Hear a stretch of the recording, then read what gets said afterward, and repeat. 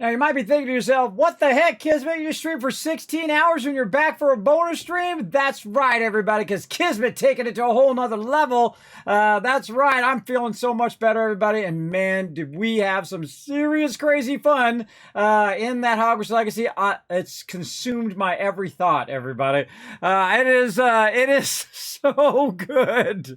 Oh, my God. Again, I'm not even a huge Harry Potter fan, everybody. It's not like I am, was waiting with bating breath to say, oh my God, my favorite franchise is out. But holy mackerel, that is a keystone or Rosetta Stone in the gaming landscape forever now, everybody. That has absolutely captured my imagination, made me want to be a wizard, as I am a wizard already. I'm a technical wizard, everybody. At least that's a nickname I got when I was a kid. It's like, oh, here comes the technical wizard. So as you can see, I am back. So I slept for a long time, everybody. After the stream, I probably until 1 o'clock in the afternoon. We went 16 hours straight. It was crazy. Took a couple breaks in there, though, for 5-10 minutes or so. Really, I think only 5 minutes because I wanted to get back to the game. But man, so good. And I told my kids all about it. They're all excited, so I'm going to let them play later today as well. And I said, I'm not going to tell you nothing. I'm not going to tell you a dang thing other than it's an absolute exceptionally well done game. As you saw last night, I just wanted to keep going and going. It's that good. It's that good. But here's the thing. When you love something, you got to ease off, everybody. Ease off a little bit so you don't burn yourself out on it. I could feel myself going, okay. Too much. Ease off. Because I did want to go and I wanted to loot every single thing and open up every single lock and see what was behind every single door and around every corner and down in the hill and up on the mountain and down in the valley and what's in the back and find the thing. I still want to find that darn room that I can't find. There's a room down there on the bottom of that castle with a bunch of locked gates, and they're stacked vertically. And you come through there, and there's like barrels there. I can see it in my head. I just can't seem to find that sucker again, though. And that's cool. That's really cool, everybody. There's so much to do in that game, and it is so massive that you cannot find your way back to something that I went past 3 or 4 times while I was doing other quests. And I said, okay, one day I'm going to come back when I have the ability to unlock that, and I'm going to unlock those. Nope. And finally, there was an update. And so it was putting in all of the DLC and the stuff like that that you got from launch day, which was the 10th. So it was putting all that in. I noticed after the stream that that's what it was doing. It was putting in all that update. And then it had an update for launch patch. Because that's why they let all the early accessors in there. You think they're doing that to be nice. They're doing that so we could test it to see if it's screwed up, and then they can fix it by the time it launches, which is very brilliant, very smart on their part. So they did a great job. Now, we're going to go into battle mode because I did promise a battle mode, and I like to keep my promises as best as I can. Obviously, I had to sleep, and then I had a whole bunch of other things. I said, okay, before you get on stream and you do all of that, you have to do all of these other things first to get all those things running, like a bunch of videos and whatnot, because that legacy video, oh my God, that one is going to run for a day and a half processing, everybody. When there's 16 hours like that, I take them over on to my other machine. So first I got to copy them, so they take like an hour to copy over there. And then I edit them down and I cut out all the, breaks and all of that other stuff out of there. And then I put in, bumper at the end for YouTube. And then I set it processing. Right now I've got 4 of them still processing. I've processed all the other ones. And one of them still has an hour and a half, and it's been running for, let's see. It's been running, the last Hogwarts Legacy, which was about 8 hours, has been running for 14 hours and 13 minutes. So that's been running for 14 hours and 30 minutes. Still got a couple hours left. I'm going to, that estimate is not always right. So let's say it's going to take 16 hours to process that one, which is 8 hours. So if you just double that up, the other one's going to take like 30 hours. So we'll let that run and run. See, that's what I let run on the weekends. That's why I take those days off, everybody, so I can catch up on those videos. Otherwise, I get so far behind, there's no way I can catch up. And then even then, they still roll out a month or 2 from now because I don't want to just spam 100 videos at my people on YouTube, because I hate that when people do that to me. I don't like to get spammed. You know who does that a lot? IGN. IGN loves to just spam the hell out of my sub feed. I don't like it when I get spammed, and I'm sure other people don't like to get spammed with way too many videos that they could never possibly watch in the same day. I mean, if I just suddenly dropped, 1,000 hours worth of videos on one day, there'd be no way. So I try to roll them out in a reasonable amount of time, one every day or so, so that, people have a reasonable amount of time and they can pick and choose what they want. And they don't get a lot of views, everybody. They get 10 to 20 views, which doesn't even make it worth it to spend 30 hours processing something to get 10, 15 views on YouTube. But I don't do it for the clout, and I don't do it for the views, and I don't do it for the money, that's for sure, because you don't make money doing this, at least I don't, because I put every penny right back in because I want to make it better. I want to, do more. I want to more and more and more kind of thing in there. But I do it because I love to do it. And if you can find something in your life that you love to do, that is a rare and wonderful thing. So hopefully you'll find something you love to do as well. Also, I discovered, everybody, if you do wear glasses with headphones, that this pressing in on my my glasses, oh my God, my ears hurt from wearing those headphones, because I've been streaming so much all this week that they've been pressing in on the edge of my earlobes. So I'm going to go ahead and go easy a little bit today, so my ears can rest a little bit from those headphones. But they are amazing headphones. They're really awesome. That's only because I abused the privilege, everybody. It has nothing to do with the headphones themselves. It has to do with Kismet overdoing it with glasses. When I have glasses on, it presses against my glasses there. That's just the way it goes, because these are thick glasses. These are all after the Fallout glasses. Now, as you can see, I'm in Satisfactory here, and I am running some stuff. Now, this is what we call battle mode, everybody. This is when we do a whole bunch of stuff at the same time. Now, normally during the day, I kind of do the same kind of thing where I'm basically doing a whole bunch of things at the same time, but this is specifically for battle. So if you notice that I'm in the Stream Raiders category, right? The Stream Raiders over here. And the reason why that is because not only are we going to get you loot in Stream Raiders, we're going to get you loot in Stream Pirates, we're going to get you loot in Nitro Stream Racing, we're going to get you loot in Marbles on Stream. Plus, we also going to have stream avatars going right down there. It's not on there right now. It's going to be on my other screen. And, of course, we are going to be playing Fallout 76 a little bit and some Satisfactory a little bit. And those are what I call set it and forget it times. And usually we do that during battle modes. Now, in battle mode, also what I do is I just kind of set it up and then I run the battles for you guys. But this will be a full stream where I'm here the whole time. Just like last time, I thought, well, I'll stream for a couple hours and then go into battle mode where I just go ahead and run it. But then I stayed the whole time. So I thought, well, I just stay the whole time. This time, so we're going to go for a while until I feel like I've gone too much. And then I'm going to go ahead and rest. I am looking after my health, everybody. But one of the things that I find right now is that I'm feeling so much better after I had the throat thing done. I feel so much better. I mean, like leagues and leagues better than before. Hey, everybody, Warforged, we're going to play some Valheim. Play some Valheim on Saturday night, tonight. Not right now, but tonight at 10 p.m. Eastern Standard Time, Saturday night. We're going to do some more Valheim. We're going to use the power of teamwork. We're going to crush it, man. I spent so much time working on that sorting room. Oh my gosh, that was another stream that was like 12 hours long or 8 hours, 9 hours long. I don't even know how long that one is. That one, I think I already processed that one. I think I can go look. Let's see. Oh no, I already backed it up.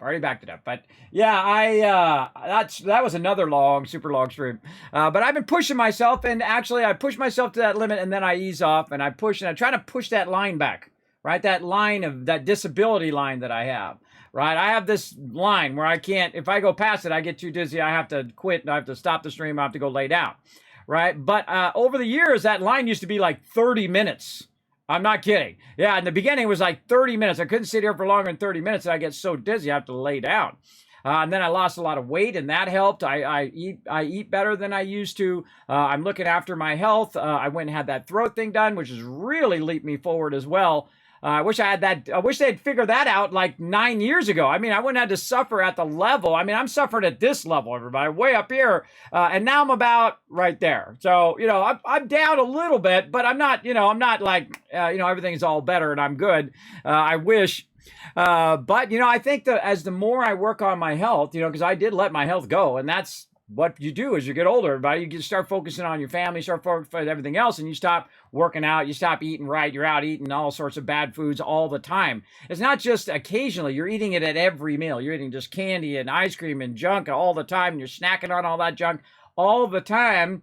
And I'm the worst. I have like a candy addiction, everybody. I mean, I'd like start to Jones if I don't got some chocolate. It's my only addiction, everybody. I don't drink alcohol anymore because I'm already dizzy and I fall down without it. Not that I drank like excessively before anyway. Very occasionally, and all that other stuff that I've done in my life. The only thing that I have trouble with is eating right. Because I don't care. I don't care about cooking food. It's not a passion of mine. Some people love it, and if that's your jam, more power to you. I always love to see people with a passion for what they do, but it just doesn't interest me sitting there and cooking and doing all that stuff. Though I've done it a little bit with my kids who are way beyond me, and my wife is incredibly great. It's like playing with someone else who is so incredibly good at the game, and you're just like a total noob, right? That's the way it is when I'm around my kids and around my wife in the kitchen, right? They're just so incredibly good. But I can go in there and I can make some rice, and I can go in there and cook some chicken and cut that up and do all of that stuff. And I could do it if I wanted to. But it's not like I wake up every day and I say, man, I sure wish I could go into the kitchen and cook something new today, right? You got to have that type of passion for what you do, everybody. And my wife is so good at it, I let her, do what she's great at, right? And I do what I'm great at. It's like, oh, the printer's not working. All right, hold on, let me go fix the printer. Oh, wait, the network's not working, can't get on the Wi-Fi. All right, hold on, let me do that, right? So we find a good balance between the two, right? And we try to find, accelerate each other's strengths and then fill in where we have those weaknesses. So, again, that's why I just don't eat right, and why I'm in there with the tiny knife, and my daughter's in there with the big knife, cutting the thing. If you watch that video of me making those things from Factor and oh God, what is the name of that food place? They send you a bunch of food. That food is really good, by the way. They do an incredibly great job on that. What is it? Oh my God! Come on, chat. Put a one in the chat if you can see and hear me too, everybody. I just might have said that all by myself. Hello Fresh, thank you. There's a go. There's a double 1,000 kids caps in the chat for you guys having my back. See, and that is the problem with sleep apnea right there, everybody. It's kind of like you're always in a dream state. When you wake up from a dream, and right at that moment when you wake up, you can kind of remember it, right? You're like, oh, okay, yes, I was a knight, and I was charging the hill, and I was on my horse, and I was doing it there. I don't know what kind of dreams you guys have, but that kind of dream, right? And you're up there, and then 10 minutes later, 15 minutes later, you can't remember any of it. It's gone. It's gone into the ether. At least I can't. And that's the way I am every day. So when I'm trying to think of something, it won't come back. I can't recall the name of things anymore. And that is a drawback of my disability. So I have to live with that. And it makes you feel stupid. And people sometimes don't understand, and they make you feel stupid and stuff like that. But it's not like you're doing it on purpose. There's a difference between doing something on purpose and having an actual disability that makes it difficult for you to do that thing. Just like when I'm partially deaf in my ear, I can't hear sometimes, especially when there's multiple things going on at the same time. All you get is a muddied mess, and you can't understand what people think. Now, there was a time in my life I could hear perfectly, and I could hear, everybody, and I didn't have to ask them to repeat themselves and stuff. But if I ask you to repeat yourself, that's because I can't hear properly. And like when I'm playing the game and there's a whole bunch of sound going on and multiple people talking and there's game sound going on and I have alerts going off, I'm not going to be able to hear what you're saying. So just keep that in mind. Keep that in mind big time. And if you're cool with that, then, hey, we're ready to rock. All right, let's get hydrated. Let's get into it. Let's say hello to everybody in the chat. Hey, Mighty Warforged, thanks for being here. Yes, Hello Fresh is correct. I appreciate them sponsoring the channel, by the way. That is really good, everybody. If you're looking for a great company, they are exceptionally good at what they do. Also, Factor, which is a subgroup purchased by HelloFresh, also very good. It's like a pre-done meal. And it's not like the junky, crap that you buy at the store for $3 or $2. You got to do what you got to do when you're, starving. I know I have those little Hungry Mans, which are basically a block of ice that you have to, you know what I do with those before I put them in the microwave? I actually defrost them first. I actually put them on the thing, wait about, I don't know, 15, 20 minutes or so, let them defrost in the regular air, then put them into the end of the thing and then cook them in there. Those are like a frozen mess, but those factor ones are like 1,000 times better. It's like leaps and bounds, right? It's kind of like having a 32 bit system or back in the day, and now they got the 64-bit systems, or having an old 286 computer versus even an iPhone or an Android phone today is more powerful than a 286 computer back in the day. This thing is actually super powerful, everybody. It's a super powerful computer compared to what we had back in the day, where literally, you start something printing, you're coming back in an hour. I'm talking about 8.5, 11 pages. It's not like I'm doing posters take even longer. I've done those for hours on end. But you're printing out an 8.5, 11 sheet. That's an hour later. You guys don't remember that. At least some of you don't. Some of you do. I'm talking about with pictures and stuff like that. Obviously, if it's just text, it goes pretty fast. But if it's got fancy pictures or whatnot in there and you're doing designs, that stuff takes forever, man, to print. Especially if you're printing it in color. Way back in the day. Taking a long, long time. So yes, thanks for that backup. Thank you, Blurred Fire, for coming in and hanging out. Now we're going to get everything going, everybody. We're going into battle mode. Remember, when you are lurking in the channel, you are getting Stream Raiders drops. I think they're going to go for about another hour. I wish I got, they had extended it a little bit longer. But sadly, it's only going to go for about another hour. So I'm going to stay here. It says Saturday, February 11th at 3 a.m. Eastern Standard Time. So, what are we at now? 21 minutes. So we're at 21 minutes. So in another 30 minutes, you want to go ahead and get your Happy Heart Buster over there as well. We don't need a Broken Heart Buster. We want a Happy Heart Buster. So definitely want to go grab that, everybody, as it drops in there, because I do have drops on here in the channel, and I'm a Captain.tv partner. So we're going to get all of that going on. Great to see you, Paul. Thanks for coming in. Jockers, by the way, you know what? I should give you guys 1,000 Kids Cats for hanging in there through that long, long stream. I'm telling you, I did not want to stop. And that shows you gaming can become an addiction, everybody. I did not want to stop. And sometimes I'm like that. Sometimes I know that about me, that I will get addicted to a game because you don't feel time going by, right? That 16 hours to me was a few minutes. It just felt like, it's like being in love, everybody. If you've ever know that feeling when you're playing a game and all of a sudden like 16 hours go by, that's what love feels like sometimes, when you're sitting around with someone that you really love, that you like hanging out with, and you go out to eat and you're talking with them, and before you know it, the server's saying, hey, you guys have been here. Hey, excuse me, mister. Yeah, you've been here for 5 hours. You want to leave now? I've actually had that happen before. People come up and say, you've been here for a long time. I say, oh yeah, we're about to leave. Sorry, we got to talking and all that kind of stuff. That's that moment, and that's when you know a game is great. That's my measuring stick of a great game. Is if this much time went by and it felt like this. That's it. And that's the same thing in life. The people that you like being around, time should accelerate.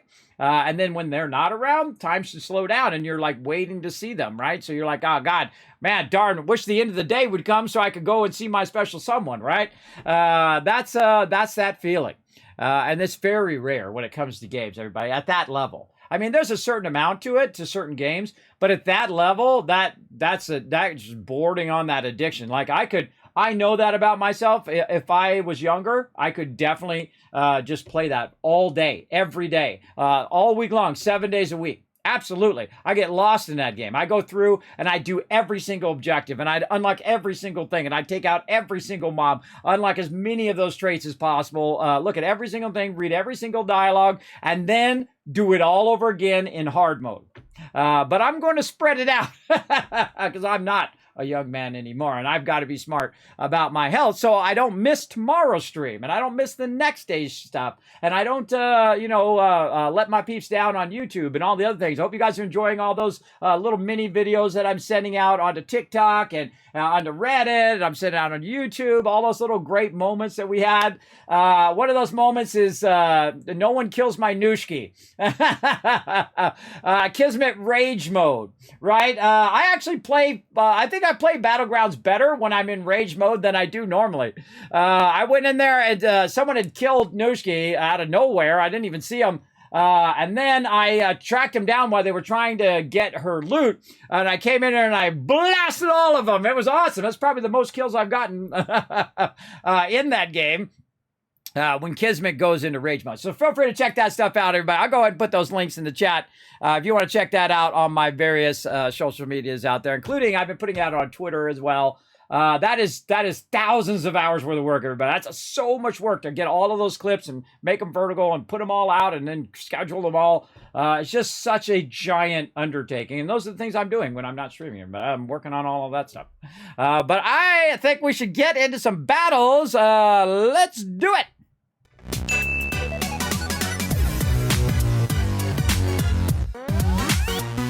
Oh, I got disconnected. I got disconnected because I was chatting to you guys too long. All right, let's go ahead and get back into some 76 there. Now, what we're going to do in 76 is we're going to queue up our lead production, and we're just going to collect lead. Now, you're welcome to jump on my private server. I'm not going to be playing with viewers right now or my crew. I'm just going to be in there collecting lead. But my server is going to be open. You guys are welcome to jump in there. Use my private server if you don't have Fallout first. Highly recommend getting it, though. It is awesome. But you can jump in, use my server, get it going on, and all of that. Now, also, we're going to be doing some Satisfactory. We're actually going to be playing Satisfactory a little bit. We're going to be taking our resources that we've been letting run this whole time, like we're all right down here. Oh, well, actually, I got those on me. But you can see that our resources are running back here. Oh, actually, this one's not running because it is probably full. But we are still running our concrete, and we got all of our biomass burners running there. So we're going to come back to that. But first, before we go to all of that, we're here for a reason, and that's Stream Raiders, to get you guys drops and get you guys maximum loot in this event. Let's go do it. To battle! All righty, everybody. It is time to go to battle. Now, come and join us, everybody. We're going to keep rocking this. Right now, we're doing Fallen Hearts. We're on Tier 3 right now. Now, again, I'm trying to basically bring you guys more streams and more battle mode and more videos and more fun things because that's what I try to do here. I'm always trying to make this stream the best stream ever. I'm always trying to scale up and do a little bit more and a little bit more. And if I was only 20 years younger, everybody, I would be dominating this Twitch. If I was only younger, of course, I wouldn't be as wise, I guess, that I am today. I definitely have learned a lot of things along the way, including empathy, which is very important along the way, and to care about other people and not make them feel bad about their choices.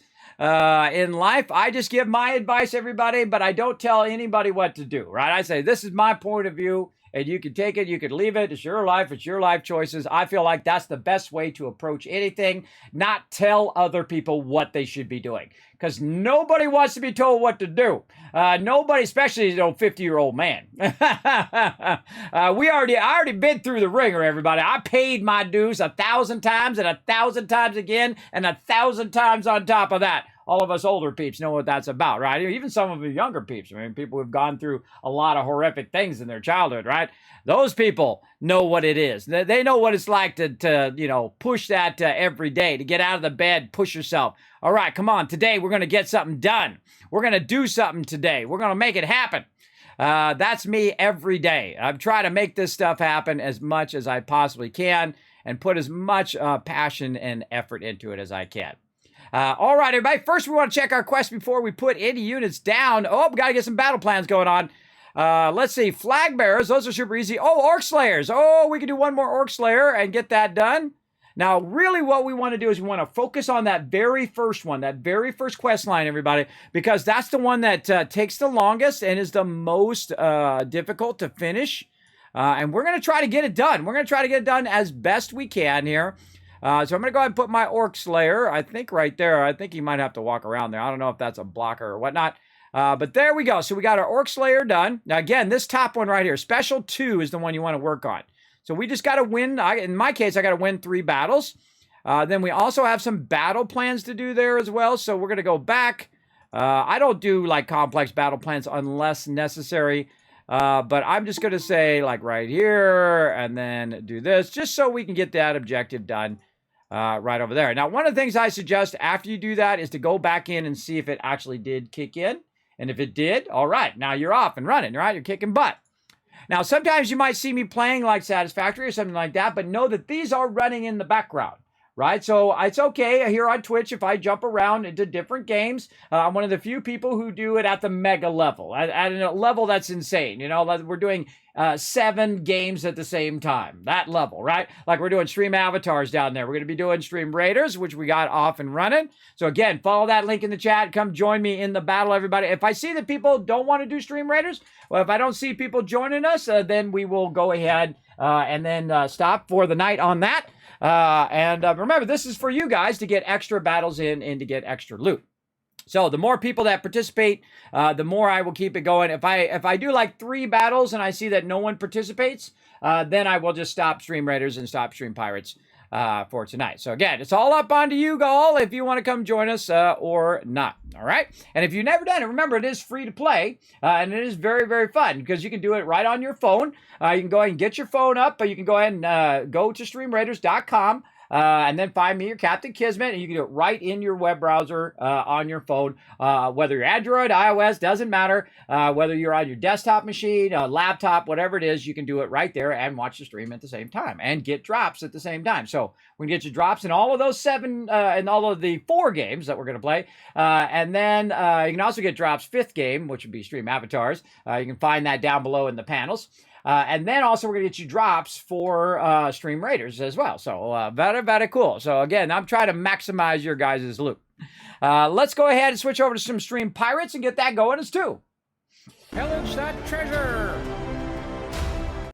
All right, time to play some Stream Pirates. You're going to find that link in the chat as well. You can play both of them at the same time here in the stream for free. That's right, for free.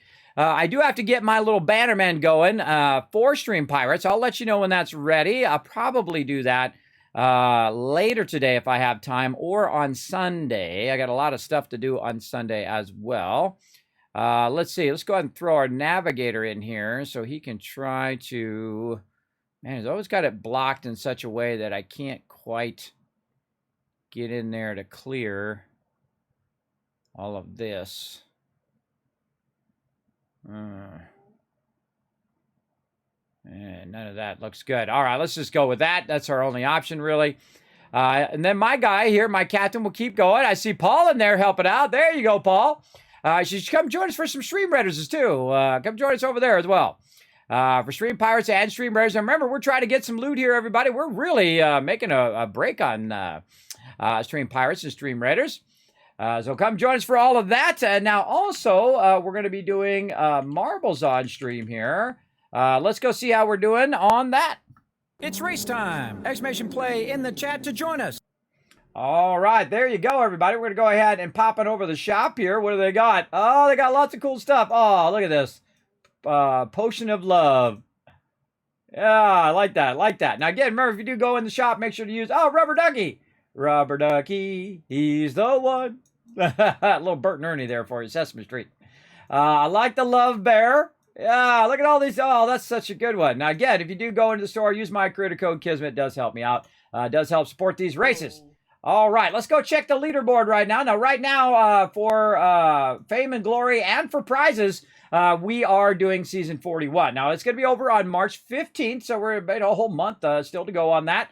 And so your local points right here is going to put you at the top of the list. So the more races you do here on the stream, and the more you up in those top places, the more points you're going to earn toward the season. And if you are the #1 leader on the season, you do get a random game code for me. Now, it could be a $60 game, $40 game, $20 game, or just a game.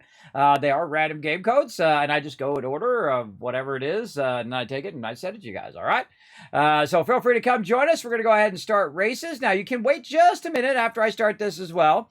We're going to go ahead and, hey, hello, Dr. J. Thanks for hanging out. We're going to go ahead and just start a quick Grand Prix. Now, also, what we're going to be doing, if I can find it here, I don't think it loaded up, is to get our Nitro Stream Racing up. And so I'm going to go ahead and also be doing Nitro Stream Racing. So what you could do is to join us for both. Wait till I get both of them going here. We're going to start with Destruction Desert. There we go.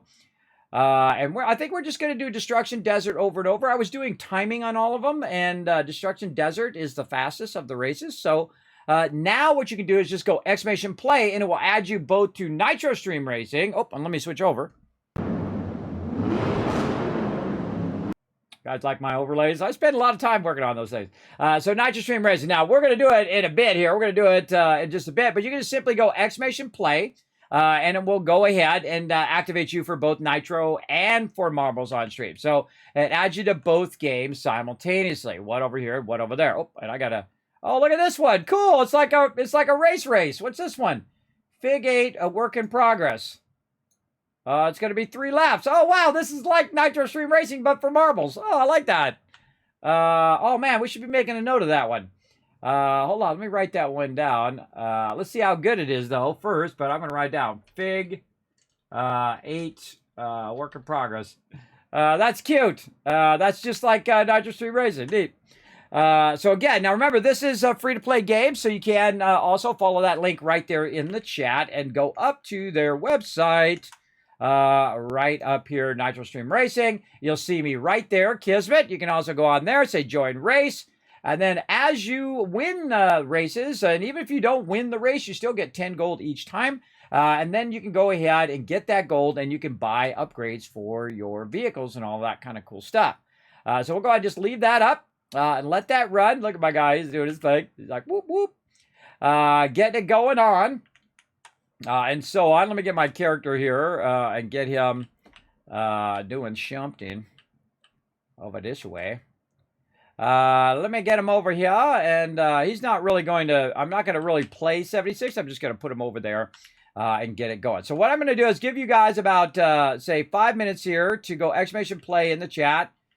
Wait for everybody else to kind of get in here while I go ahead and just do some simple stuff in Fallout 76. So go ahead and exclamation play, everybody, to join us. Go ahead and do it right now. I'll give you guys 5 minutes, and then I'm going to go ahead and start it. Hey, Siri, start a timer for 5 minutes. 5 minutes, starting now. All right, so Suri's going to time me, so I don't forget, because you know how distracted I get. Now, it's really laggy. Now, sometimes it's laggy, sometimes it's not. I'm not sure why that is. I kind of feel like it's this right here. I think if I click off on that and I go out, yeah, see, it's that Nitro website with, of course, I have 76 running and Satisfactory and a bunch of other stuff running at the same time. So it can slow it down. So if you do find that little lag there, just kind of switch out of that tab into another tab and then minimize it and it'll be fine. That's what I've seen. Now, remember, it is a closed alpha, so I'm one of a few peeps that get to play it, and then, of course, by extension, you guys as well. So definitely come on in and join us. It is a very, very fun game. I can only imagine how incredibly awesome it's going to be in the future as well. So we'll give you some time on that, and I'm going to go ahead again, just kind of get my character ready here. We're going to clear all the stuff and do all of our kind of daily things that's going to give me a little extra gold here, a little extra caps, and a little extra purified water that I can use. Because I'm actually going to put this camp away, and we're just going to work on lead every 25 minutes. And this is what I call set it, forget it. This is what I usually do on the weekends off stream. But recently, since we've been doing battle mode, I kind of do this on stream just to give you guys an idea what I'm doing. Now, I'm not going to take over any of the points, so if you do want to come in and capture all the points, feel free. Like right now, Moonshine Jamboree's going on. So I'm going to create a new team also, go in bonus intelligence, so you can have the whole server to yourself. You can get in my group. You can get double XP for whatever you're doing. I'm just going to stay in that mode. I'm going to try to do that on the weekends, whether I'm on stream or not on stream. You can always kind of see if I'm in there and in the game. In there, basically just farming lead. Now, I could go and get all of that stuff from the Lucky Hole Mine or a whole bunch of other places, but I find that helps with my schedule so that I can work on other things, right? Not just playing 76 all weekend. Is that that I can just set them up and just let it run, right? Just let it run for so many minutes, usually 25 minutes, and then come back and get the lead. Now, as you can see, I'm getting rid of the 1 stars first, and then I'm going to get rid of the 2 stars. All right, like this. There we go. That's a 3 star. Already done with my weapons. Oh, wow, we might be able to get rid of all of them. Oh, yeah, nice. That's nice. All right, cleared all those legendaries off of me. I seriously doubt that I got all of the legendaries out of here. Yeah. Yeah, I didn't think so, everybody. That's a lot of legendaries. So let's see, we're about 40 something. So we'll go ahead and just grab a bunch of these Again, this is something that me and the chat figured out. The chat said, "Hey, Kismet, you should try to get rid of the 1-stars first." And I thought, well, not only get rid of the 1-stars, but also get rid of the heaviest 1-stars first, and then get rid of your other ones, right? So I go ahead and sort it by weight. You can see down here at the bottom, I'm sorting it by weight. And then what I do is I go ahead and say weapons, and then what's a 1-star weapon? There we go. We get rid of that. Get rid of this. And this is greatly going to reduce, because, you know, you do one of those eviction notices, and you can kiss your stuff goodbye. Oh, I should have actually done a bigger one there, but that's okay. Now, if I miss out on it, I have 4,763 thing. Plus, I also have thousands of or hundreds of the legacy modules that I'm not even using. You know, I got a lot of stuff that I really need to take care of in there. And then I'll turn off the weight sorting so that it sorts alphabetically, and all my stuff drops to the bottom because I have a Z on it. So alphabetically, it'll drop to the bottom. And then, oh wait, we want to get rid of these grenades. Now, another great trick, by the way, to clearing your inventory in 76 is to simply go in and go ahead and get rid of the extra stuff that you have. Like in this case, I get rid of all these grenades that kind of backlog. So I'll get rid of those, and that just makes it easier for me to put the actual legendaries away and keep all the stuff that I want to keep. I was hoping I didn't get rid of my armor there. Let's see, Brando mac and cheese there. All this other stuff can just go bye-bye. Oh, wait, I might need some of that when I bring my other camp up. 325 of 325. All right, let's get rid of stuff that we absolutely know we want to get rid of. Let's see, mongrel meats, mole rat meats. Definitely purified water, so we can make a few dollar bills right there. Oh, and there we go. All right, it's time for a race. All right, I need to actually go in here real quick before we start that race. I remember now that my other camp needs to be repaired. And so let's get some of this turbo fertilizer and go in here. God, I hate that when you have to do it twice. And grab all this stuff in here. Now, the great thing about turbo fertilizer, and you can find that turbo fertilizer at Minerva, who occasionally runs around the wasteland in different locations, like the Settlers location, at where the Brotherhood is, and whatnot. Now, here's what I do. I go in and I grab all this stuff, like this. And, of course, I'm getting double of whatever it is I'm grabbing. And then I go ahead and use the turbo fertilizer like it's a grenade. Right here. And then you just throw it like in the center. Boom. And then all of a sudden, everything is grown back up again. And then you can grab it all again. All right? And you can just save up that turbo fertilizer and then just be harvesting a crazy ton of this as well. I'm not sure if you can come to my base and grab my turbo fertilizer. Let me know in the chat, everybody. If you can go to someone else's base and actually grab the turbo fertilizer out of there. So you're welcome to come grab it. That's okay in there. Though I am going to switch my other camp, so you can't grab it out of this camp. Now, once I've got that going, I'm going to go ahead and now switch to my other camp, which is my Kismet I call Lead Rocket, because it's like themed after Red Rocket. And then also was collecting my lead. So we're going to go ahead and jump up there. Now, again, we are doing Stream Raiders and Stream Pirates and also Nitro Stream Racing and Marbles on Stream all at the same time, everybody. We're multitasking because those other games, they take time. They take like 30 minutes until they're ready. And then we try to get as many people in as we can. Just try to maximize that. Now, here's my other camp. You can have multiple camps if you don't know that, if you haven't played 76 in a while. What he's doing is he's collecting some stuff there from the Collectron. I also have more popcorn. By the way, these are independent from your other ones. So if you have ones over there and then you have ones over here and you have two different camps, they actually run independently. We can also go ahead and work on our buffs just because. And then I've got a junk node hiding underneath here that I can grab as well. But what we're really here, there's a turbo fertilizer there. What we're really here for is my lead, which is up here. So what I do on the weekends, right here, is I go grab that lead. Then I just put my character right here in the stasis chamber. Now, you're actually fairly safe in the stasis chamber, unless they break the stasis chamber. And you can just leave your character there and go AFK. Hey, Siri, set a timer for 25 minutes. 25 minutes, starting now. And then I'm just going to let my character sit there, right? So I'm going to let him sit there while we go ahead and do some marbles on stream here. There we go. So let's get into that. It's race time! Exclamation play in the chat to join us. All right, 30 seconds on the clock. We're going to start this race. Let's go. Exclamation play in the chat, everybody. Remember, this is open to everybody. Feel free to come and join us. We have a good time here in stream. And a good time for me to catch up on the chat a little bit. Hey, Dr. J, thanks for coming in. Surprise! Yes, surprise bonus stream. I got my Fallout 76 server up. If anybody doesn't have Fallout first and would like to use it, there it is. Yes, you can.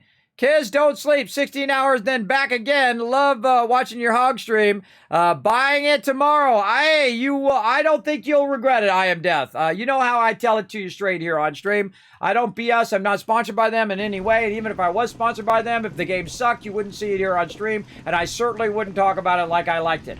I don't believe in that kind of stuff. If you don't like something, just be honest. Just be honest about it and whatnot. Look at this. I like this one. Yeah, look at you all go. Go, go, go. You're in rain number 2. Go, go. Oh, this one's super cute. Now, eventually, everybody, we're going to be queuing into a bunch of these. I like the race one. Yeah, we're in lap number 3. Ilya right now, number 1. Oh, look out. Now, remember, you can use your boosts, everybody. Now's your chance. Quick. Use your boosts. Use your stuff to try to get ahead. Use your channel points. Go, go, go, go. Now's your chance. Quick, quick. The exclamation boost doesn't work. You got to use your channel points. Go, go. There we go. Oh, that's a great one. We're gonna have to find that one again. And do that one. I really like that one. I wrote that one down, everybody. If you have some suggestions, by the way, for racetracks that you want to see here on stream, you'll let me know. Yeah, sorry, Dr. J. Doesn't work in the chat. I have tried to get to work in the chat. They say it doesn't work in the chat, so I can't make it work. Or they say you can't make it work. So I just made it a channel points collection, which then does work, by the way, because it ties into my game. So all right, everybody, go ahead and there you go.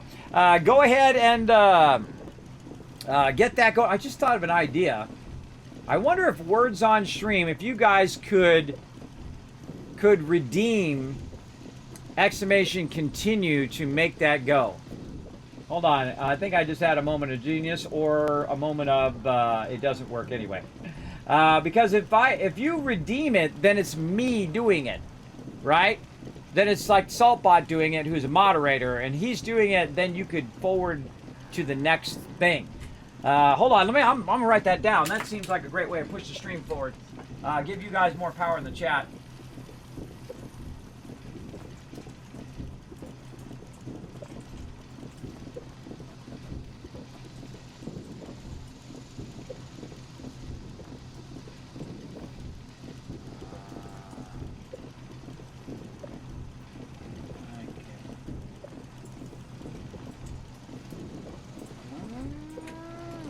All right, so again, especially when I'm in battle mode and say I have words on stream going and you guys have finished that words on stream and you want to make it go to the next one and not have to wait that 30 seconds, I wonder if that's something you guys can do.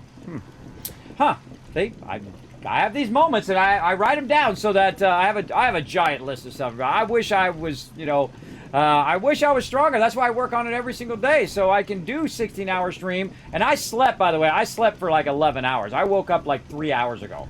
I slept for 11 hours after that because I had been pushing myself all week long. I mean, 8-hour streams, 9-hour streams, 10-hour streams, and then that one last night, which was like 16 hours. But the fact that I'm up, feeling good, ready to get it going on again, that's how you know, everybody. That's how you know you're getting stronger. And I want to get to the point where I can do longer streams, right? 8-hour streams at least. But, I try to break them up, too, so I can rest in between and, be all charged up, be the standard Kismet that I am. All right, so exclamation play in the chat, everybody. We're going to go ahead and do a nitro race here. Let's switch to that. All right, we're ready to rock and roll. Now, I've got some stuff rolling out in the chat there. You can find those links in there, as well as you can see it in the title of the stream. Everybody can go exclamation battle, exclamation play, exclamation, what's the other one? Exclamation pirates in there as well as they'll just automatically put those links in the chat for you guys as I go and do those separate things. All right. So here we go, everybody. We got 30 seconds on the clock there to go exclamation play in the chat. Remember, it does add you to both Nitro and also Marbles on Stream, so you're getting double loot. Actually, it's more like quadruple loot here. Plus, you're getting drops. I mean, I don't know, what's six temple? Six temple? Amount of loot here in the stream? A lot. Now, I'm in the Stream Raiders category for right now so that you guys can get drops, right? So again, make sure that you go and you check your drops. How long has it been? It's been about 50 minutes. So if you've been here since the beginning of the stream, in another 10 minutes, I want you guys to go check your drops for Stream Raiders, and I want you to let me know if you got it, all right? I want to know if you guys got those drops. Because I'm trying to get my drops over here, too. I'm just telling you. I always tell you the truth over here. I'm trying to get my drops. I'm in someone else's stream right now on my other machine here. Trying to get you guys those sweet drops. All right, I'm all about it. I'm all about getting you guys those drops. Now, once those drops stop, which they're going to stop in about 30 minutes, 25 minutes. In 25 minutes, then I'm going to switch over into the Satisfactory category, because that's going to be really what we're mainly be doing after that. But again, I want to stay in this category just so you guys get those drops, and that's what I'm all about, maximum loot. All right, let's go, everybody. Time for a race. There's drops, too. I didn't see the drops for marbles. I didn't see any drops for marbles when I'm looking at my drops thing. If you see it, you let me know. Because I looked through the drops thing before I choose my category. And sadly, my mods, and they don't mean to do that kind of stuff, everybody, but they switched me out of my category last time. We already got Stream Pirates. I think you guys got all of that stuff. Let me know if you guys didn't get all your Stream Pirate drops and you want me to go into that instead. We also got you Hogwarts Legacy drops. Oh, wait. There's more drops. Oh, but it goes till February 25th. Yeah, Merlin's Cloak. Oh, we'll get you that next time we do Hogwarts Legacy. And again, I'm going to do a bonus stream on Monday for our project we're working on, which is called One Last Wave. It's kind of like, instead of going to TwitchCon, I'm going to go do this kind of IRL streaming thing that I'm going to try. Whoa, things blowing up. Who's in first? Right now, Dr. J's in #1 position. Look at you go, Dr. J. Do your thing. Cupid Benny, we got Cosmic Ken. Oh, he joins us all the time. I'm Death in there, looking good. Jonkers coming in as well. Don't let that Kismet guy win. Paul doing it. Remember to go exclamation mega in the chat so you're using your mega skills in the game. That's really a thing, everybody, not just me saying mega. Up in here, Voidum in there as well. Oh my gosh, all sorts of craziness going on. This is why this game is awesome, everybody, because all sorts of mayhem goes on while you're doing this. And what we're going to do is just do this one over and over again. I went through and I timed all the different ones. Which one is the best, it takes the least amount of time in the racing. And so we're just going to do this one over and over again so we can get more races in the day. So we're going to keep doing that as well. Yes, it might be in Las Vegas this year. It says San Diego. I prefer it in San Diego. San Diego is the best venue for it. It'd be great if it was in Texas. Because then all of us who are on the East Coast, like me, don't have to spend, $3,000 to go there and hotel room and all of that. I think the last time I went to TwitchCon, I think I spent $5,000 between. Then that wasn't the $5,000 that was for my mods, by the way. That was just for the stuff that I was doing. All the giveaways that I did, for the hotel room I stayed in, for the tickets, for all the food I bought for my crew. I took them out to eat. Well, there's a miracle, everybody. The Kismet won. All right.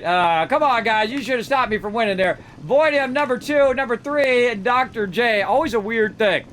It's expensive. Yes, it is. I used to live in California. I was born and raised in California, in Southern California. I've been to San Diego a bazillion times, and I've been to L.A., Orange County is where I grew up by Disneyland. And then lived in L.A. for many years in a place called Westwood, which is right next to Bel Air, if you're familiar with that, right in the heart of Los Angeles. We're really off into the kind of coastal part of west Los Angeles, so kind of west Los Angeles, by Venice Beach and all those other famous beaches out there as well. For many, many years did that.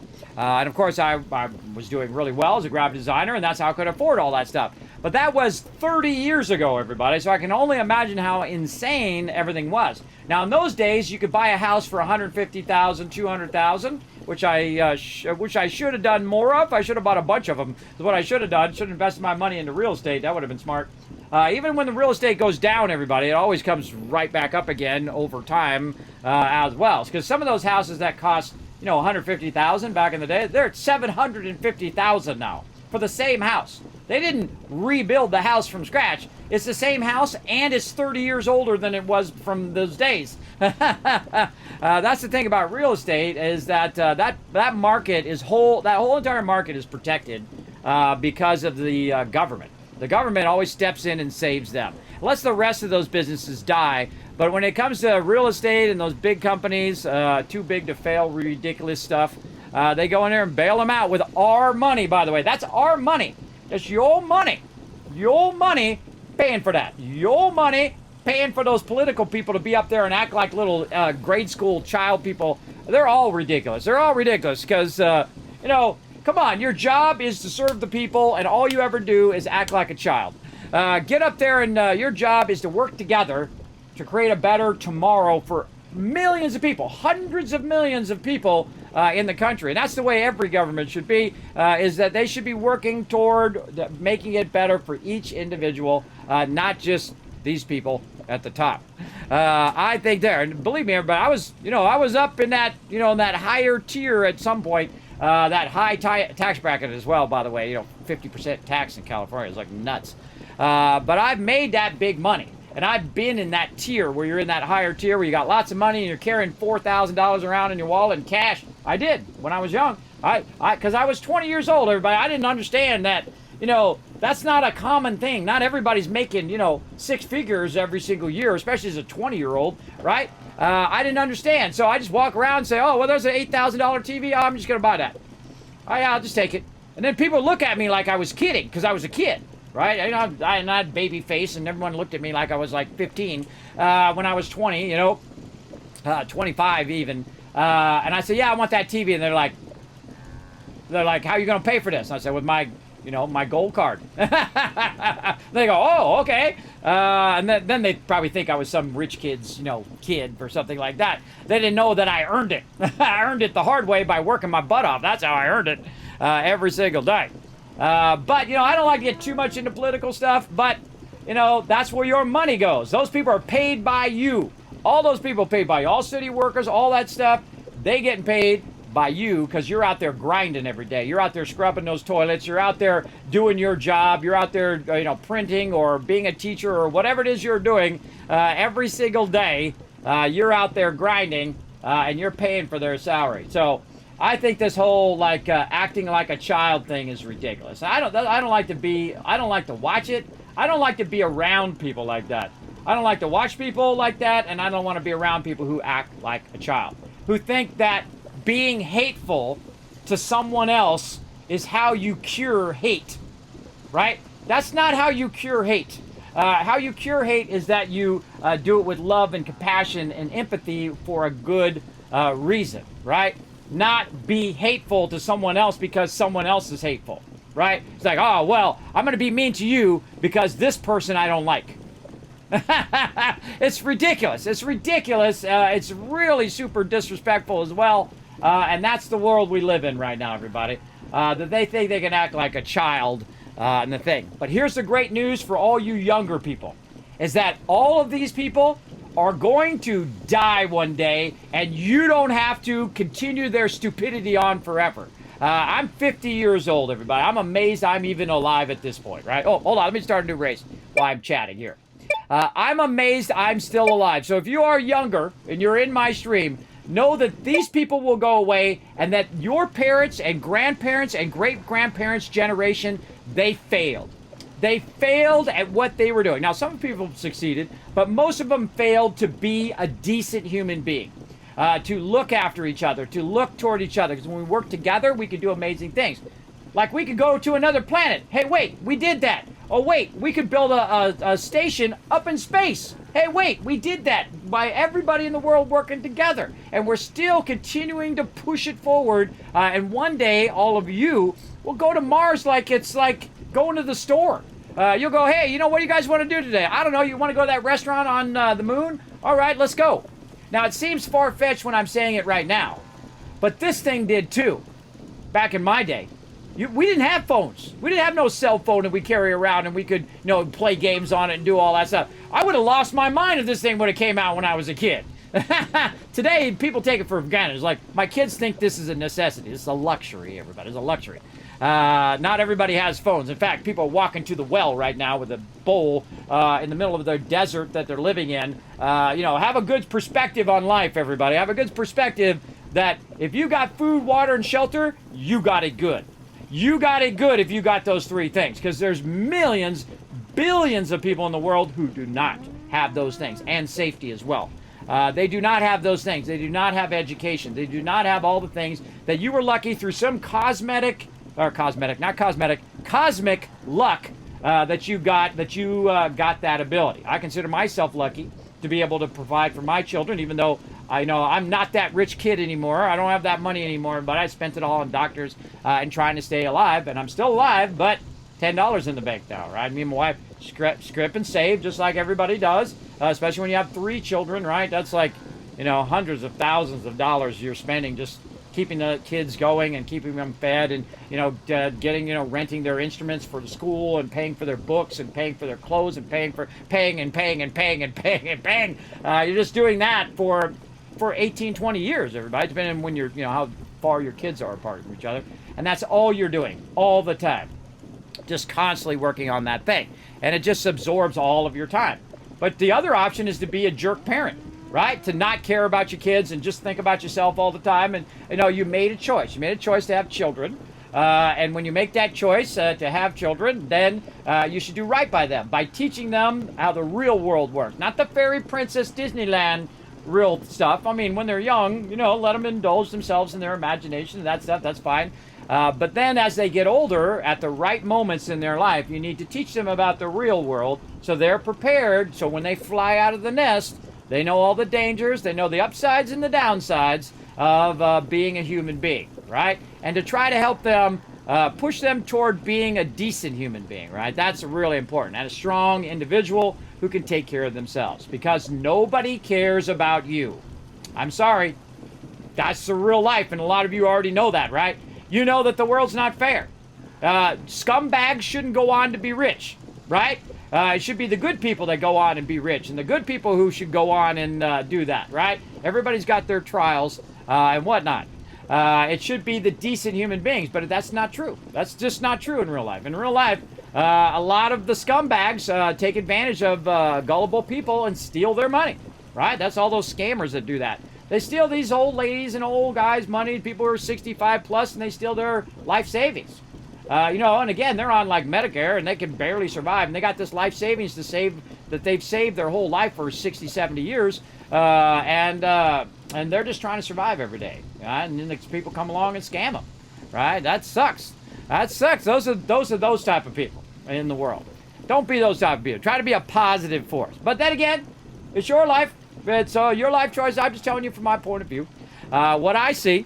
I never take away people's choices because I don't want my choices taken away either. Just like you guys don't want to be told what to do, neither do I. So I just tell you from my point of view what I think. And I always tell it to you straight. Kismet, don't sugarcoat it. I don't kiss butt. I don't do all of that. I just tell it to you straight. And I feel like that's much more respectful to people as long as you do it in a respectful way, right? Where you're not saying, well, you should be doing this or you should be doing that. No, or you shouldn't do this or you shouldn't do that. Hey, I'm going to do what I think is right. You're welcome to give me some feedback, but I'm also welcome to ignore you completely. And my big measuring stick for people who give me advice is, do they care about me? Now, I care about all of you, otherwise I wouldn't bother to say anything. I care whether people have that inspiration, whether they have that passion for what they do every single day. If they enjoy playing games, if they enjoy doing whatever it is they do, as long as it's something positive, obviously. Positive in the world that does something good to push us forward as humans, then I'm all for it, right? That's how I look at it. Agree 100%. Exactly. But we're here to play some games, everybody, so that's what we're going to do. Now, we're going to go ahead and let that stuff run here. Let's go ahead and see how we're doing on our battle. We are ready for our first battle. Let's go. To battle! All right. Oh, man, only 11 people. All right, we got to try to get up to at least 30 people here, working together as a team. Let's see how we do. Now, again, I'm going to give you 3 rounds, and if I don't see at least 30 peeps, or 30, not 30 peeps, but 30 units down, then, and we just keep failing over and over again, well, then there's no reason to run the battles. We're just going to fail because you guys aren't going to get any loot. But if you guys are working together, we're winning, we're pushing forward, getting you guys the loot. Now, I don't get that much loot, everybody. I have it cranked all the way to you guys, so you guys get maximum loot. So feel free to come on in and join us. You'll have to wait till after this battle first. And then we're also doing some stream pirates at the same time. We got the main objective done. Nice job. Thanks to Paul, Rotisserie G, and Arrington coming in and helping us with it. Now we're ready to get our chests here. Where can we go? Let's get, I'm going to take my guy up here, get my Sea Dog over here. We try to get that boss. There we go. Open that captain chest. Who's getting the love? Fields of Rage getting in. Rotisserie G coming in as our MVP. Thanks to Fields of Rage for those 5 units there, almost. Now remember, you have all 6 units down, and you are the MVP, AO number 1 in there. Then we're going to give 1,000 kids caps to you and everybody in the chat. All right, here's a good one. All right, yes, we're going to get some loyalty tokens. Let's go ahead and work on those. Again, we're going to be doing this all night long. You can go ahead and follow that link in the chat to come join us for some Stream Raiders. Right over here. And again, we just lurk in the channel. You're going to get those drops as well. We need to do our battle plans. We need to do some flag bearers. All right, we'll get the flag bearer going on. Now, what I'll do is I'll go ahead and do the quest items and do that stuff unless I feel like it's going to tip the tide. If we're not able to win, if we fail, then I will go ahead and use my stronger units, like my tanks and my legendaries. But mainly what I'm going to try to do is do what you guys should be doing, and that's working on your quests so you can get that loot and unlock those uniques for this particular season. And that's why I do these battle modes, so that you guys can get additional things. Now, most of the time, though, you don't see or hear me. I just start them going, and then I'm working on stuff behind the scenes. But since I just rested for 11 hours, I think, or really 10 hours, I think I'm rested well enough to do another full battle mode here. So let's go. All right, so start putting units down. Follow that link in the chat. Find me, your Captain Kismet, mobile desktop. Go to it, everybody. Let's go ahead and go to Pirates. Pillage that treasure! All right, now I just picked up my captain guy here, my Captain Sea Dog. Picked him up, and right now we're taking on this Goblin Wild Rider. We're going to try to take him out. And our goal is to find those chests as well. Now, we're trying to find the captain's chest. The best place to look is usually the little areas here where you see the walls. And you can see that we have a bunch of fog of war here that we're trying to unlock. What do we got over there? Another Wolf Rider over there. But we're really looking for the chest. So what we want to do is try to break in here and try to get in there and unlock these areas to see if there's any more chests there. So I put my character down, and he's going to move around based on where he's needed. I forgot where he went. Yeah, he's up there. He bounced up here to help with this Wolf Rider. And he's just going to bounce around and try to help unlock those different areas. But I highly recommend, like, if you're trying to see what's over here on this side, try to get in there. Oh, there's a good spot for him right there, too, to get all those wolf. Oh, there, he already did it. Oh, he automatically went in there. Awesome. This way, I'm going to help you guys get these chests. I'm going to clear these boss mobs. That's exactly where I would have put him there. So for once, it actually put it where it should go. Now, as we kill these mobs and clear them out, again, the rest of this fog will go away like we see here. And we're trying to get those chests. Now, of course, the more chests we get, the more loot that everybody gets, the more you can upgrade your units and unlock new units. We can also do upgrades for our ship. And again, be watching for the Kismet Bannerman, who's going to be coming out. I've got to get that done and send that into him. I'm sorry I'm way behind on that, but I've been streaming so much, everybody. I've been streaming so much, trying to do battle modes, trying to do all that. I'm only one person, but I will get it to them. And then when I have that Bannerman, I will let you know so you guys can add it to your stream pirates and join us for that as well. Okay, so now that we got that done, we're ready for some marbles. It's race time! Exclamation play in the chat to join us. All right, we're going to do the snow globe. Let's get it going, everybody. Now, exclamation play in the chat for joining us for marbles and for Nitro Stream Racing. We're going to do both of them. Again, all you have to do is go exclamation play and it adds you to both at the same time. So feel free to come and join us. I'm going to give you guys 30 seconds on the clock right over here. And it's time to go ahead and collect. So while that 30 seconds is running down, it's time to pop out here and check in on this lead. I think I actually already just collected it. Yes, I did. All right. Hey, sir, he set a timer for 25 minutes. Now, if I let this go for longer than 25 minutes, it will actually kick me off the server. So that's why I need to check in on it and keep grabbing that lead. So what I do is I just collect a ton of lead. That lead allows me to make more ammo, and thus we can get into more trouble in Fallout 76. All right, here we go. Let's see who's going to be the winner. Winner, chicken dinner. Let's go to it. Oh, and I got to turn the sound off in 76 as well. I got to remember to do that here in a bit. And let's see how it goes. Oh, Dev Light in the front. Dr. J. Actually, I think I just jump in there real quick here. And then turn that sound off so we don't have to listen to that in the background. There we go. All right, turn that off. There we go. And then let's see who's in the front right now. Yeah, Dev's in the front. Go do your thing. Third coming in a close second. Now, you can use those boosts. Now, use them wisely. Remember that you're about 10 to 20 seconds delayed from where I am, depending on your connection. If you feel like you are really lagging out, highly recommend refreshing the stream. That does help you a lot on your end. So come and join us for all of that, everybody. We're doing pirates. We're doing stream raiders. We're doing marbles. This is just loot after loot after loot. We're trying to get you maximum loot in all of these games. Remember that all these games are free. You can unlock all sorts of cool stuff. Now, if you do want to help support the stream, especially all these battles and battle modes, best thing to do is to go in there, like in Stream Raiders, search for Kismet in the skins, purchase those skins or gift those skins. It does help support the stream. Every penny goes into the stream, right back into it. And the same thing in marbles on stream. If you do go purchase something in the store, use, oh, there I go. DNF King just went off the side. F's in the chat for me, everybody. There we go. Now you guys are going to win for sure, because I'm not in there, and not that I win that often anyway. Very rare that I win, everybody. It's like a miracle every time it happens, because I have the worst RNG of anybody. I have the absolute worst. Oh, here we go. Oh, Turk Smashy has the record on this course. Dev Light with a slow-mo drop in. Boom! That's a win right there. Fields of Rage coming in as well. Getting it on. Remember, all of these are free for you guys to come join. But again, if you do buy anything in Marbles on stream, please use that creator code Kismet. Does help a lot. All right, let's get it going.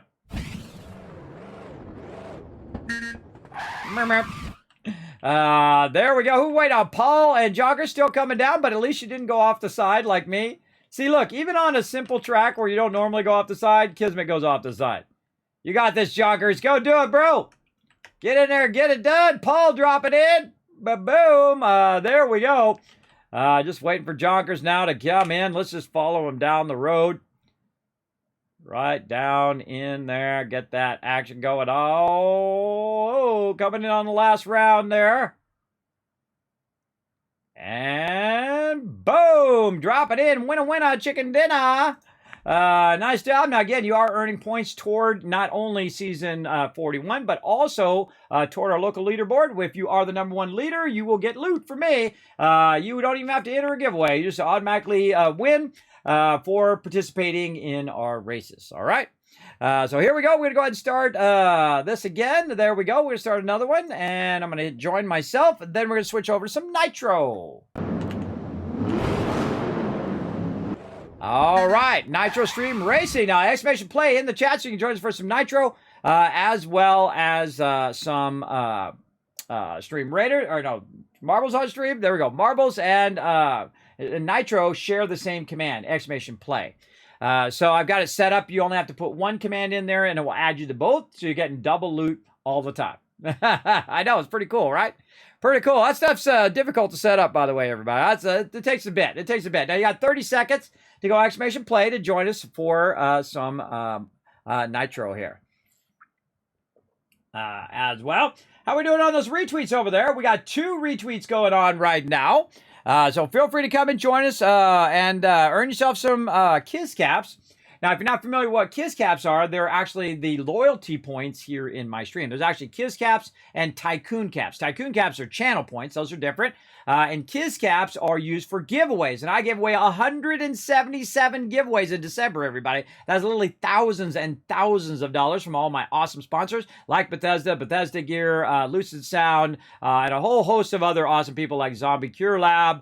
Right down below there, you can see them all down in the panels. All right, we ready? We ready. All right, let's go. Start race. Now, again, we're just going to do this race here so we can maximize your guys' time and get the most out of the races. Right over here. Let's go do it. And again, I've seen, I was watching the dev thing from Captain.tv of all their different stuff. A lot of cool stuff coming for Nitro, everybody. Lots and lots of cool stuff coming for Nitro. So, you know, this is your home of Nitro Racing here on the Kismet channel. Also for Stream Raiders, Stream Pirates. Also, I can't wait to play some more Slipstream when that comes out. They actually put me in that Slipstream video, everybody, along with all of you who played along with me. We tested that Slipstream. That looks really fun. That's another one we're going to add. And then we'll just play a whole bunch of games here on stream, all interactive games for you guys to play. We'll have special streams just for that, like this one. This is what's known as a bonus stream, or in this case, battle mode. And these bonus streams are me going above and beyond my normal schedule. Normally, I do not stream on Fridays. I don't, unless I'm going way over on Thursday like I did yesterday for 16 hours. That was a long, long stream. But man, just having so much fun in that game. Can't wait to get back to it. I want to play it right now. That's how you know it's a good game. If you want to play it right now, yeah, that's how you know. But again, I'm going to do a bonus stream on Monday, everybody, which I think it's Monday, right? Let me make sure I got it right. On the 13th, we're going to have a love-a-thon. And what should I... Let's see. I'm going to take a poll in the chat. Should I show you a sneak peek of what you can win? Should I show you a sneak peek? Right over here, what you can win on stream, everybody? Come on, what do you guys think in the chat? Put a 1 in the chat if you think I should show you the sneak peek of if we unlock that love-a-thon. You guys want to see it? All right over here. All right. I'll show it to you. I want to show it to you anyway because it's awesome. Right over here. You ready? You ready? Whoop, there it was. Check it out, everybody. That's right. Some Fallout gear sent to me by my awesome peeps over there at Bethesda Gear. It is a Robo-Brain statue. It is huge, everybody. Well, semi-huge anyway. You can see it compared to the size of me. It is massive. So we're going to give that out. So giveaways on Monday. That's right. Giveaways. We do unlock our different stuff. That is cool, isn't it, Deb? I have 2 of them to give out. One of them is the regular Robo-Brain, and then the other one is a military-style Robo-Brain. And I will send it to you anywhere in the world. So we're going to try. Our first goal is going to be getting halfway to our main goal, and then we'll do a giveaway then. And if we reach our max goal, then we're going to be giving those out. So you'll be watching for that, everybody. That's another thing I need to do later today. Congrats on that win, Paul, Devlight, and Let's Be Deluxe walking away with that loot, and Dr. J also getting 410 gold. Now, don't forget to go over to the website, everybody, right over here, and then say collect your loot right there, and get that right in there as well. Sometimes it doesn't give me my thing, even though I won before. So what I do is I refresh the site. Sometimes. Oh, it kicked me out. Oh, hold on. Hold on a second. There we go. Hold on. It kicked me out. I got to log back in with my Twitch. There we go. And then I'll refresh. Yeah, it didn't give me my goal for that. Remember, it's a closed alpha. So they're still working on it.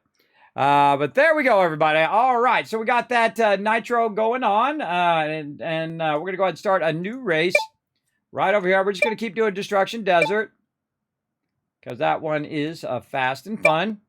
Exclamation play in the chat to come and join us. Now, again, I should show up. Yep, right there. Join race. Right over there. Make sure to collect your loot after every race. Sometimes, as you see, I lost about 400 gold there because I didn't collect it right away. That was my bad. My bad. All right. Put that away. Let's see. Fallout 76 got a while to go. We got to check in, I think, with our pirates. Yes, let's check in on pirates. Pillage that treasure. All right, there we go. We got that treasure, everybody, collecting the rewards. There we go. 4 of 4 chests. That's 1,000 kiss caps. Every time we get every chest, you guys get extra loot. You can thank Arrington for that. Look at that, sweeping all the categories. Most placements, most heals, most kills, and prospector as well. Let's check who's in the hot tub. Right now, Agent Samuel in the hot tub. So cool. Alpha and Agent Samuel also on the deck of the ship there. Let's go ahead and play the next island. Get the next one going. Now, again, they are adding a bunch of cool stuff to this, including skins, 2 stream pirates. So feel free to come in and join us. I'm going to put my character right up in there. There we go. Put my navigator in there so he can go ahead and clear as much as possible. Again, follow that link in the chat. Come join us for Stream Raiders and Stream Pirates. We're going to come back to all of that here in about 15 minutes. All right, let's do it.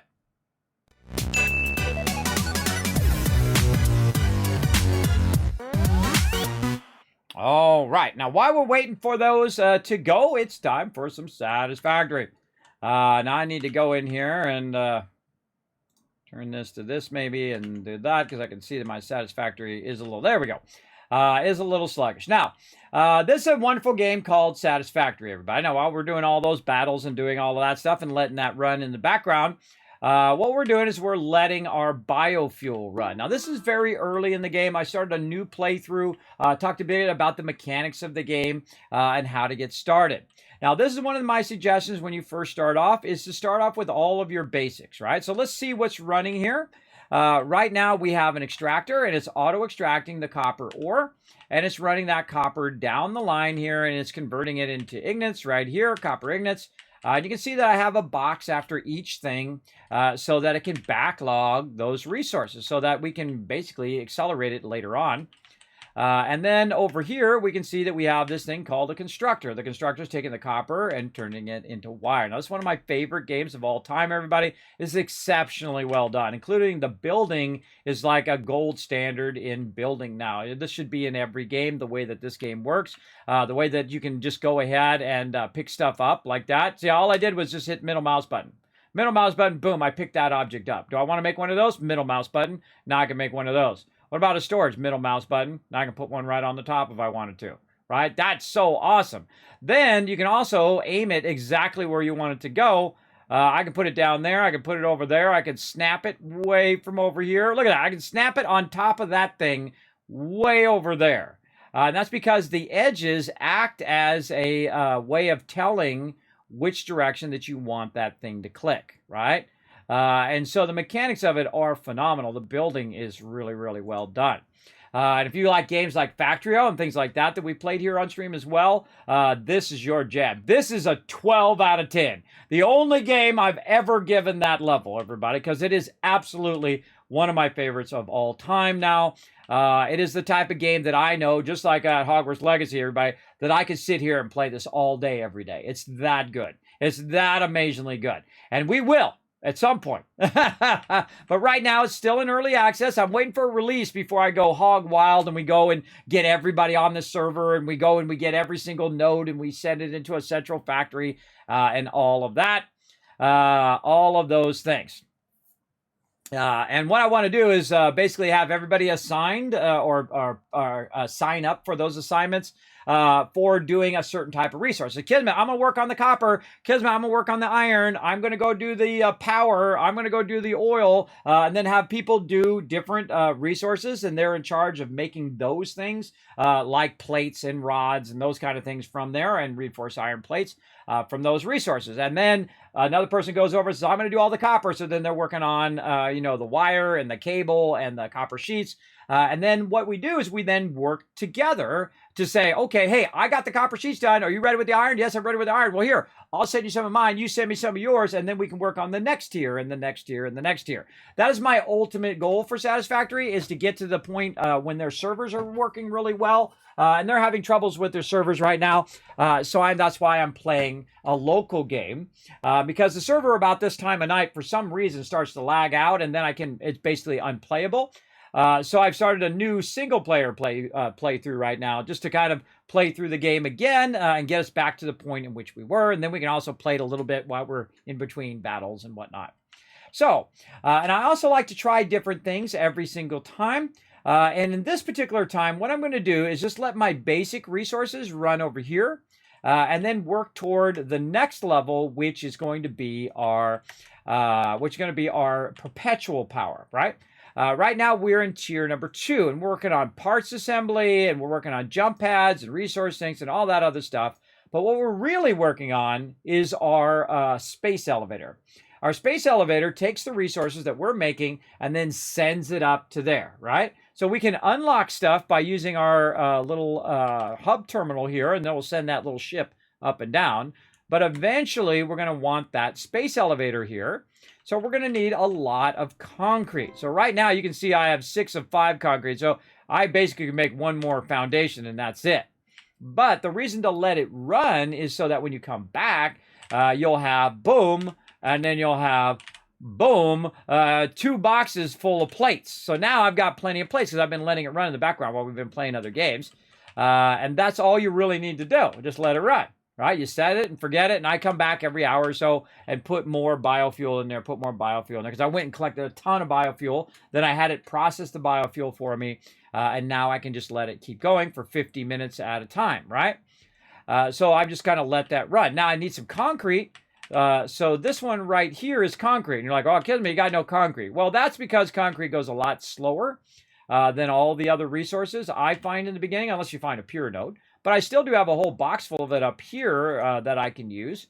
So I'm going to grab that out. Always put the one that has only a few things on the stack. Put that back in your storage. Otherwise, it's taking up a slot, and it's just wasting your slot space. Another thing I can go ahead and take out, and you can see here I put some leaves down there, so I know to put the leaves in there. I put wood here to know to put the leaves in there. And here's our biofuel here. I don't need to carry all this biofuel around. I'm going to set that down right over there as well. And now I've got a bunch of resources that I can go work on toward that perpetual power. So that's what we really want to work toward. So now we want to work on our parts assembly. So we can go ahead and put some of this stuff in here. Now, one of the things we don't have is screws right now, but we're going to make some of that. And then also we have rods over here, so we have plenty of ability to make plenty of screws. And then as I take them out, by the way, it will go ahead and make more. See, it started itself back up again, right? Which is great. And the same thing over here with our plates, right? We'll take a bunch of plates. Now, I suggest to go sort your stuff, put all of it back first, and then take it out, or take one stack out and then put it back. So eventually it ends up over here. Now, in this particular playthrough, what I'm going to do is I'm going to actually move my base very early on. Very rarely do I. I usually pick a spot and then I just build out my big mega base there. But there is a really great spot in the world up here where we have plenty of coal, right? So we're going to actually start in one spot.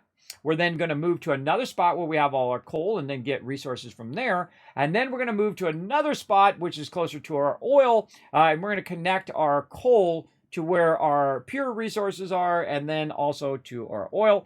So we're going to go up and then over and then up and then over, so that we're in the middle of all of those resources that we have found in the past. Now, I don't like to look stuff up online. Don't tell me where the nodes are. Don't backseat gamers and Kismet, you should go there, or you should do this, and here's where a whole bunch of pure nodes are. Don't tell me.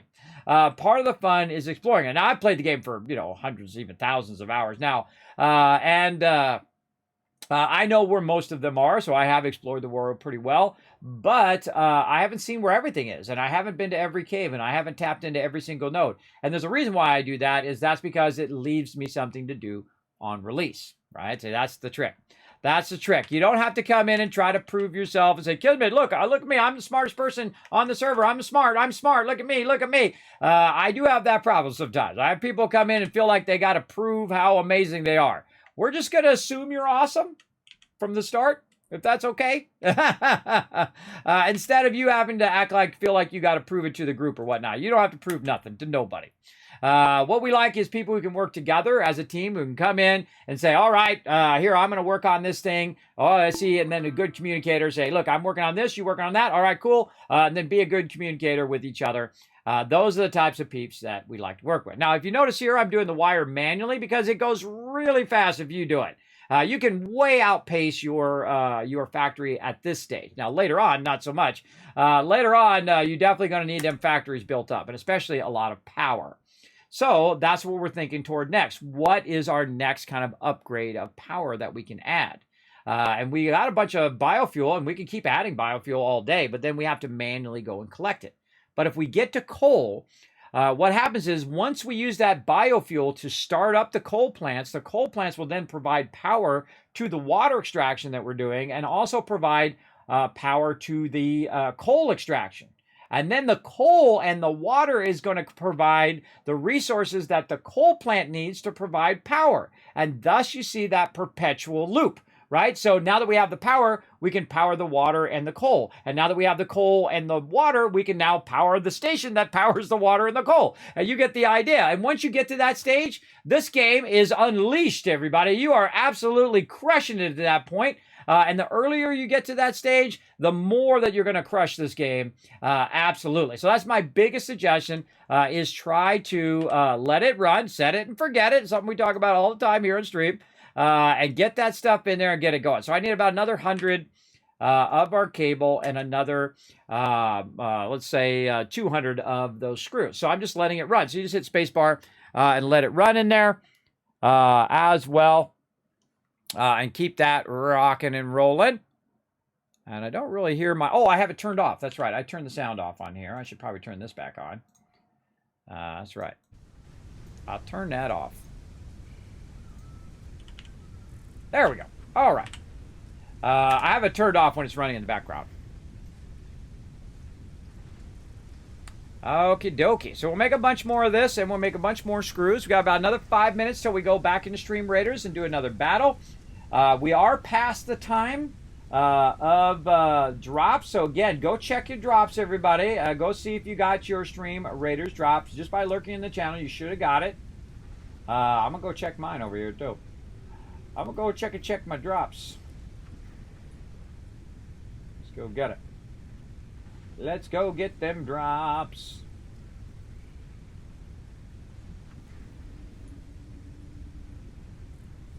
Stream Raiders.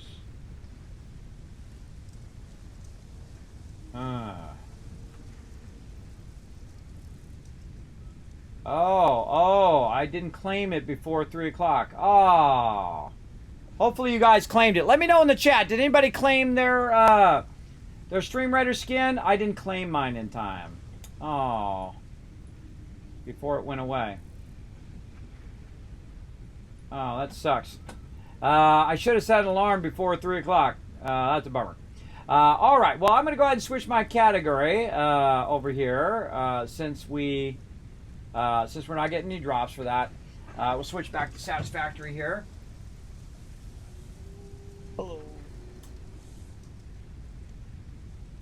Like that. Okay.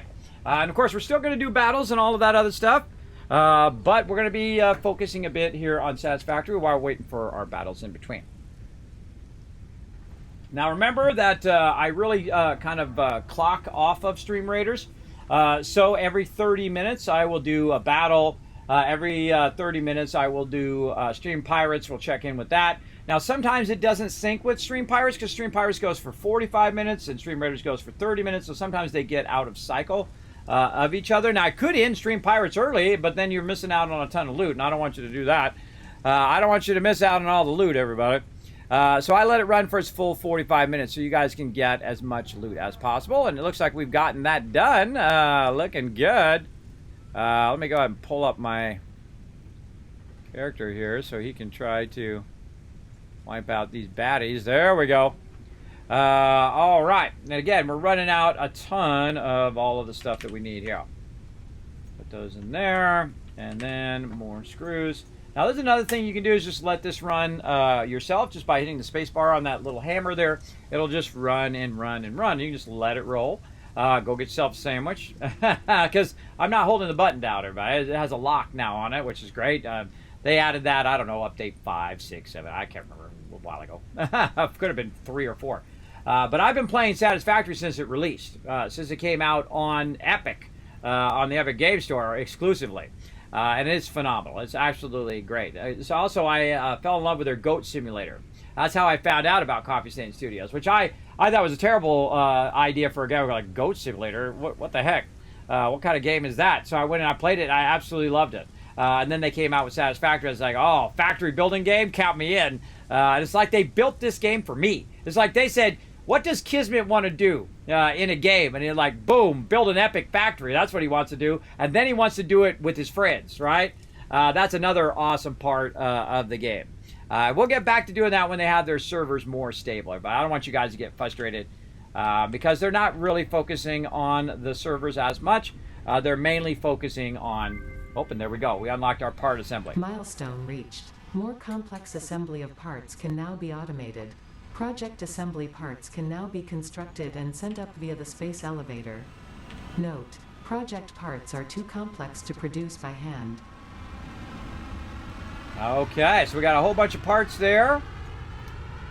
And now we want to do the awesome sync. And look, we already have all the resources for doing the awesome sync. So we can just do that one as well. But we have to wait 5 minutes and 30 seconds before we can actually do that one. So we're just going to set that as our next milestone. And start to work on our space elevator. Now, one of the great things, speaking of things that I would add to a game, is the ability to go ahead and do a to-do list over here. See, we got a to-do list over there on our space elevator, and we're going to need a bunch of wire. Well, it just conveniently happens to be that we had let it run so long that we have a bunch of all of these resources here, including wire. So I can go ahead and just grab a bunch of this wire out of here, maybe put the non-full stack back. And now I have enough to build the space elevator already. So I'm good to go. And again, this is just from letting it run. And I love another function here called zooping. If you've ever played the game before, before they added it, you were going around and you're putting down every single foundation. And you put down thousands of them, everybody. So now they added this thing called zooping where I could just do a whole row of stuff. And look how precise you could be, everybody. It's just so amazingly brilliant. It's just such a brilliant upgrade to building games. How well that works right there. That is the thing that makes this game phenomenal. Is that innovation in the way that you build and how elegantly it works, right? Boom. Easy mode. Now, you want it to be easy, but you want it to be not too easy. Obviously, I want to just press a button and then boom, your whole factory is built. The part of the fun is building the factory and, you know, of course, customizing however you like it to be. In my case, I'm going to stick my space elevator over here.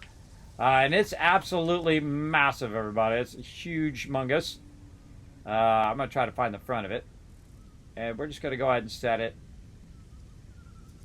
a little bit closer. Big objects are tough to work with. There we go. And this animation is awesome. Every single time. I've seen it hundreds of times.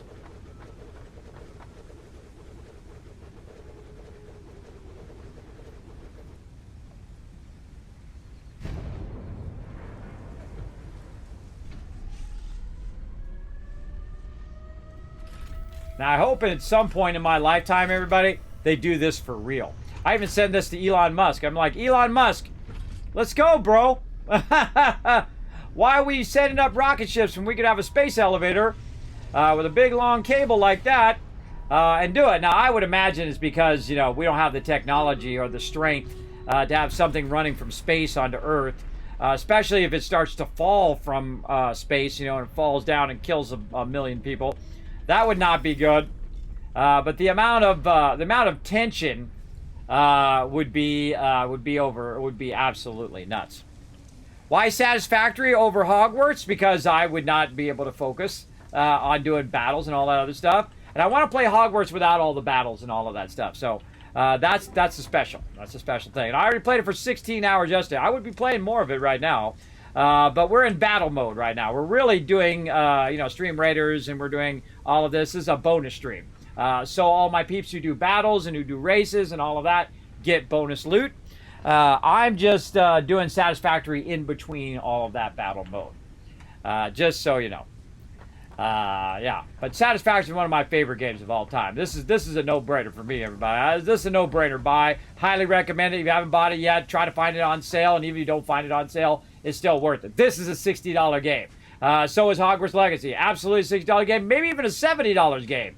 I mean, that's a true milestone in games, and so is Satisfactory. This is a true milestone in this genre of game.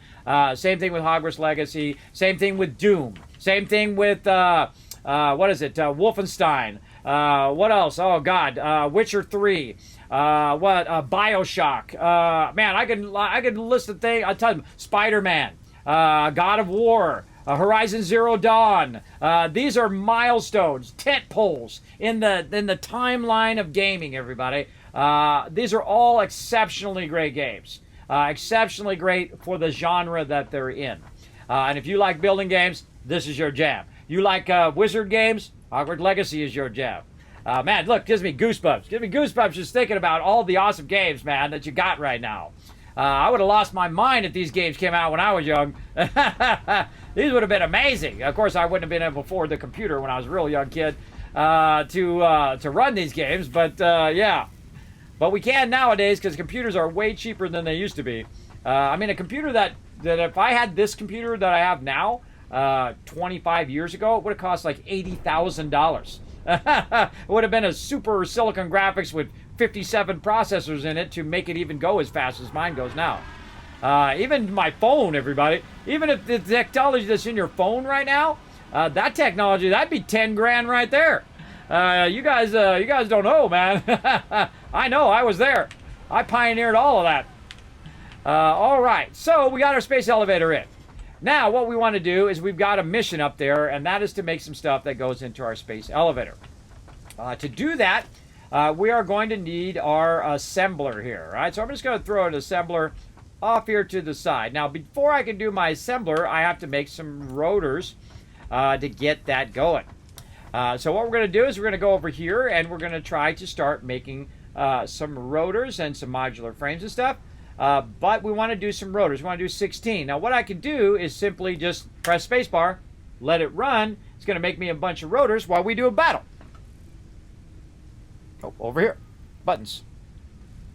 To battle! Gotta press the right buttons. All right, how we looking? All right, not too many people by me. I guess you guys are all down there. Well, I'm going to boost the peeps that are by me. And we'll try to run down there and help you guys out. Here we go. Look at my little Bannerman. I very rarely use the Bannerman because my Bannerman is max level. But, yeah, it's pretty awesome. He does boost peeps, though. Gonna boost you guys up. Oh, look out from behind. Uh-oh, uh-oh. Nailed them. These people got annihilated. Feels the rage coming with all 6 units there. Thank you very much for that. You guys getting some loyalty points there. Make sure to get those loyalty tokens going on. There we go. Deb getting some love. Rotisserie G Thurberg. See how the more people that participate, the more loot it gives down here. And then all of a sudden it'll give out 4 and 5 and 6 and 7. So the more units you put down, the more loot that everybody gets on overall. So if you're only putting down 1 or 2 units, you really should put down all 6 units because it gives you more loot and it gives you a chance to get more in there. And Arrington being our MVP. Now again, remember, we got to have all 6 units down to win that 1,000 caps. Look at that. We just went up a bunch of tiers right there. Ooh, mama. Make sure to grab all that loot while you're at it as well.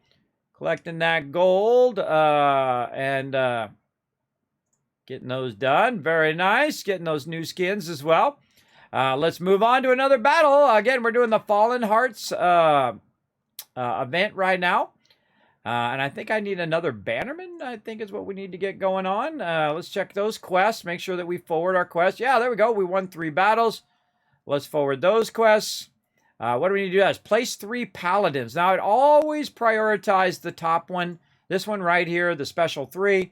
Prioritize this up here so that you can get through this one, because this one actually has a lot of battles. And we're going to try to get you as far through as we can. So we're going to go ahead and work on our paladin, because our paladin has a long cooldown. So let's go ahead and get him in there. I think it's right here. Oh boy, they're way up there. Way up there. We'll make them come to us. We'll go right there. And then also I'm going to do some battle plans. Oh, actually I have 2 that are paladins. Cool. Right over here. So we'll say here and back there. And then we'll all kind of run down together, get in some trouble. See how that works out. And then I'm going to fast run. Anybody who's by me, by the way, I put my fast run down or I put my boosted range so that you guys can get there faster or be able to get that going on. Let's go ahead and go on to Pirates. Pillage that treasure. All right, we're 20 minutes. We got 20 more minutes on this right here. So we're going to go ahead. Oh, right up here. I see there's some sort of something there. Let me go ahead and pull my guy up there. And then try to get him over here helping out. Come on, Sea Dog. Can I not get you? Why can I not pick up my Sea Dog?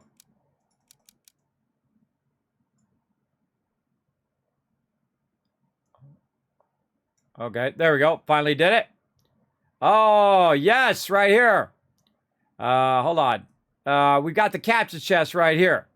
So I'm going to go and put my Sea Dog up in here. I'm going to put him up here so he's getting this guy and the chest at the same, or this guy and the small chest. And then when we kill this penguin guy, we can get in here. So remember that your units can be moved once they've cleared all the mobs around them. You can actually move them up. I highly recommend having a healer in the mix so that your characters are getting healed. And then if they're about to die, you can also move them towards something like a tree or something like that where they're not going to get damaged, and put your healer nearby to heal them up as well. But if you are near me, like right here, we got Arrington who's near me. He's actually going to get healed by me every so often because my Sea Dog here does AoE heal right there. See, +8. So I'm actually healing him up while I'm taking out this boss and that chest and so on. So feel free to come on in here and grab these chests. We're going to look for some more chests as we go. I kind of feel like there's one down here in this thing.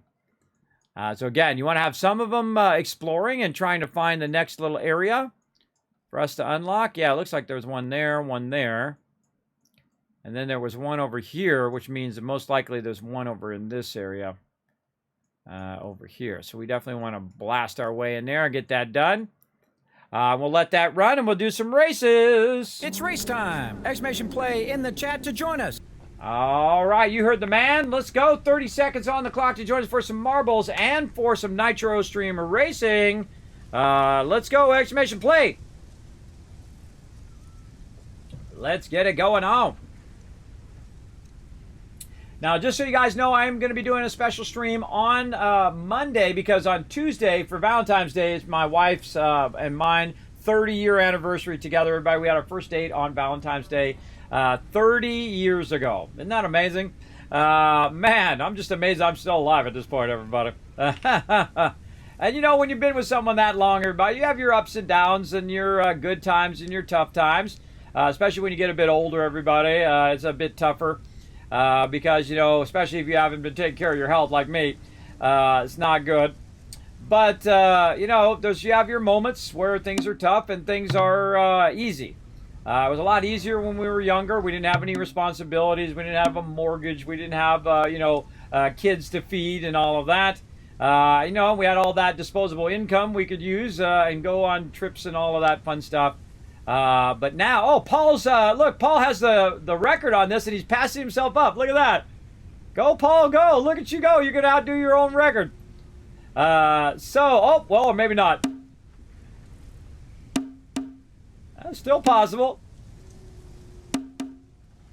Apparently, this is your track, Paul. So yes, we're going to go ahead and keep that going. So the thing to remember, everybody, is that you're in it together. Oh, Rotisserie G went off the side. That you're in it together with your spouse. You shouldn't be arguing with your spouse. You should be, and they shouldn't be arguing with you. Oh, there we go. It should be about you are both going down the same road, trying to get sort of the same goals. That's the way I look at it.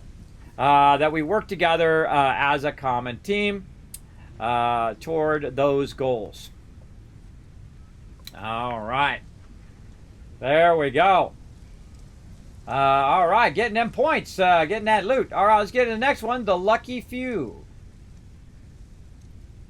Now, again, you want to come join us for Nitro and Marbles, you go !play in the chat and come and join us. We're going to go ahead and get that going on right up there. Let's go ahead and get our Nitro going as well. Let's do it. All right. Now, remember, in these bonus streams, everybody, this is for all of this. Stream Pirates, Stream Raiders, and all that other stuff. We are definitely going to play some more other games as well.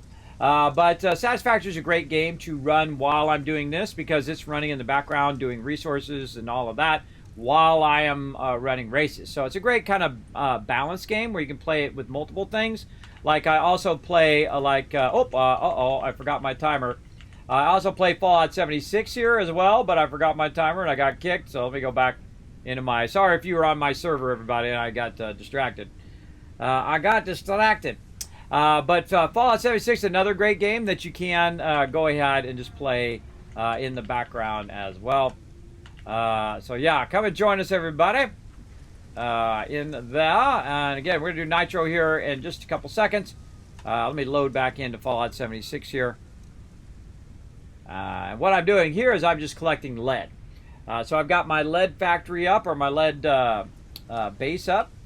I'm way out here by the thing here. We'll give it a minute to load. I like to move away from my base when it's loading because you can get trapped underneath it. But you can just teleport out and you'll be fine. And I'm not collecting all those other resources for now. I'll let those backlog, but I'm not collecting those.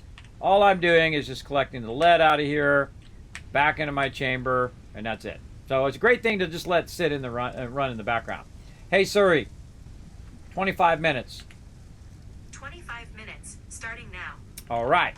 And then another thing we can do while we're doing this is, okay, we got our rotors done. Let's go ahead and run some modular frames.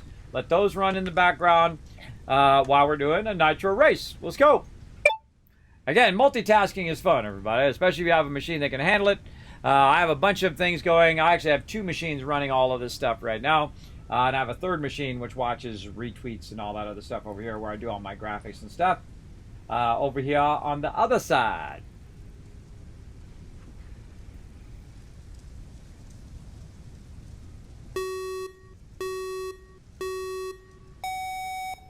All right, now where we go?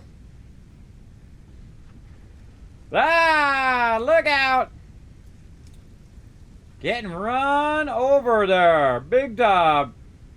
Kismet got smacked. All right, who's out to the early lead? Adam out to an early lead there. Patrick coming in. Petrick, I think that is.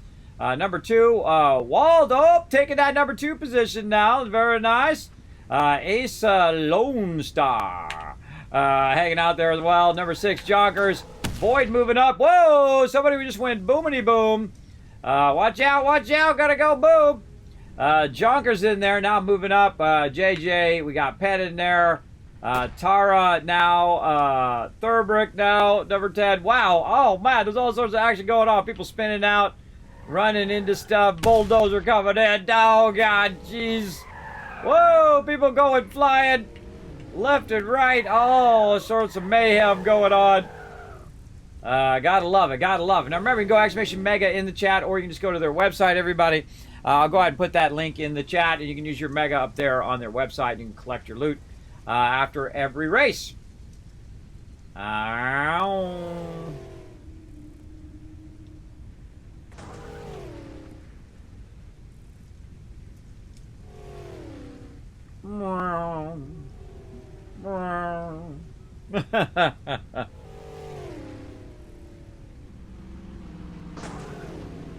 All right, we're in the last lap. Oh, buddy, makes it right past there. Sometimes I just like to watch them all go by and see if they run into each other over there. There's like a lot of cross stuff there. This is actually a really good track. I really dig it. Uh-oh, Banana Storm. There we go. Ace Lone Star took that lead and brings in that win. Take that victory lap. Adam also made it past the finish line. Number 3 is going to be Paul, maybe? Or is it going to be Wolf? Ooh, very close there. Yes. Paul went away with that loot. And, of course, since we have so many people, Wild Wolf also got 400 gold there. Congrats on that. Again, make sure to go in there and get yourself your loot. Again, Destruction Desert yet again. Select that track. Get you guys 3 laps. Confirmed. Exclamation play in the chat to come join us, everybody. Or you can go ahead and do it on their website. And again, we're going to let all of that run. We got about 11 minutes until we're ready for stream Pirates again. So we're going to let that run. I should put this over here and put that over there. And then I can see both timers at the same time. Look at me improving my stream right there. Now, back to what we were doing here in Satisfactory. Now, we're just playing Satisfactory on the side, really. But I went to that category just so you guys will know that we're playing that a bit as well. All right, there we go. Resource sync, ready to go. Milestone reached. You have been given early access to the Anti-Waste Effort for Stress Testing of Materials on Exoplanets bonus program. Funneling parts into the awesome resource sink, depending on their amount and complexity, will grant you coupons in the awesome store, which can be exchanged for bonus rewards. Examples of bonus content are parts, walls, factory attachments, and cosmetics. Fixit is working hard to develop additional options, which will be added to the awesome store in the future. Go that extra kilometer. Go awesome. Go awesome, everybody. All right, let's switch back.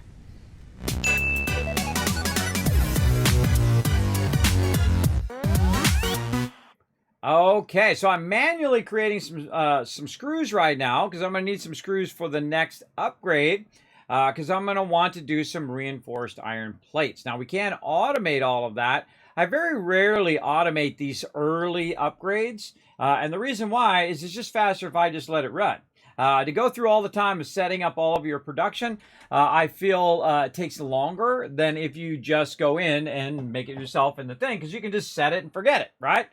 Same thing with all the resources. You get the resources set up, you let it run for an hour or two, and then you got tons of resources, and then you go to the next stage, and then let those resources run, go to the next stage, and if you have a server, you have the power of time, because that can run all day, every day as well. And I do highly recommend the server, by the way. You guys can get yourself hooked up by using my creator code Kismet over at Nitrado. Get your own awesome mega server.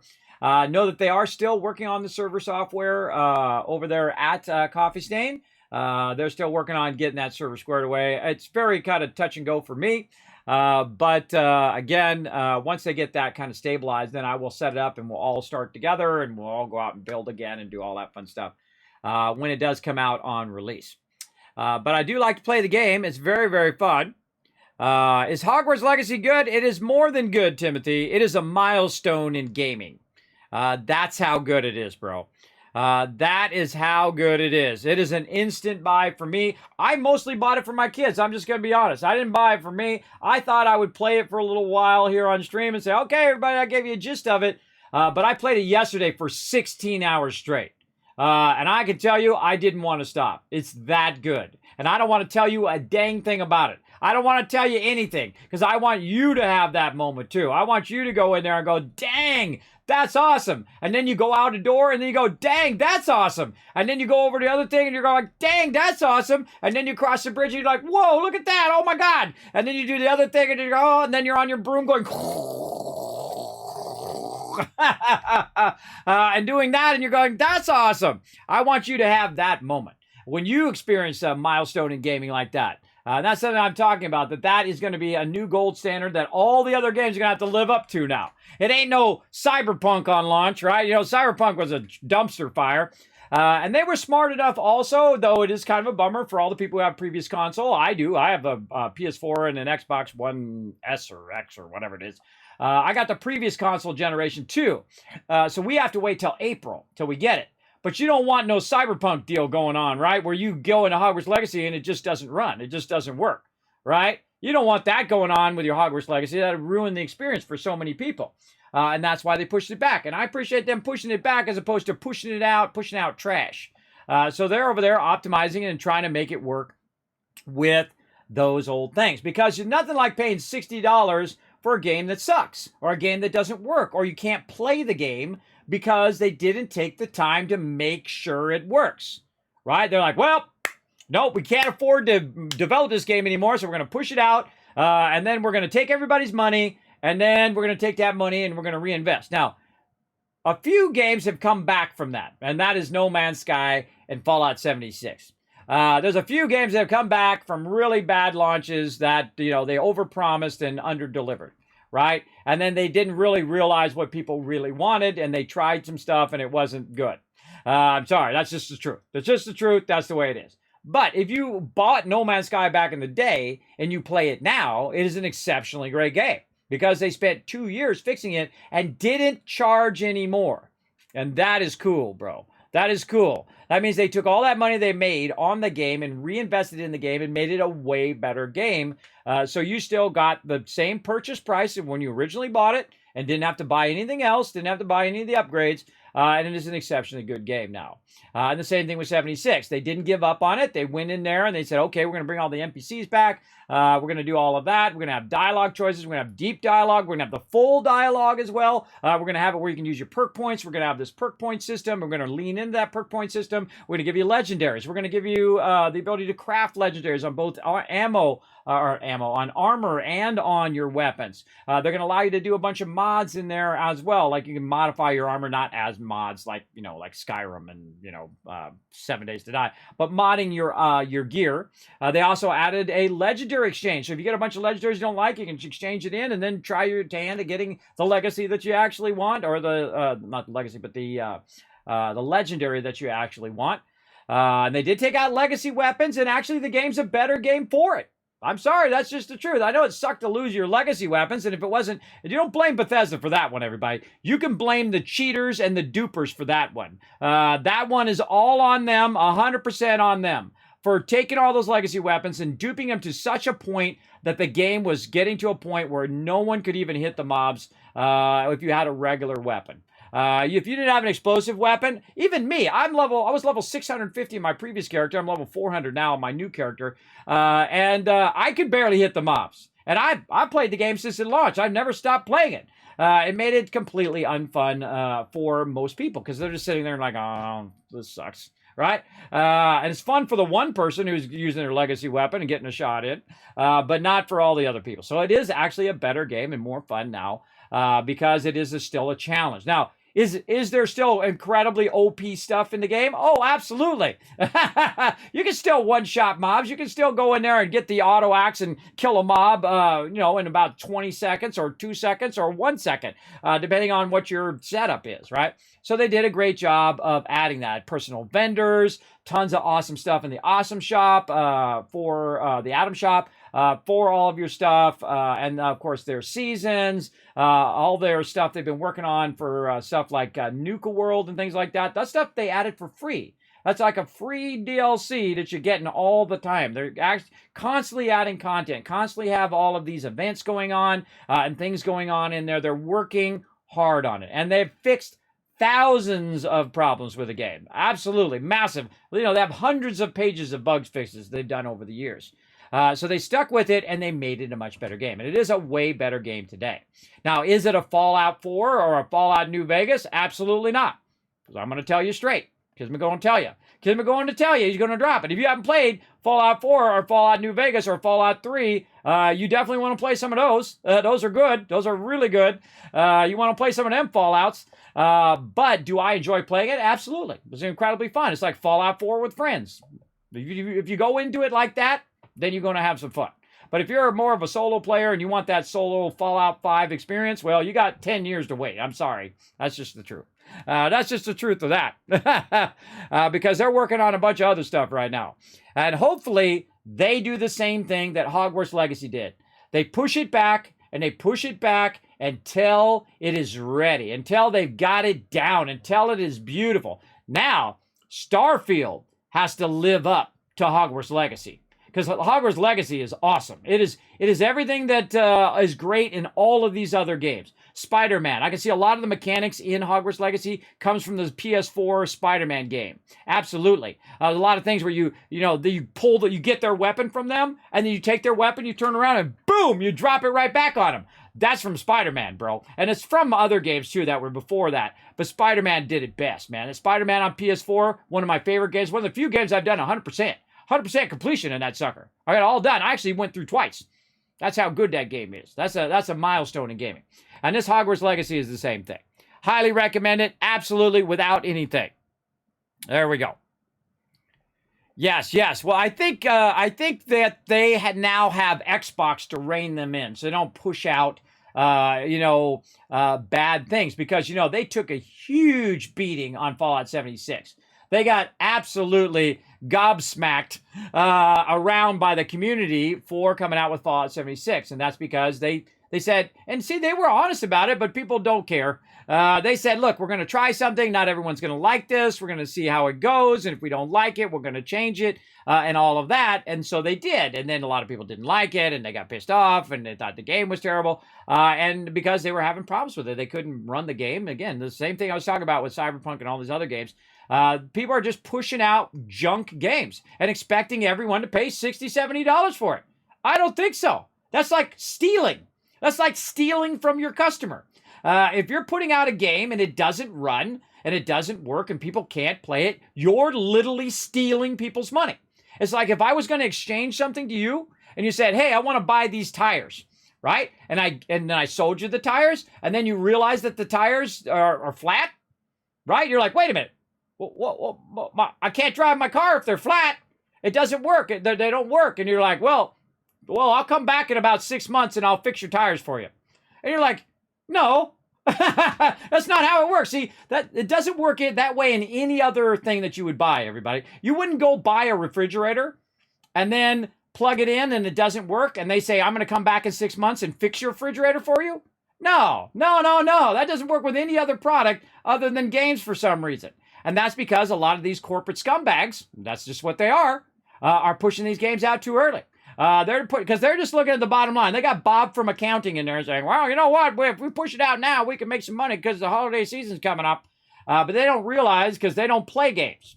They're just trying to make money. They don't care about the game itself. They don't care about you as the customer. They just want to make that dollar bill because they're corporate scumbags. Now, they're not all corporate scumbags. I mean, there's some great people in there as well. But there are people who play and make games because they love games. That's what they want to do. They want to make great games. And those are your devs. Those are your people who go into work every single day making great games, like all these people at Hogwarts Legacy. I'm telling you, that is like a Lord of the Rings kind of level.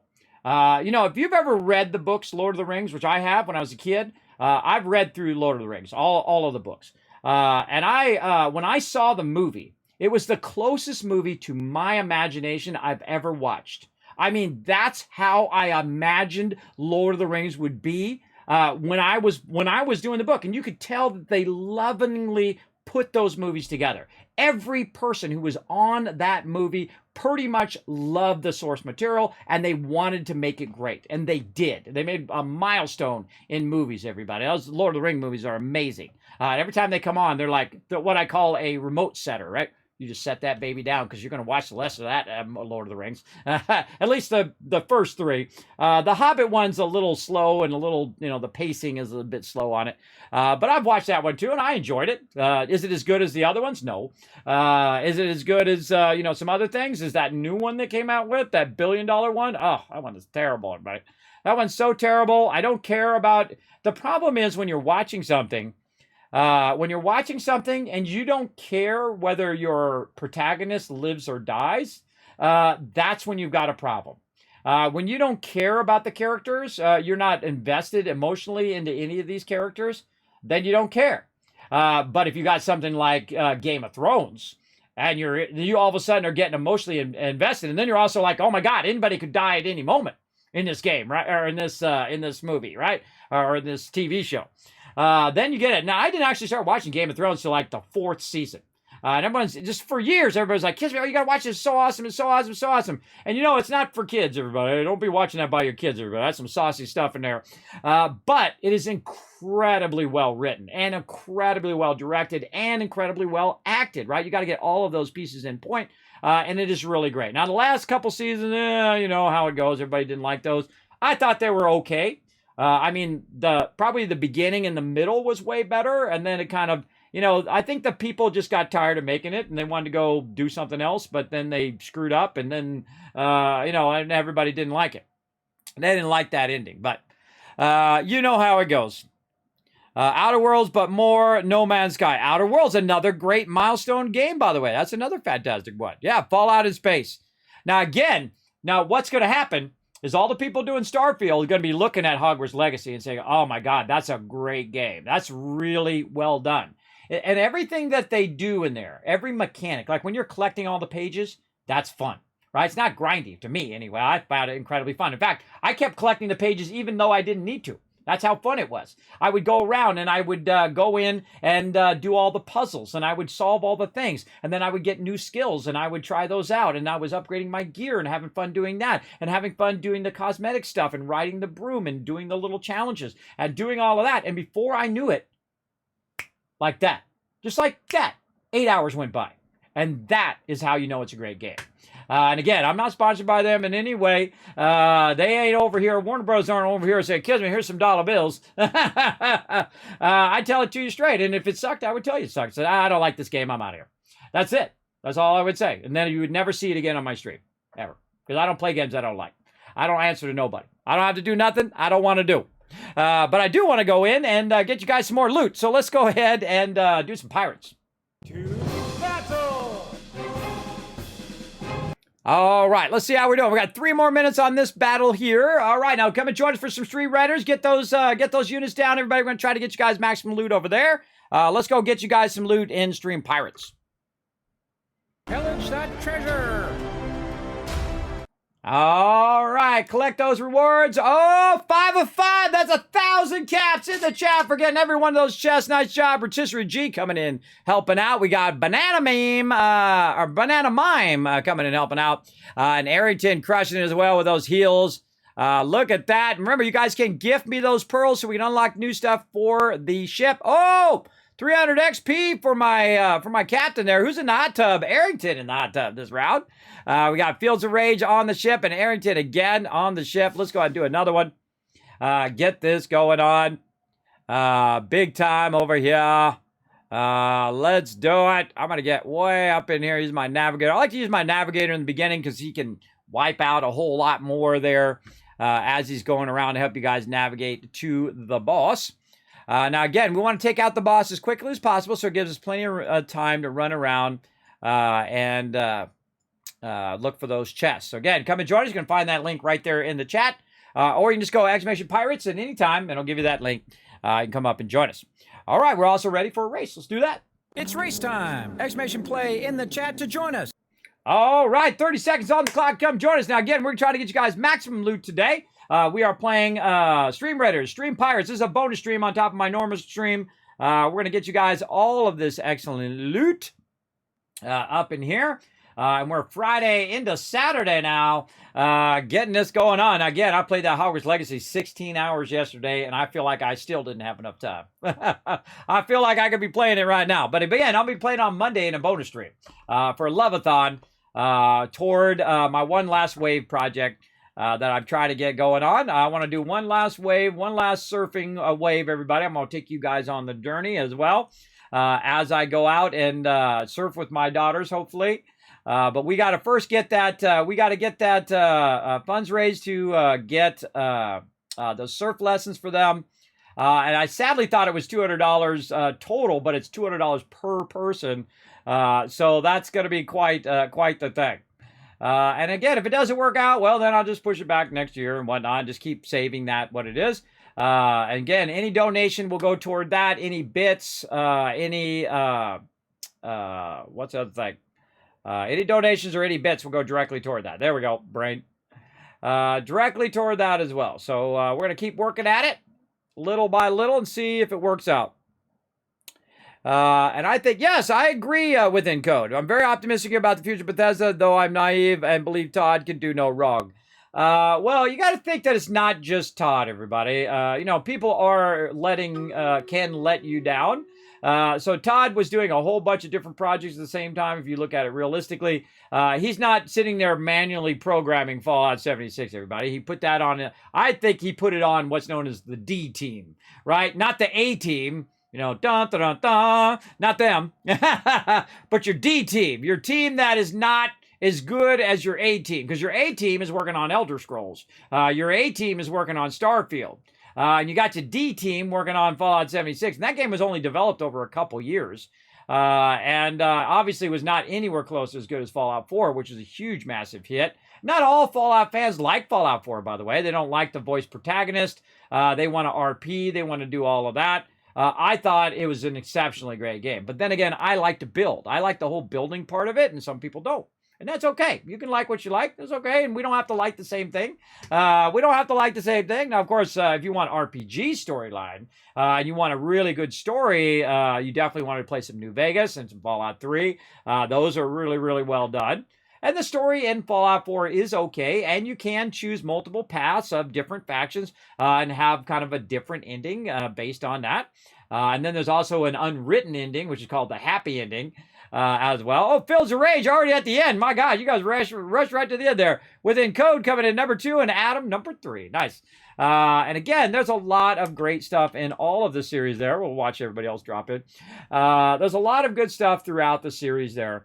But Fallout 4 is my favorite, but just by the bare minimum amount over Fallout New Vegas. I actually really enjoyed Fallout New Vegas. I thought that one was exceptionally well done. Had full dialogue choices and all of that. Some people don't like the truncated Fallout 4 dialogue choices because you don't really know what you're going to say. Kind of like in Hogwarts Legacy. Hogwarts Legacy suffers from that too.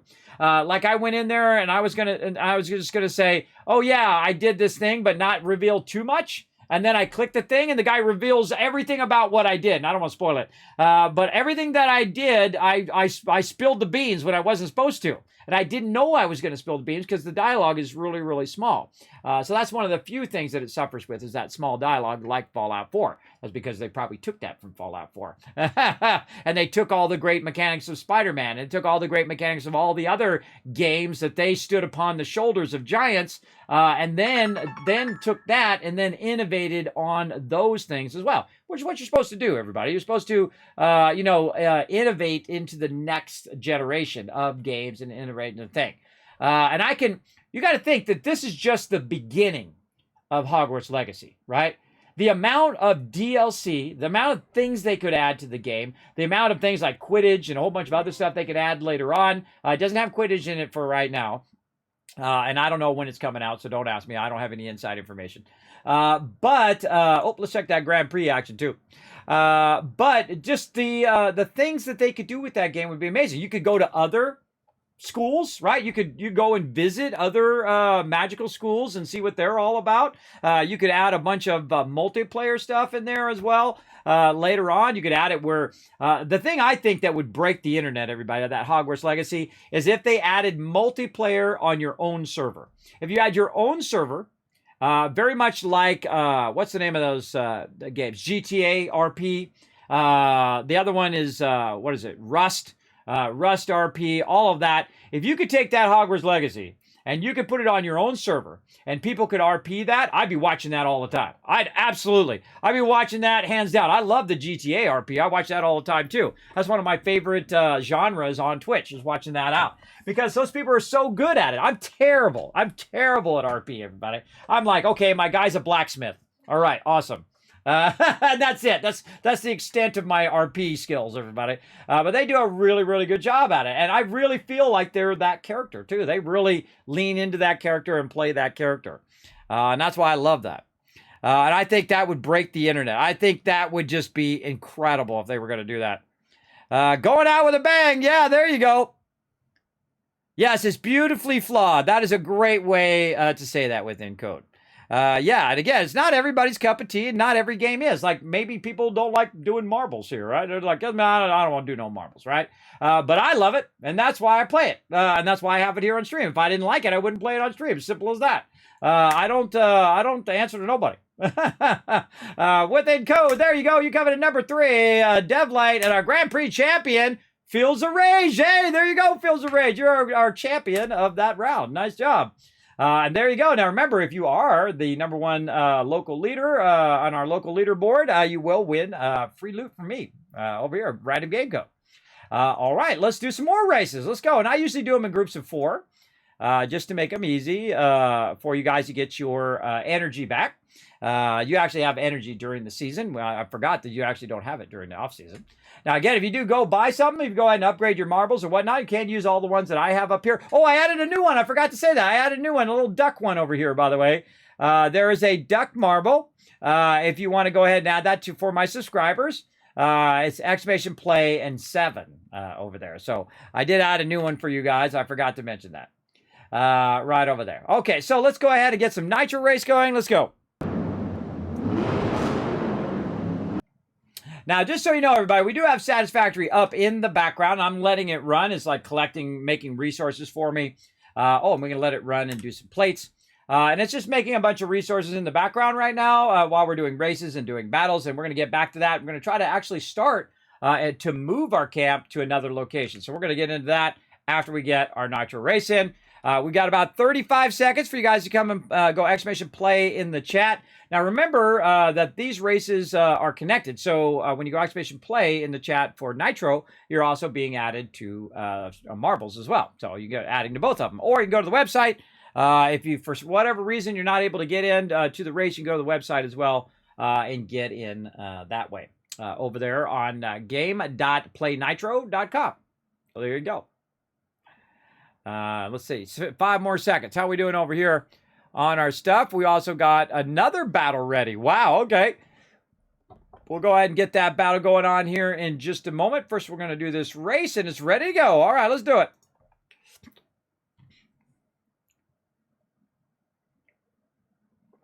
Let's get this race in. That was a quick 30 minutes. Holy mackerel. That went by fast. Oh, my sounds are off. There we go. All right, here we go. Some Nitro racing. Gonna get going on.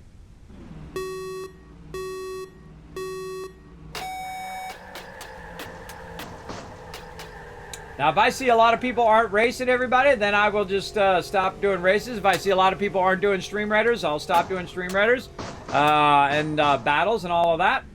If I don't see participation, I'll just stop doing it for now, and we'll do it another time. That's perfectly fine with me. I just go to whatever you guys want to do. Oh, God. I got a little shield there. Look at me go. I'm getting caught there. Within code up in the front. Rotisserie G, number 2. Paul, number 3. Number 4 is Adam. Number 5, Dev. Kismet in there. Oh, nope. Look out, Fields of Rage. Thurbrick coming in. JJ coming in. Oh, little bumper cars there. JJ and Addy. Oh, JJ getting blown up there. Paul getting back at it. Uh-oh. Looks like number 2 is coming up. Within code, trying to pass him on the outside. Is it going to work? Is it going to work? Oh, no, he's taking off. He's out of there. He's out of there at full speed. Who's in the back there? Rotisserie G trying to close in on that second spot. Here he comes. Oh, no, he got hit. Within code using his little glove there. Paul now going around for lap number 3. Woo, catching some air there. Within code getting in there. He's going past there. He's now in his 3rd lap. Rotisserie G coming in. Let's check out what's going on way back here. Fields of Rage coming in as well. And he's coming in on that final. Oh, no, he got stuck. Get out of there quick before you get bulldozed. Right over there. And we've got our winner coming in. Here we go. Paul bringing in that win. Congrats, Paul. Our number 1 winner there coming through. Waiting on number 2 and number 3. They're not even close.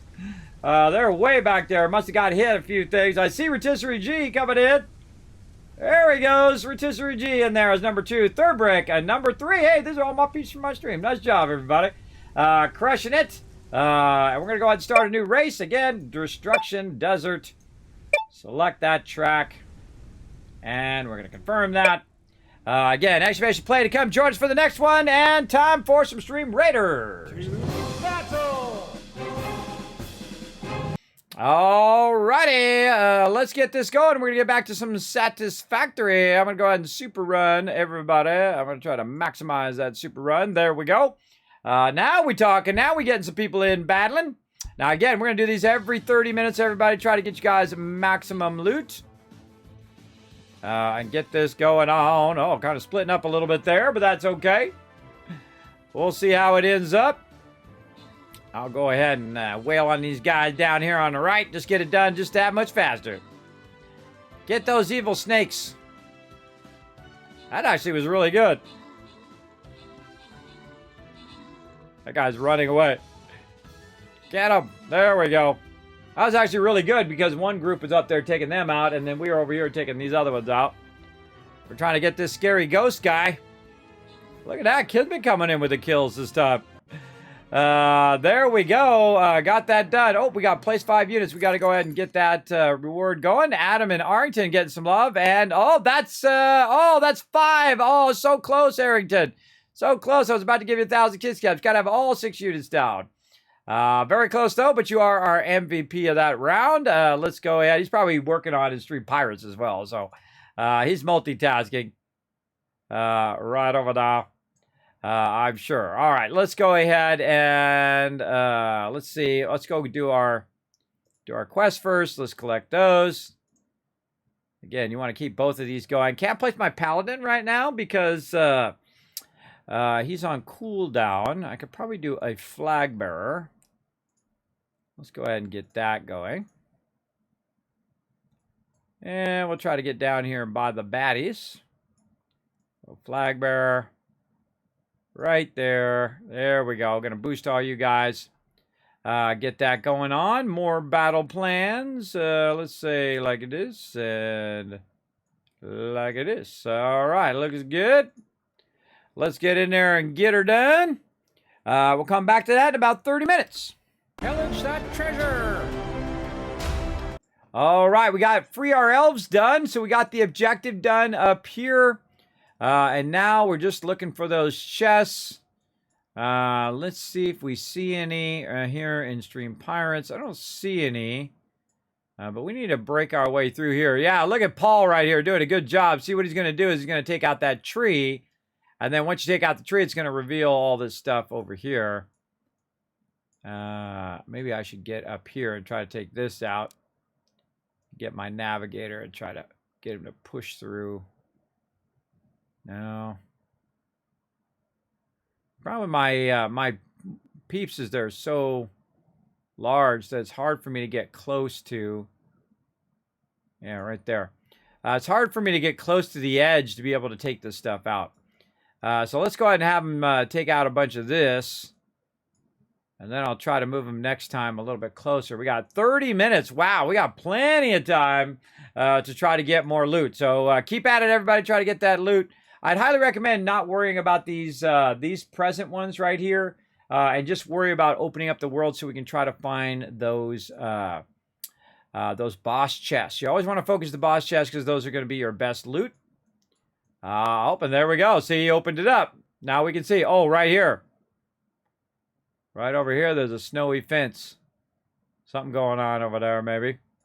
Again, I can't mess with my guy for another 4 minutes, so we'll let that run, and we'll go ahead and switch back to some Satisfactory.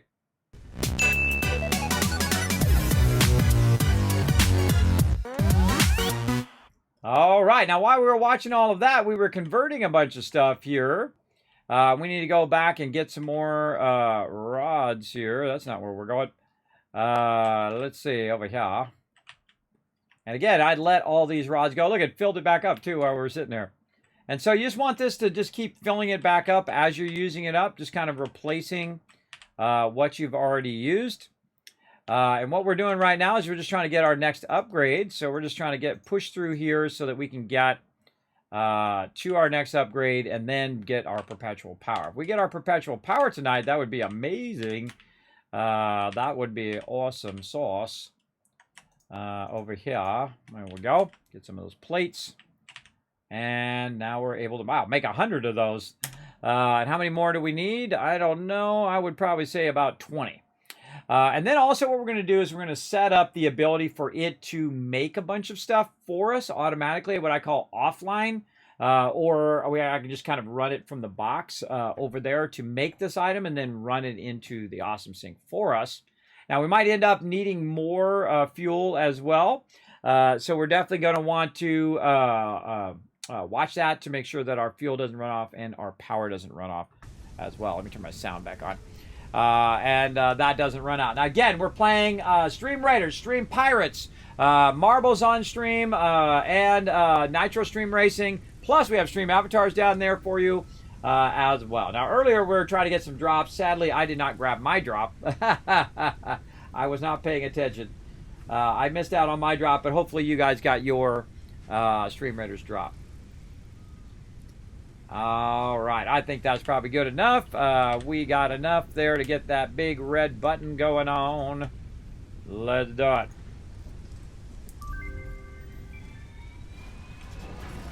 Milestone reached. Improved versions of conveyor belts and conveyor lifts are now accessible. To encourage additional verticality, conveyor poles now have a stackable variant. Okay. Some of these plates. Oops. Some of these full stacks of plates there. What else do we need? We need to make some more rotors and stuff. Let's get our next milestone ready so when that comes back. Now, I'm not really going to use jump pads, but I'm just going to go ahead and take care of them now while we're at it. And we can do 46 rotors, and we need 50. What is it that we need that we don't have? Enough screws, probably. Yeah, well, we'll let that run. There we go. Let's check in on Fallout 76, but I probably neglected again. Yes, I did. I keep neglecting it. Now, if you get kicked out, see, this is the great thing about getting kicked out without having the workshops. Because if I get kicked out with the workshops, then I lost all that time of collecting the workshops. But if I get kicked out for this, if I get distracted or, I got to take care of a family thing or whatever, and I get kicked out, no big deal. I just log back in again, and it still counts that as the time I was in the game because those resources will still be there. You just have to kind of wait for it to load. Now, if you played Hogwarts Legacy, everybody, imagine having Hogwarts Legacy load times in Fallout 76. That would be amazing. And it doesn't take that long to load, but you can go from one section to another section to another section of this massive world that is Hogwarts Legacy and barely any load times, which I think is pretty amazing. But, you got to have the SSD. You got to have all of that. For that to run at that level. Oh, hold on. My door didn't close. My door didn't close. Hey, Suri. 25 minutes. 25 minutes, starting now. All right, she'll remind me in 25 minutes. I need to come back to that. We'll let that run some more. How are we doing? All right, we got 62 rotors, so we're ready to go when that comes back. Now, another thing that we want to do is we want to go over here and we want to make some of the smart plating. Now, normally I just make the smart plating myself, but you can take a constructor, look in the constructor, and you can see that there's no smart plating in there. And the reason why there's no smart plating in there is because it's actually the other one, the assembler here, that you need to use to do it. Now, I could sit here and put this in here and put in the reinforced iron plates in the rotors and then just let it run. But I don't need to do that because I can literally go make 50 of them faster over here than I can, right? We just go in here and we just make them real easy right there. And you're like, well, Kismet, wait a minute. They're not in there. They're not in the list. Why can you not make them in the thing?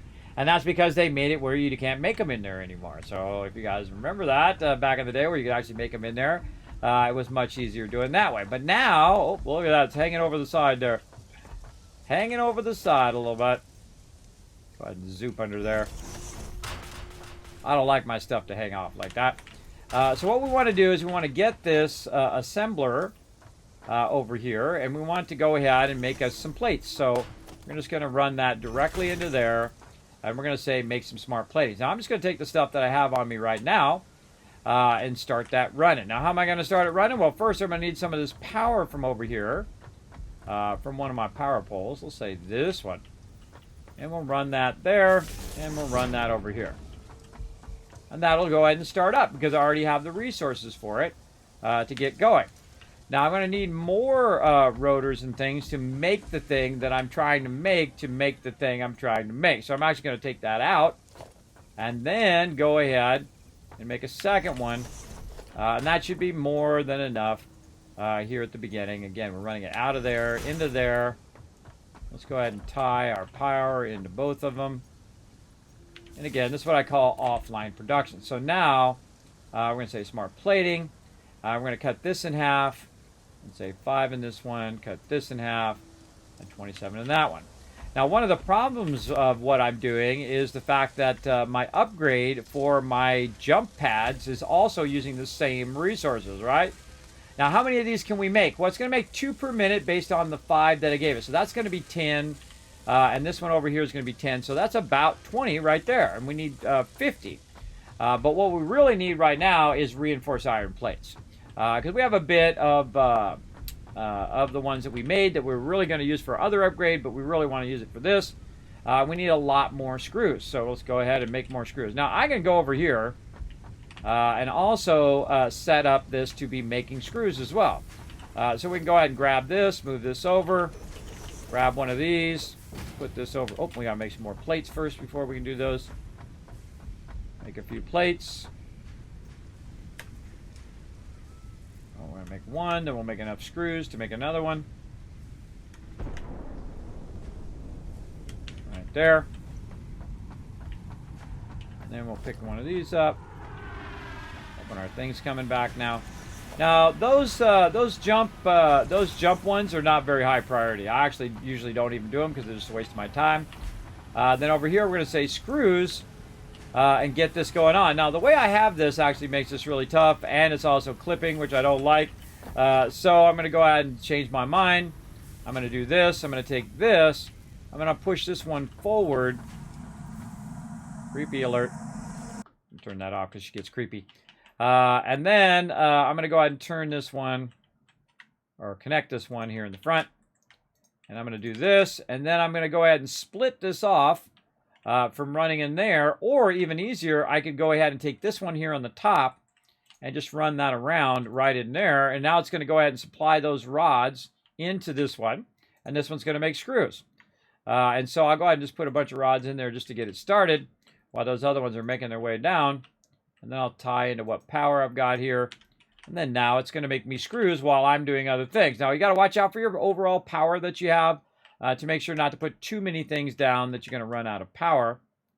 But you can see already that we have 8 plates up there in the upper right corner. We already have 8 of 50 done.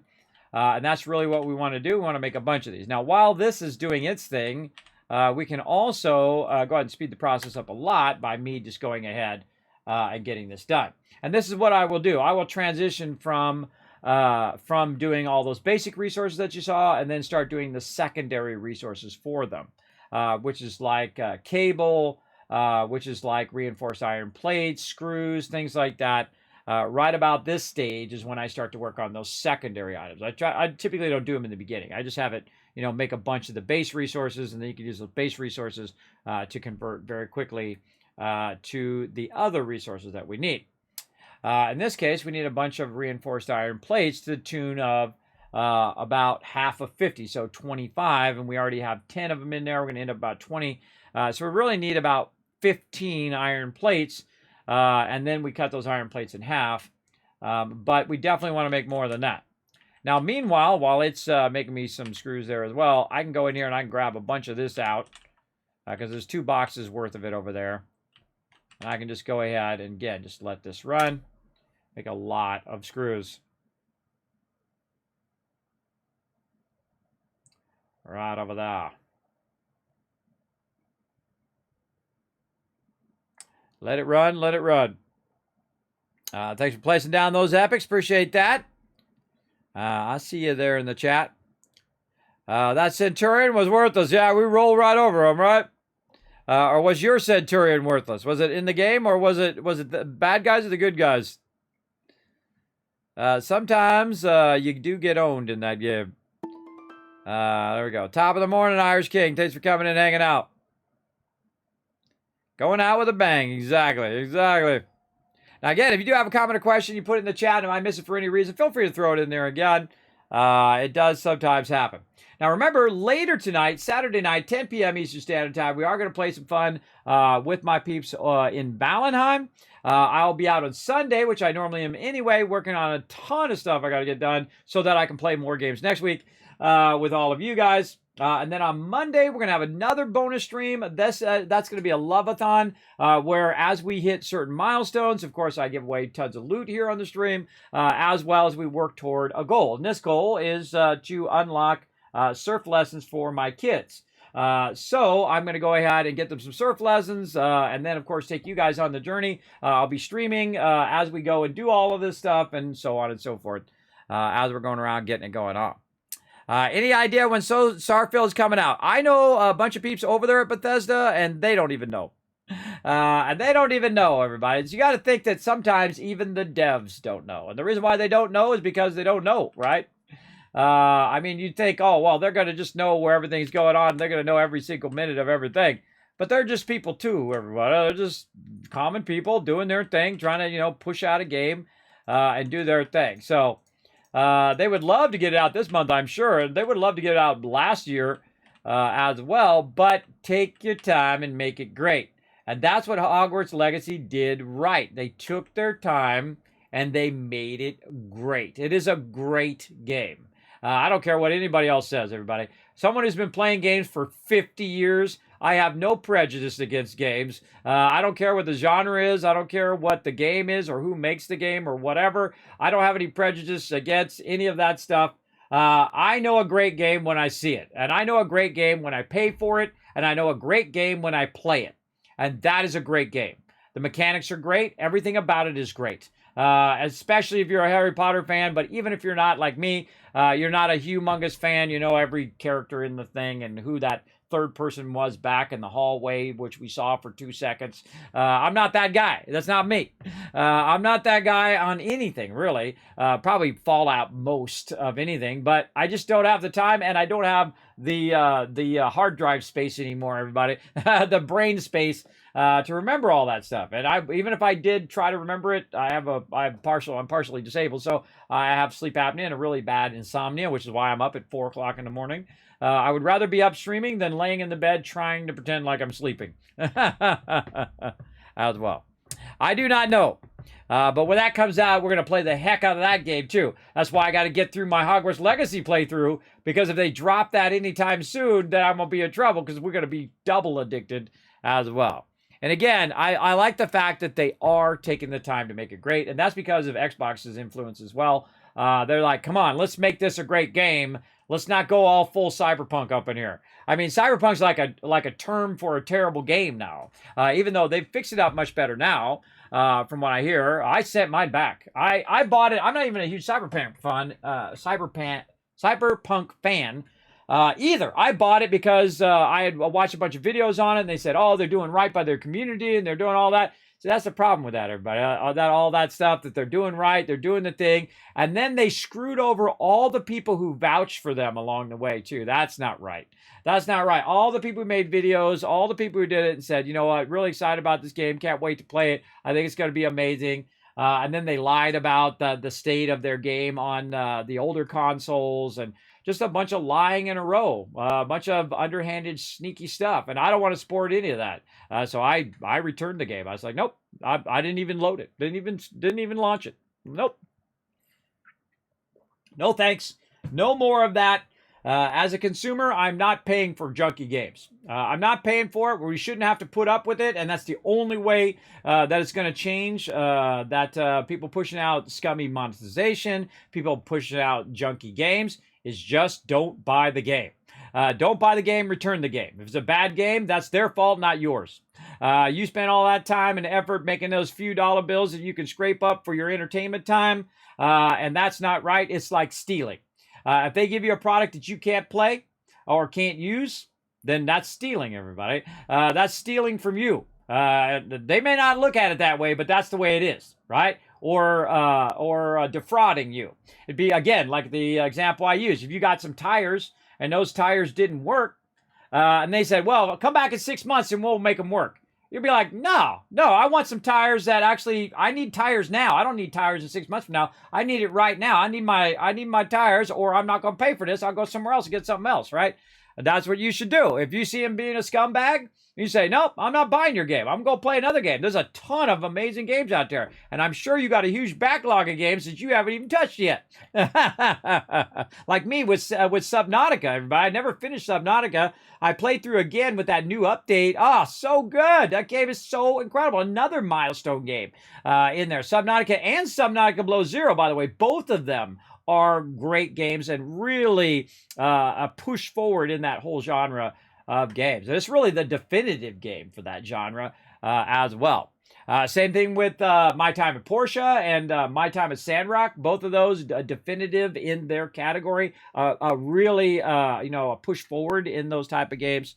Recommend all of that. There we go.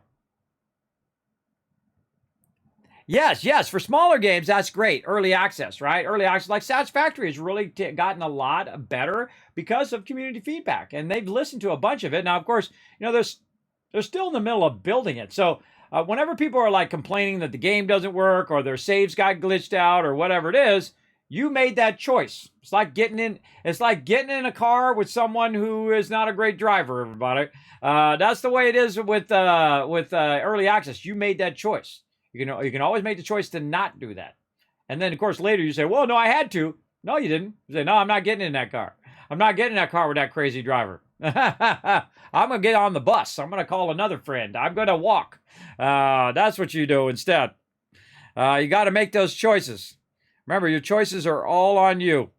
All right, did we make those plates? We did. All right, we're ready to make some more stuff out here. We've still got how much time? 9 more minutes till our battle and 11 more minutes till our pirates. Then we're going to do some more races. Where are we going? We're going to our space elevator side here.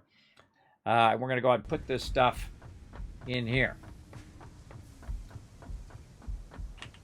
Okay, so I'm going to again hold down control. Right click. There we go. Right click, put half of them in there. That's 21 of them. That's more than enough. We will need this actually for the next phase as well. And then put that in there, and that should be enough.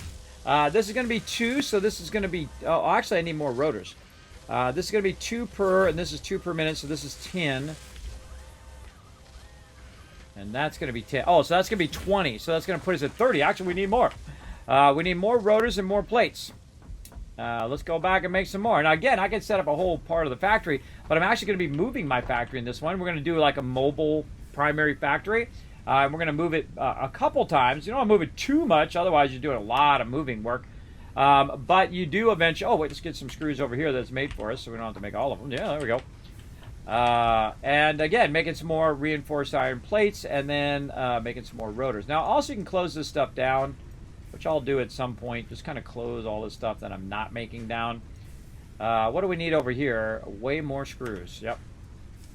Way more screws. Now, of course, we'll scale up our production, but I feel like you want to keep your production fairly small in the beginning and just try to get through this beginning tiers until you get to coal. And then once you get to coal, you can scale up to a massive degree. And that's what we're going to do in this playthrough. We're going to scale up early game. We're going to work. We're going to focus very much on power on the early game here. And again, I like to play through different ways. Sometimes I'll focus on resources or focus on getting through the tiers faster, or I'll focus on exploring and getting all of the various resources. And I like to do that because I learn something every time I play through. If you play differently. If you play the same and do the same building in the same spot every single time, I feel like you might learn maybe some advanced building techniques to make your building look great, but you're not really pushing yourself to try something new. And I like to do that. I mean, I understand the game mechanics of it. I could play all the way through the whole entire game if I want to. But I like to restart games so that I'm learning that beginning thing. Again, like if I played Hogwarts Legacy again, the first thing I would do is try to work on my room of requirement stuff first. I don't want to spoil any what it is, but I would work on that the second that came up, which I did do, but I would have tried to work toward that earlier. Now that I know that's a thing, I would have worked toward that very, very quickly. Very quickly, because that's the thing that unlocks a bunch of other stuff, which unlocks a bunch of other stuff, and so on and so forth. You get the idea. You get the ideas.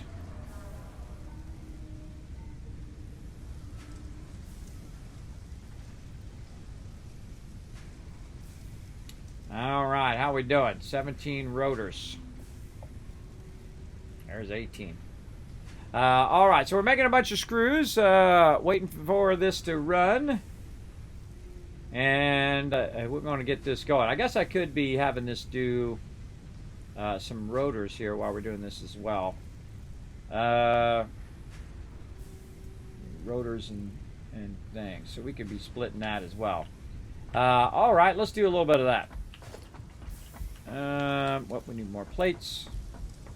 See, the thing, to make the thing, you need the thing that you're trying to make the thing and make the thing with. And eventually we'll get into it also making all of the stuff for us. Screws, reinforced iron plates, modular frames, and so on. But I just do it at a smaller scale because it's just less work, right? Less work, less of your time. Oh, I need one more. Less of your time and resources. My time is my most valuable thing, and that's how I play games. Is that valuing my time over here. And this one should actually probably go up just a little bit, just to make this a little easier. And then we'll go ahead and use a splitter right here. Or actually, we just go around out of here like this. Now, I'm not trying to make it super pretty. I'm just trying to make it super functional. And that's what's really important. So we need rods and screws. Now, the funny thing is rods come from screws come from rods. But we can go ahead and automate the process by just... oh, there she goes again, being creepy.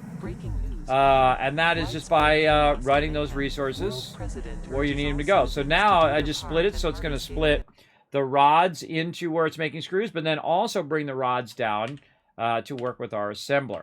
And our assembler is going to do some of our work for us as well. We'll just, actually, we'll make another pull there and do that. And again, we'll make it fancy-smancy later. Right now, we just want it to do what we want it to do. And we'll do that, run that into there. And there we go. So now we're making screws. We're making our rotors there. And I can even put some screws in there to make it go faster. And then while that's running, I'm going to go make some too. So, yeah, make more screws over here. And I find at this stage right here is a great time to convert a lot of your stuff into screws. And I could have done that before. I could have just set up the screws to run like I did the other stuff. You might want to do that earlier game. So once you get your rods squared away, convert half of it into screws and half of it into rods. We've been letting this run all week, so we could add 3-4 boxes worth of screws by now, which is always good. Always good to have an extra, especially when you get to your splitters and mergers. Those are super helpful for this kind of thing. And now I don't need to hold on to all of these rods. I need to take all these rods and convert them into something. I mean, I don't need to have boxes and boxes of stuff because that doesn't really help me. What helps me is it being converted into something that I can use. Again, just like having, 15 boxes of raw ore doesn't help me.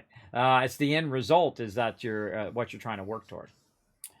All the time. Now, again, I can make screws way faster than it can. Of course, if I had 15 of them running, then it would make screws faster than I can. And that's what we do. We want to get to that point where it's just making a massive amount of loot as well. Again, this is just waiting around, waiting for it to get its thing going on. All right, 2 more minutes on stream, ready to start putting those units down. Try to get all 6 units down, everybody. And then also on stream Pirates, we got about 4 minutes. So let's move you guys around. Try to get you guys maximum loot. Yeah, you guys found another one over there. Very nice. We got that one. I kind of feel like we tapped that out pretty well. Let's see. We got a few things here. Maybe I can get my Navigators say to get you guys some more loot right there. There we go. See how much of that we can take out before we run out. Oh, and I got to upgrade for my unit too. Oh, I need 400. All right.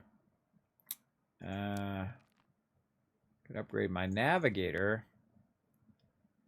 I feel like I want to upgrade my marksman. Yeah, I can do 2 upgrades for him. Yeah, he's going right to level 6. Nice. Yeah, 2 upgrades on that marksman. Yeah, he's 35 now.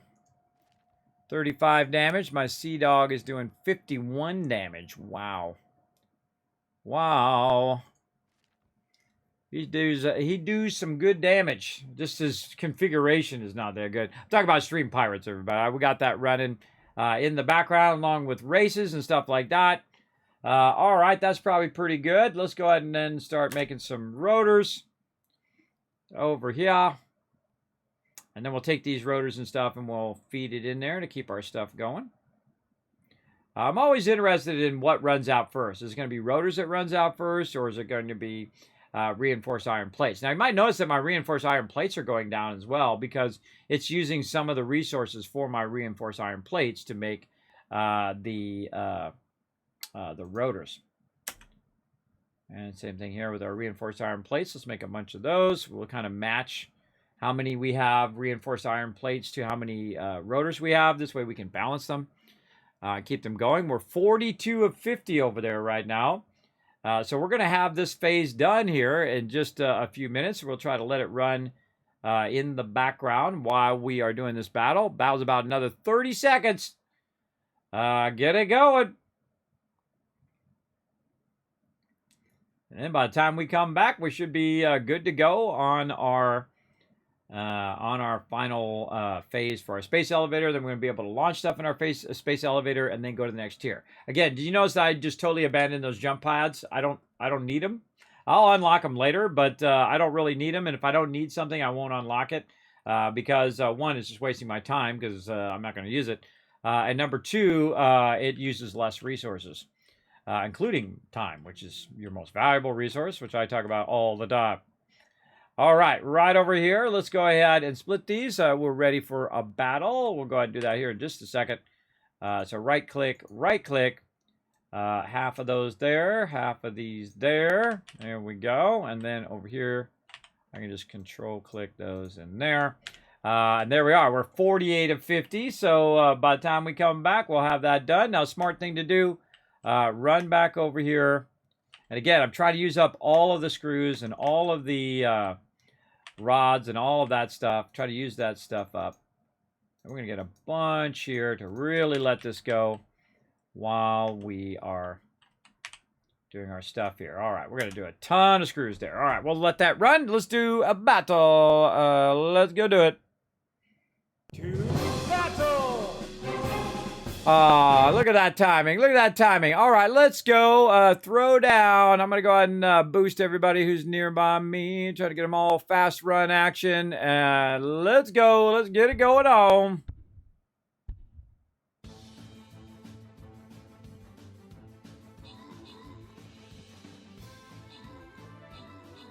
Got them all. Got them all. Now remember, go exclamation play in the chat to join us for some marbles and some Nitro Stream Racing. We're going to get into that. Oh, there's some guys up there at the top there. Oh, time for some Fallout 76, too, while we're at it. I'm just going to do it off stream, but I'm just going to get out of my little sleeper thing, turn left, grab my lead scrap, back into my little stasis chamber. Good to go. All right, there we go. Open that capture chest, give you guys some love. Arrington, Thurbrick getting that love. Heavy Metal Dude. Very close, almost 6 units down. Arrington with all 6 units. You know, I'll give you guys 1,000 kiss cats for working well together on that one. Just doing good as a team. All right, now up to tier 7. Again, our goal is to try to get as much of this loot as possible for you all. And so we got one more battle plan to put down. Creepy Intelligible Joyce, don't be afraid. I am not afraid anymore. Maybe Abysmals are not bad as we thought, even their prince. Wait, no Centurion, the monster is charming you? Stay focused. Don't be afraid. I will. I fight for the prince.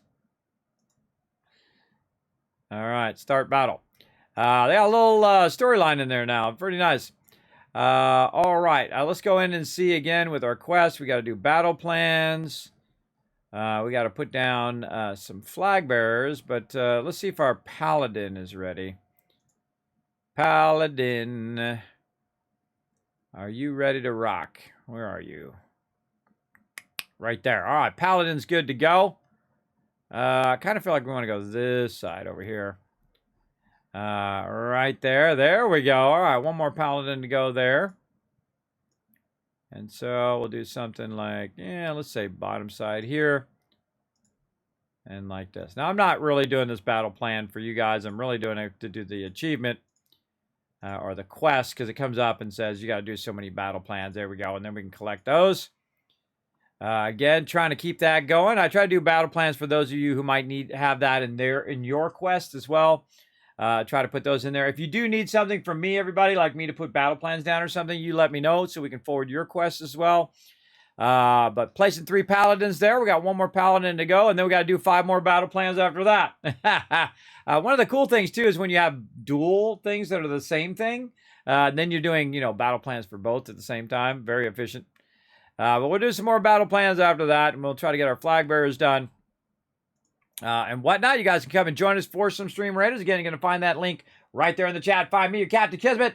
Get maximum loot. Let's move on to pirates. Pillage that treasure. All right. Hey, all right, we won that one. Nice job. Oh, and 5 of 5 again. Oh, knocking it out of the park. Another 1,000 Kiss Cats for crushing it. In-stream Pirates. Arrington again sweeping all the various fields here with the most placements, the most heals, the most kills, and also the best chess hunter there. Arrington is awesome. All right, let's keep going here. Feel free to join us also for some Stream Pirates. This is a separate game from Stream Raiders. You can follow that link in the chat. Find me, your Captain Kismet. Put your units down. Come and join us. I'm going to put my units down here, put my navigator down here, and try to blast his way right in the middle of all of this stuff here. Yeah, there we go. Let's get a bunch of hits in. Try to blast our way into that castle there. Might be something good, but we're really going right up there. So we'll come back to that in a bit. Time for a marbles race. It's race time! Exclamation play in the chat to join us. All right, there we go. Exclamation play. Everybody going to do one more race here. 4 more races here. Another race. This is race number 1. So exclamation play to join us. If you haven't already done so, remember it adds you to both Nitro and also Marbles on Stream. So we'll get that going. Got 12 seconds left. How's our stuff going? It's over here making screws. We're just going to let that run and run and run for a little while we're doing something else. Very useful. Not a lot of racers in there. I only see 4 racers. Remember, this is open to everybody, whether you're on mobile or on desktop. You can unlock a bunch of cool things in the game as you go along. You can earn points toward the season as well. And we're going to just keep on keeping on over here. Let's do it.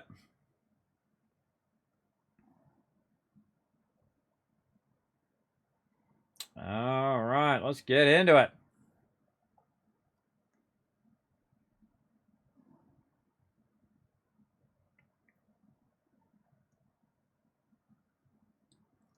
Round and round we go.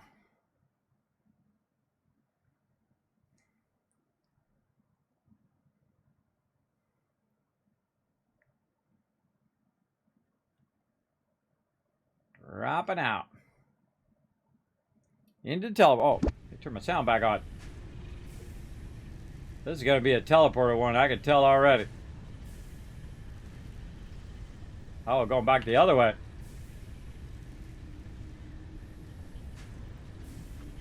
Alright, so we go that way, and then it takes you back down this way. Oh, you're just trying to launch to the next one. And then it shoots you that way, and then you roll back. And then you shoot that way, and then you roll back. I see.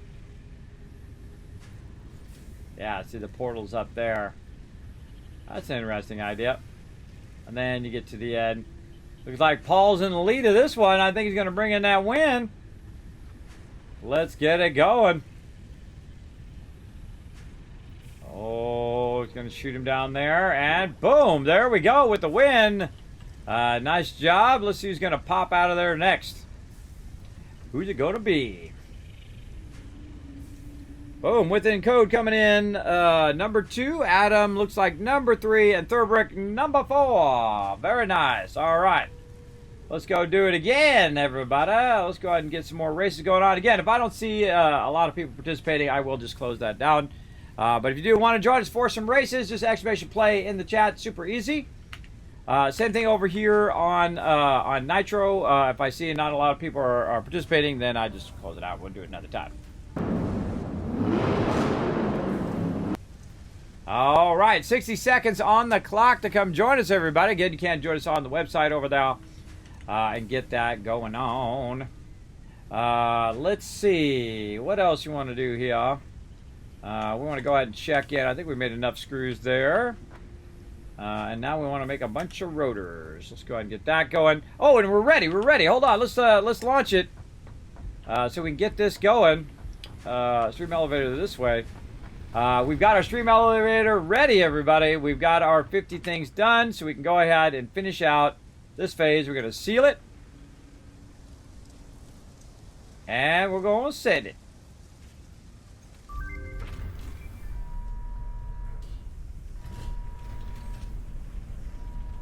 Just thought of something. That would make a great t-shirt right there. Load, seal, send. Satisfactory. Note to self, suggest that as a great t-shirt. All of us Satisfactory people, I'd buy that shirt. Reminder to self. I'll leave that reminder in my recordings later. Load, seal, send. I like that. Maybe with a little hard hat at the top. It says Satisfactory at the bottom. All right, how we looking? Time's up. All right, ready for a race.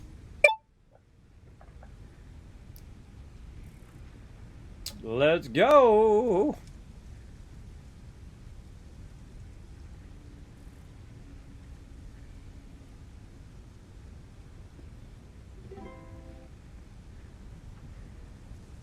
Again, want to try to at least get some extra battles in, some extra races and all of this stuff. So you guys can get that loot.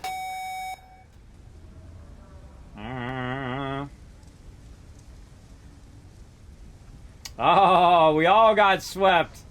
We all got swept by the bulldozer. Man, it got a lot of people that yeah, a lot of people's got bulldozed. All right, Crossfire way up in the front this round. All right, Regal Iron. Whoa, somebody went flying. Became 2. Fluffy Duck. Regal Iron now trying to regain that number 2 position. Within code number 4, JJ. Number 6, number 7, Thurbrick. Number 8, Adam. Number 9, Paul. Rotisserie G rounding it out. Oh, look out, Rotisserie G. Whoa. Look out, things that go boom. Let's see, he's going to hit it. Oh, I just missed it. Oh, I feel like someone's going to come and hit it on the way through.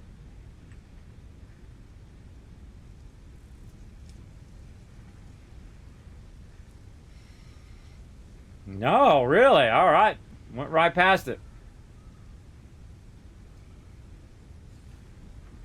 Man, a lot of people still coming through. We're now in 3rd round. Oh, no, nobody. Whoa, people flying around. Look out, Demon. Oh, nope. Paul very slowly driving by it. No, he's good. All right, back up to our leaders. Whoa, look out. Cross driving there. Crossfire still in the front there. Fluffy Duck doing a good job of hanging on to number 2 right now. Number 3 way back there. And number 1 about to come in for the win. Boom! Crossfire is our winner of that round. Congrats, Crossfire. Take that victory lap. Number 2, Sir Fluffy Duck getting it going on. And number 3, Regal Iron right there. Congrats on that epic win. Right there. Oh, wait, no. Legal Iron got passed at the last second by Thurbrick. So Thurbrick actually coming in number 3. Let's go ahead and get another race ready to rock. Destruction Desert, select track, and get that going on. All right, there we go. Very nice. Now we've sent off our space elevator, by the way, everybody. And we have unlocked our next tier of stuff. Let's go ahead and put all that stuff in there now to get rid of what we can. Let's see how we're doing over here. Oh man, made 48 of them right there, which is almost as much as I need. Very, very close. And now is when I'll go ahead and finish out these jump pads just to get them out of my inventory. And I don't have to, or just to get them out of the list and I don't have to worry about it. And plus there's a cooldown on that of about 4 minutes, so I'm going to launch that while we're doing other things. Reached. Okay, so again, we got battles, we got races, we got all of that stuff going. We're going to come back to that in about 20 minutes. All of this. These products.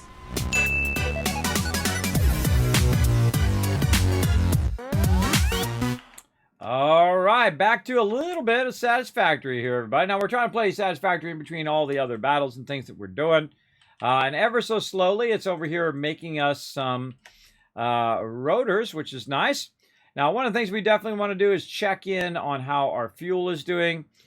Because when it does get low and it gets too low, it will actually cut off the fuel or cut off of the power because of the fuel. Oh, that was perfect time. It was at 22, so another couple minutes there, and that would have been would have turned off. So let's go back over here. And again, the more power strain that you add to it, the faster it burns through the fuel.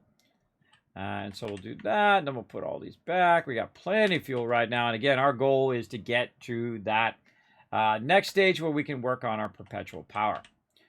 So our next milestones, now that we unlocked them, tier 3 and 4. These are actually my favorite tiers in the game because it's really where you scale up all of your production, which again are coal power. Now I need 50 more rotors and 150 reinforced iron plates. Now you know why I made so many screws, because we're going to need a lot of reinforced iron plates. I'm going to be making those all manually. But to make those, I'm going to need a lot more plates over here. So we're going to go ahead and just grab, if it lets us, there we go.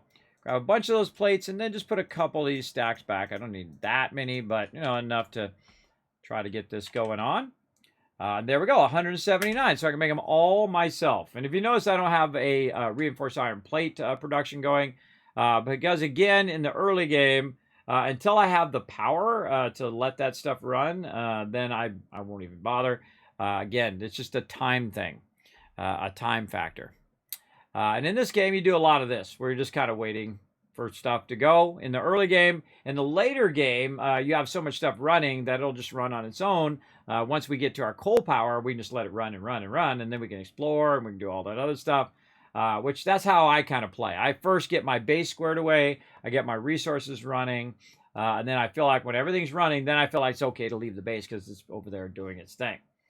We're going to try to scale up very early in this playthrough as well.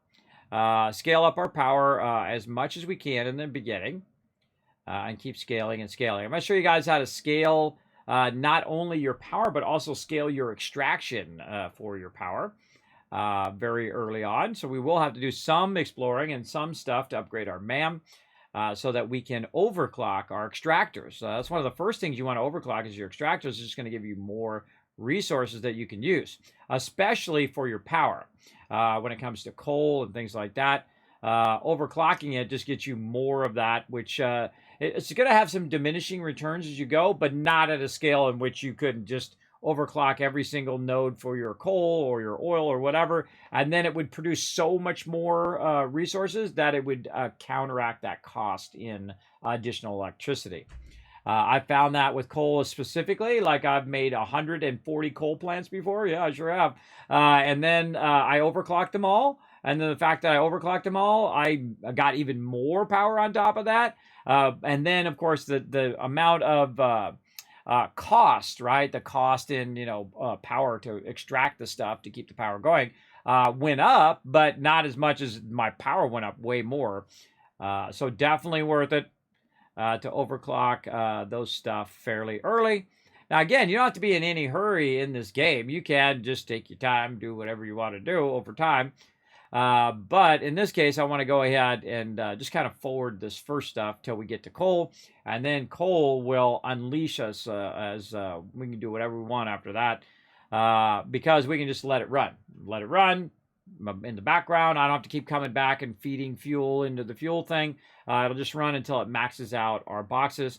And then we'll lay like, okay, well, now we want to build this. Okay, well, we've got all the resources to build it right over there. And then we'll just keep building out bigger and bigger parts of our factory as well. But we're trying to do kind of mini mobile factories. So we're going to be like building this, and then we'll take all of the resources from here and we'll move it over by where the power is, our coal power. And then we'll tap into some of those other nodes nearby. Or we'll just let this run over here. We can just let this be a separate factory that's doing all these base resources. And then we can go ahead and build out our other thing from the resources from here. So like this is fueling our expansion. So we build it here, and then that'll fuel our expansion to our coal. Then our coal will fuel our expansion to the next area. And that next area will then fuel our expansion to getting to our oil. And then our oil will then fuel our expansion to get to our next thing. And I won't spoil what all that stuff is. You haven't played the game yet. But it'll just keep helping us push forward in the game. Doing the one thing after the next thing after the next thing. We're at 138 right now, almost to 150. Getting there, and then we're going to make a bunch of... turn the sound back on. Then we're going to make a bunch of rotors after that, but we're going to definitely need more screws. We have plenty of time and all our other stuff. How are we doing on time? Wow, 3 hours. Like that. I'm telling you, everybody, this is fun. Having a good time doing all this stuff for you guys. I hope you guys appreciate all the extra effort that I do put in on this stuff. All right, boom, already in there. And then we can put our cables in there. We already got that. And then we need 49 more rotors. Now, of course, while we were doing this, it's been over here making rotors for me. You can see I've got 9 of them there. So I can go ahead and keep that going as well. Let's see how we're doing over here. Anything slowing this down? Really, screws is what's slowing it down. Let's go ahead and put a bunch of screws in there to make that go a bit faster. Now I can start cranking those out. And then we can go over here and make more screws, because we can make those much faster over here. And that's really the only thing that I overclock is nodes in the beginning. The only other thing that I overclock is the manufacturer. And the reason why I overclock it is because, not that it's more efficient or better, it's because it takes less time to run the lines. Because you've already run the lines in there, you already have 4 lines in there, but if you had to make another one, then you'd have to split all 4 lines and then take those and run them to the second one. It's more efficient power-wise, but less efficient time-wise. So sometimes you just, burn the extra power to save yourself the time. And that's what I try to do. Try to be as efficient as possible in my Satisfactory playthrough. For sure, for sure. Checking our time. Lots of time and all of that. Lots of time for it all. And I'm watching them rotors down there. I need to get up to 49, and really all I have to do is make about half of them, and then go check and see how many are done over there in the other one. And then once I see that one's done, say 25, and I do 25, and that'll be 50. But we'll race it and see, right? We took it all out, so we'll see how many it gets done by the time we get some done. But of course, we're also doing screws too, so that'll give it an advantage over us. But we're gonna see. We'll go up to 25 rotors here and see if it can outrun us.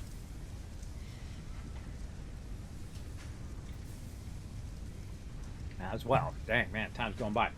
This is also a good time to let this run for a minute and take a quick break. Since I've been at it for 3 hours, always good to take a break, everybody, every couple hours or so. I always forget my breaks. When I was playing Hogwarts Legacy, I don't know for how long without a break. I was like 6-7 hours with no break. So we're going to take a break, just get up, walk around for a minute, and then I shall be back in just a bit. All right, I'm back, everybody. Let's get back into it. So there we go. Made a bunch of screws there. Let's go ahead and we're gonna make rotors down here, and then we'll be able to unlock our coal power. We'll be able to work on that for a bit.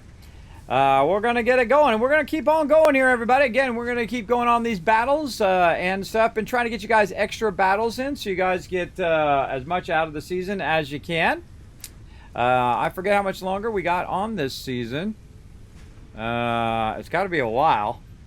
It's at least going to be till Valentine's Day, which is this whole week. So we'll get it going. Also, be watching for my Valentine's emotes, everybody. Those are going to probably drop on Sunday as well. So, be watching those for those tomorrow.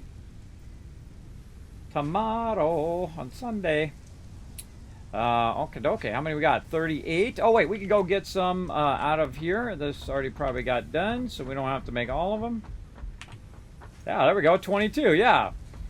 Very nice. Okay. And we'll put those in there, and we're ready for coal power. Milestone reached. Coal is an improved alternative power source to biomass and can be fully automated if provided water with the new pipeline buildings and power throughout the initial setup. Coal has been added to the resource scanner. Note: ensure the close proximity of water to the coal production line. Note: pumps will aid in vertical transport of fluids through pipes.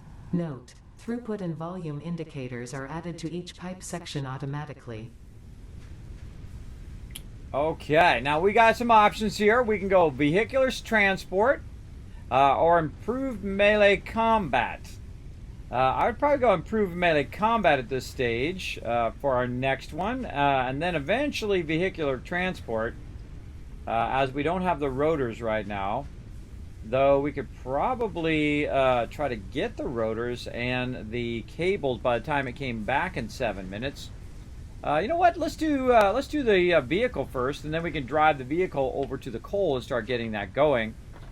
But again, I find it's much easier to just make the stuff yourself ahead of time than to let it go. Now I'm going to go ahead and also fill this up. So this is going at full speed on those rotors, and then I'm going to go ahead and make some of the rotors myself. And then we're going to make some more screws. I know, right? Crazy. Crazy amount of stuff over here.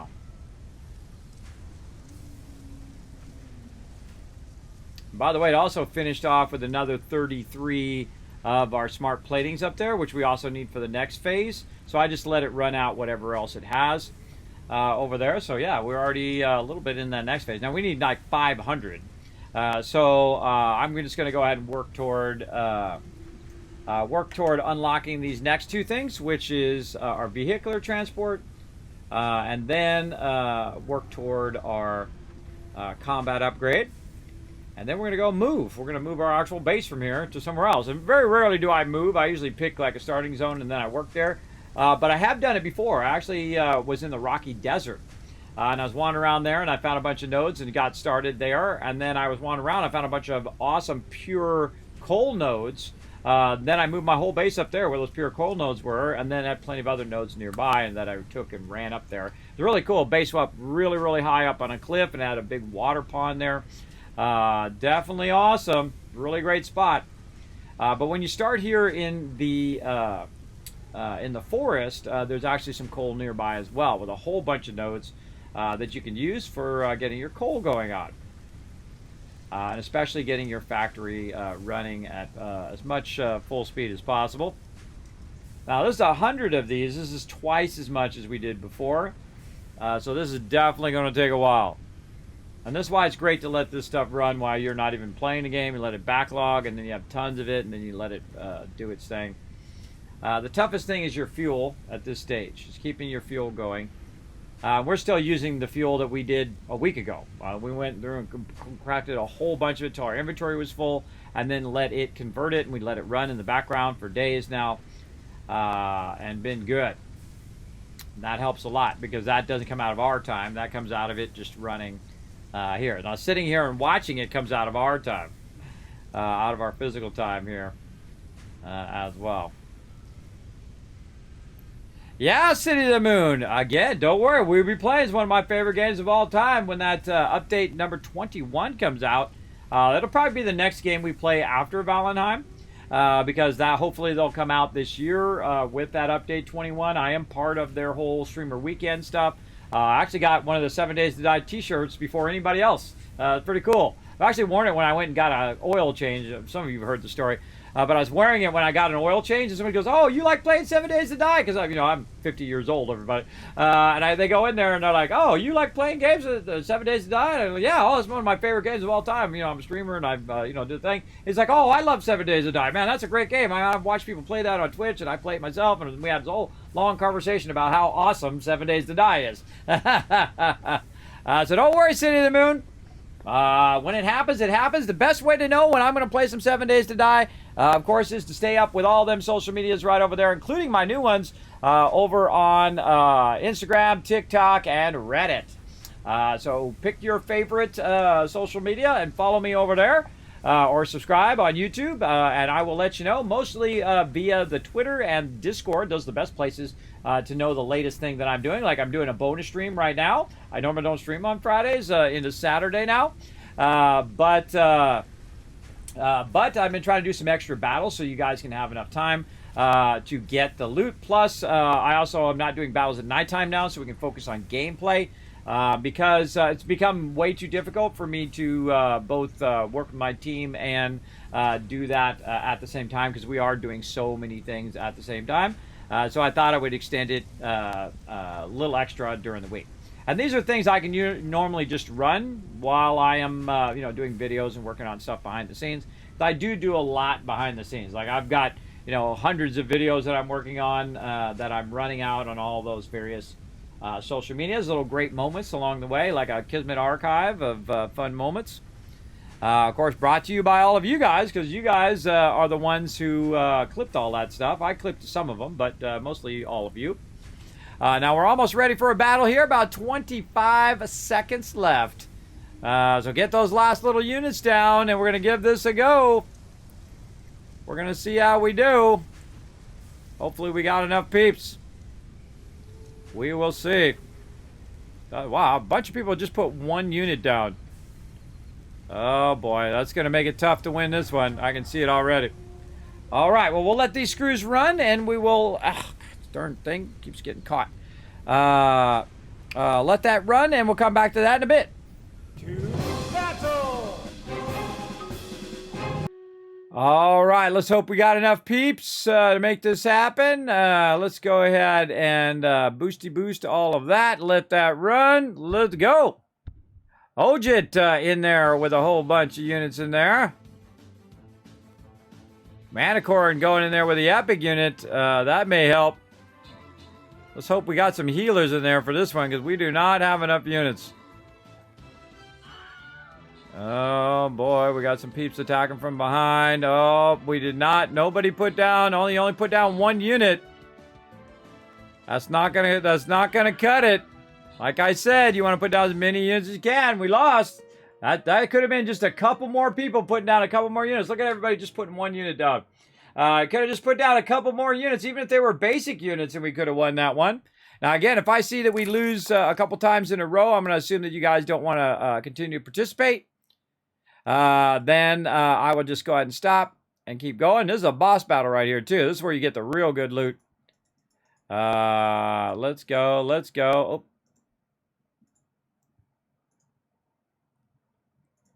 Should be a way of skipping this dialogue since we already read it or did it before and we failed. All right, start battle. I'm going to use one of my tokens. We'll give it another go. Now, whenever that happens, everybody, whenever we fail, I go ahead and call in the big guns. That's me. I'm actually in the game right there. Kismet rocking his yellow fedora right there. And so I'm going to go in and I'm going to protect us against this range damage from these Vipers. I'm going to boost right here. So you want to get as close as possible to me because I'm going to create a bubble. It's going to protect you against range damage. And that's going to help a lot when we get this going. So definitely want to come in and join us for that. Let's go ahead and check in on Stream Pirates. Pillage that treasure!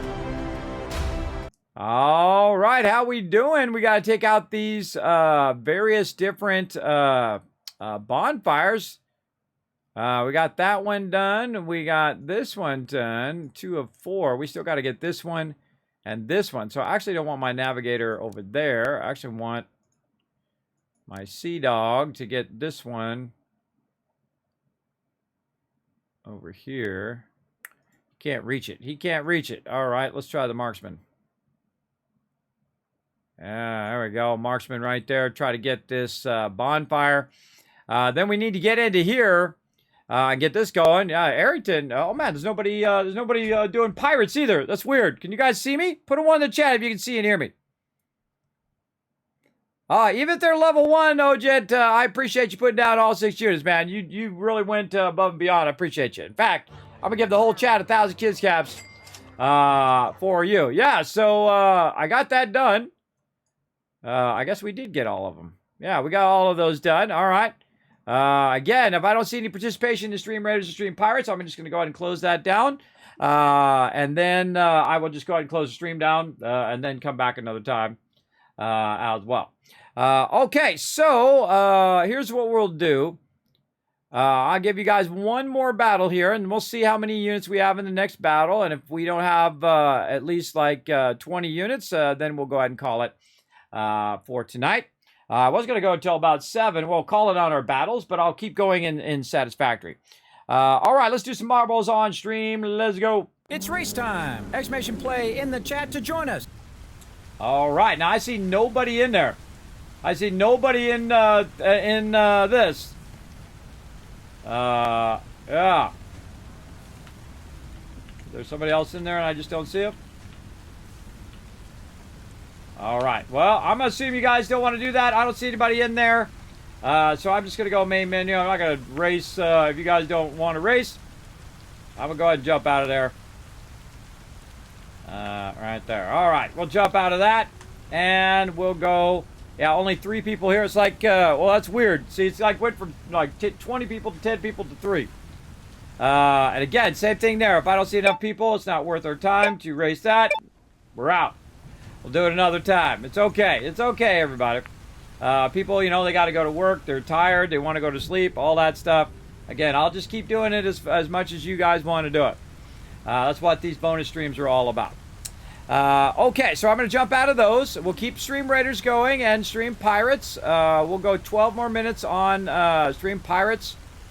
And then we'll quit that. And then we'll go 26 more minutes on Stream Raiders. And then we'll finish that. But for right now, we can actually go work on our stuff for Satisfactory.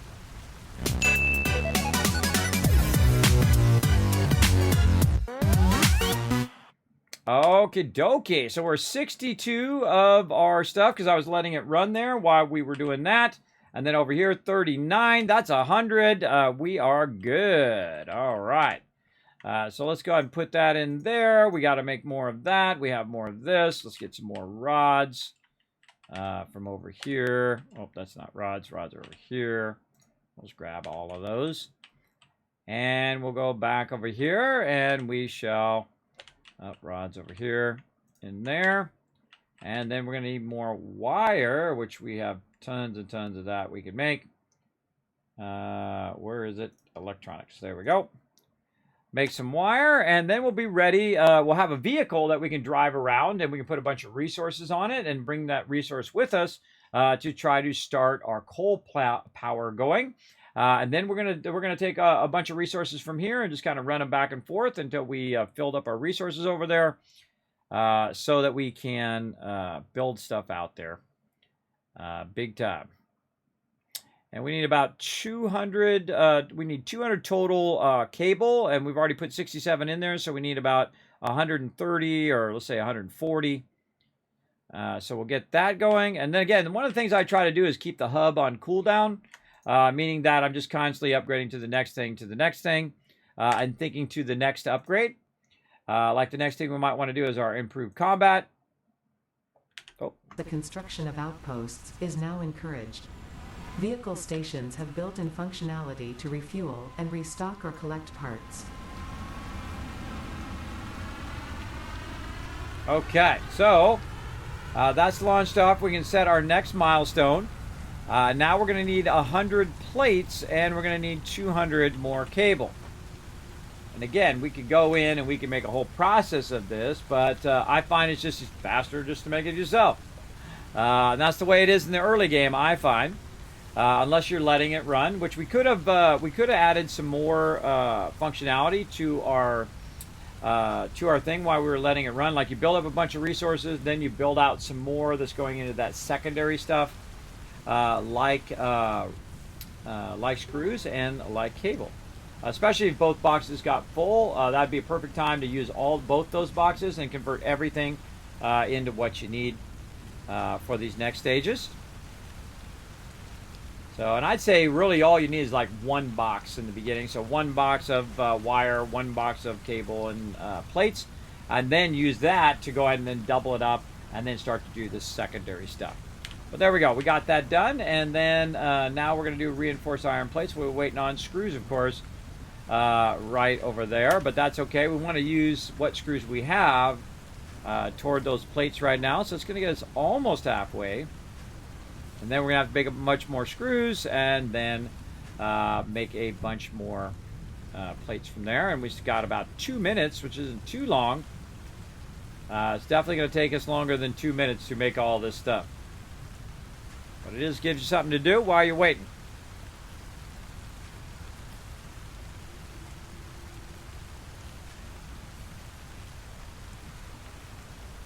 All right, there we go.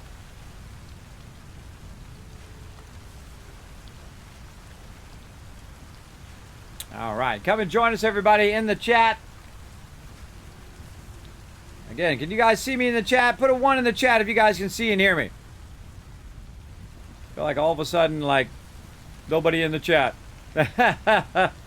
All of a sudden, nobody in the chat. Everybody dozed off. And sometimes people come in and say, Kismet, you know, you help me, you make me go to sleep. You make me go to sleep when I'm watching your stream. And I'm like, well, hey, if it has some benefit to that, that's good. Awesome.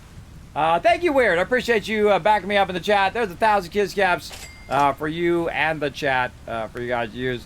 Now, it is getting late, everybody. For some people, it's like 5:30 in the morning for me. But then again, I was up for 16 hours last night. And then I rested all afternoon, so until the evening. And then I got up and I said, all right, well, let's do a bonus stream on top of that, too. Let's really cap it off, get you guys some loot. We got a bunch of battles in today. We've been going for almost 4 hours, so that'd be 8 battles. So at least we got 8 extra battles in today. We got a bunch of stream pirates in, some races, all of that fun stuff. Getting you guys that loot. Oh, and I hear it coming back. Oh, wait, we're waiting on plates there. Let's go get some more plates. Let's just grab a whole bunch of them and then put a couple back. There we go. Now we can make the rest of them here. Yeah, 5 seconds left, but we do have enough to make what we need. And we're going to unlock that improved melee combat as well. So now when I'm running around in my vehicle, I'll also have that better weapon that we can use. Highly recommend getting this better weapon, especially when you start going into new zones or tougher zones as well. And again, we're just going to go ahead and move this. Now, again, after these battles, we'll just go ahead and close that down since you guys are good with that. And we're all done with that. Then we will then we'll just play Satisfactory here for a bit and try to get our coal stuff going. And then we can set it and forget it over there. Now, one of the cool things is once we have the coal going, we can actually run the power over here to our stuff that's already running over here. And then we can scale it up. Or we could run all the resources from here over to there. But there's actually some nodes that are over there that we can use closer over to where that coal is. And I feel like that's one of my favorite places to kind of end up when you start in the forest. But we got some really great places that we've discovered along the way and resources. And I'm going to try to build it kind of in the center of all those resources. Like we know where some quartz is, and we know where sulfur is, and some other resources that we're going to run into, Caterium and stuff, as we go. All right, so there we go. And put all that in there. Put a little bit more wire. For some reason it's not really targeting all that well.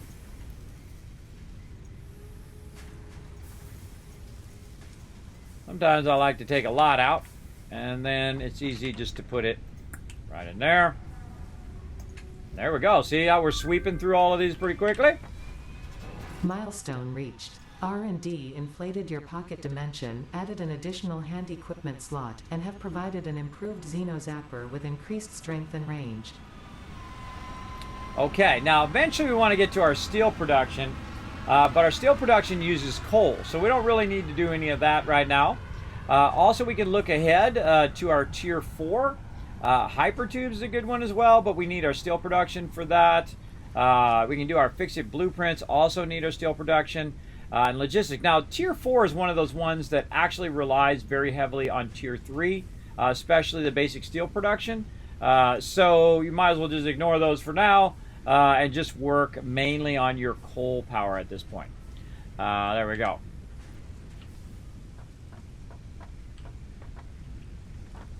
How's the special magic school? I know you were a fan, or should I back down? It is incredibly good. It's a milestone in gaming. Lord Viper, highly recommend Hogwarts Legacy, absolutely hands down. Go check it out. It is a milestone in gaming, just like Doom was, just like Wolfenstein, all of those other games like Satisfactory, another one would be like Witcher 3, Skyrim, all of those type of games that were milestones in the timeline of gaming. Absolutely. And I'm not a huge Harry Potter fan. I don't know all the characters, everybody. I know the main ones because I've watched the movies, and I know the bad guy, whatever his name is, Voldemort. There it is.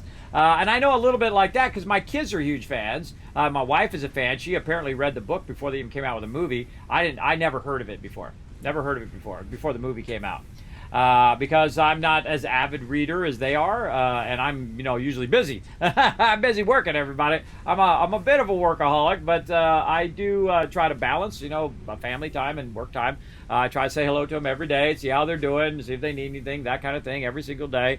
Spend time eating with them every single day, all of that kind of stuff, and seeing how the family's doing.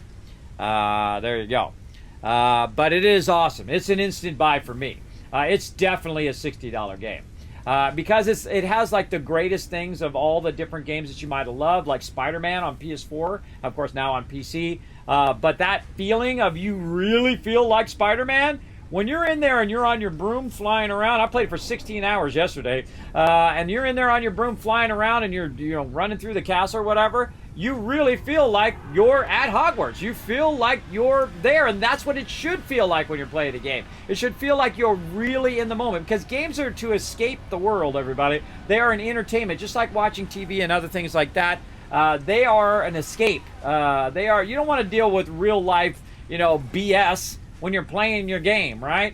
You want to play a game where you can just sit back. You've earned your time. You've been, busting your butt at work. You've been busting your butt all day, every day. Maybe you're going to school or whatever. And it is your time now. This is your personal time to play some games. You only got so much time in the week to do so. And you want to play a great game. You don't want to pay $60 for some trash. And we've all done it where we bought the game, we got it, and it was just a dumpster fire. You couldn't even play the game. This game has been working really rock solid on my machine. I do have an older machine. Mine's like 7 years old with a 1080. And I went and started it, and it said high instead of ultra. And I said, oh, okay, that's fine. I'll play it on high. Then I went in and upgraded my NVIDIA driver. So they came out with a driver just for Hogwarts Legacy, or an update to it for Hogwarts Legacy. And now all my settings are in ultra. So I'm running around, and it is the detail will stun you. It's like you go around the corner, you're like, oh my God, that's amazing. And then you go over here and you're like, that's amazing. You're like, whoa, okay, that's amazing, and that's amazing, and that's awesome. And that's what you want to feel like when you're in a game, everybody. It just is amazing over and over and over. And you're just having so much fun. I didn't want to stop. Had there not been an update, everybody, I might still be playing it. No, I probably would have dozed off in my chair. But the only reason I stopped playing it, I was getting so obsessed with it too, and addicted to it, is the fact they came out with an update and they knocked me off while the update was running for that game, which it should never do, by the way. Steam should never kick you out of the game when it's doing an update. But very, very fun. You're welcome, John Bovey. John Bon Jovi. There we go. It's my life. Exactly. Play what you want.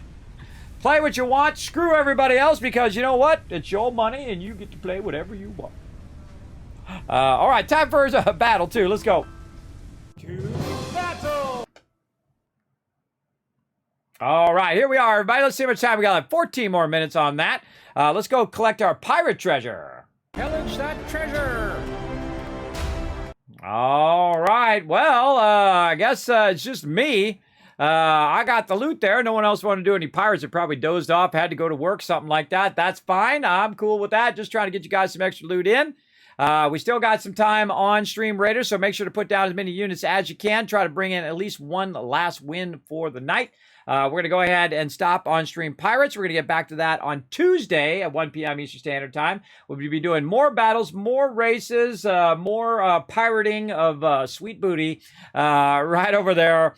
And that's it for that. So we'll go ahead and jump on out back to Satisfactory.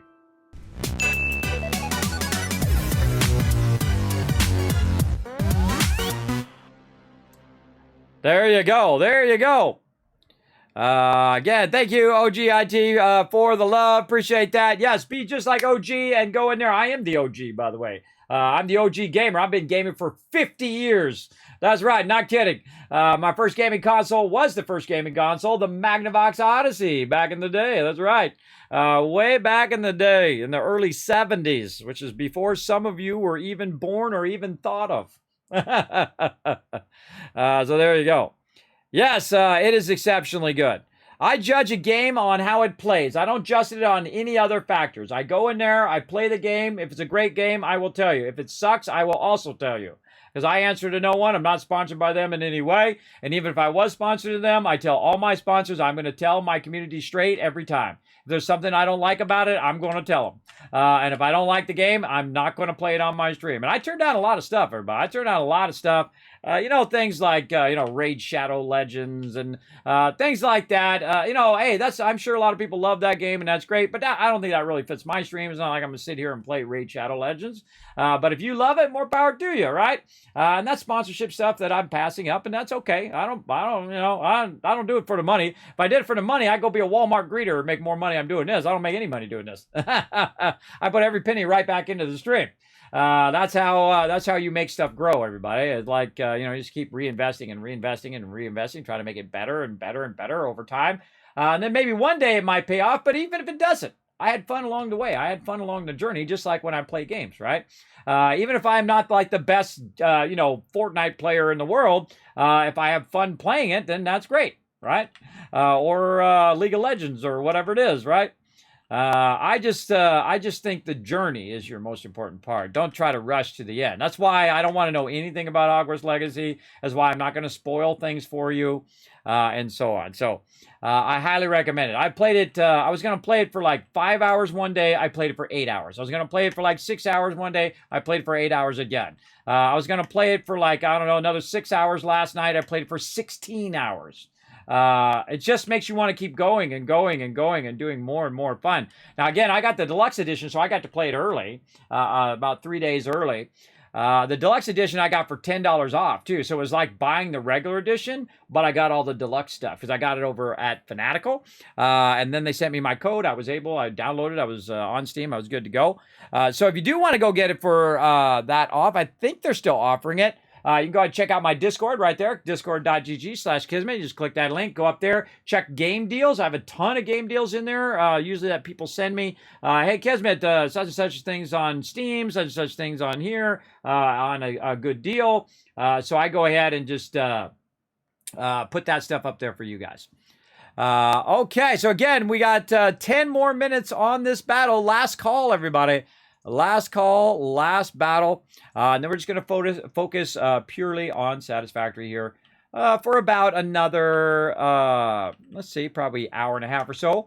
And just try to get our coal going, and then we can just really let it run. I let it run overnight. I can just go to sleep, wake up tomorrow, and I have like a bazillion tons of resources. Okay, so one of the things that we do want to do is we want to build our transport here. We want to build our new tractor that we just got. So we're going to need some resources for that as well. And again, I don't really scale up until I get to the coal stage where I can just, really let this stuff run right there. So let's go ahead and tell it that we want to make one of these. So we're going to go ahead and just put the tractor on. Now I'm going to use it for transport and not for delivery or trucking stuff back and forth. I have tried that before, and then the vehicles were really funky back then. They're a lot better now, by the way. They did a much better job on those. And we probably have some rotors over here we can use. There we go. Still pumping those in there ever so slowly.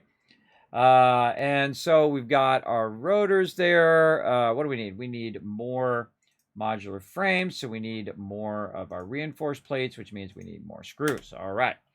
Now, again, we'll set it up to do a lot of screws, a lot of rods, a lot of cable, a lot of copper ingots, and so on and so forth, and eventually get to that next level, which is the iron or the black iron or whatever it is, black thingy. I can't remember what it is. What is it? It is black steel. There we go. Brain. Oh, my brain is so broken. It's so broken. I know it's in there. It's in there. I just can't pull it from my brain. That's the problem with being partially disabled, everybody. It's really frustrating because there was a time where I didn't have that problem. There was a time where I wasn't dizzy all the time. And you long for it, everybody. You long for being able to sleep like a normal person and be able to, do all the normal things you do without the overhead of constantly being disabled. So I just do what I can do, everybody. That's all you can ask of anybody. Get up, try your best, do the best you can do, and if other people don't like it, screw them. Because that means they don't care about you. I care about people's opinions who care about me. And if they don't care about me, then I don't care about their opinion. I don't care. I don't answer to them. I don't answer to anybody. I've already been through the ringer. Honestly, you guys don't answer to anybody either.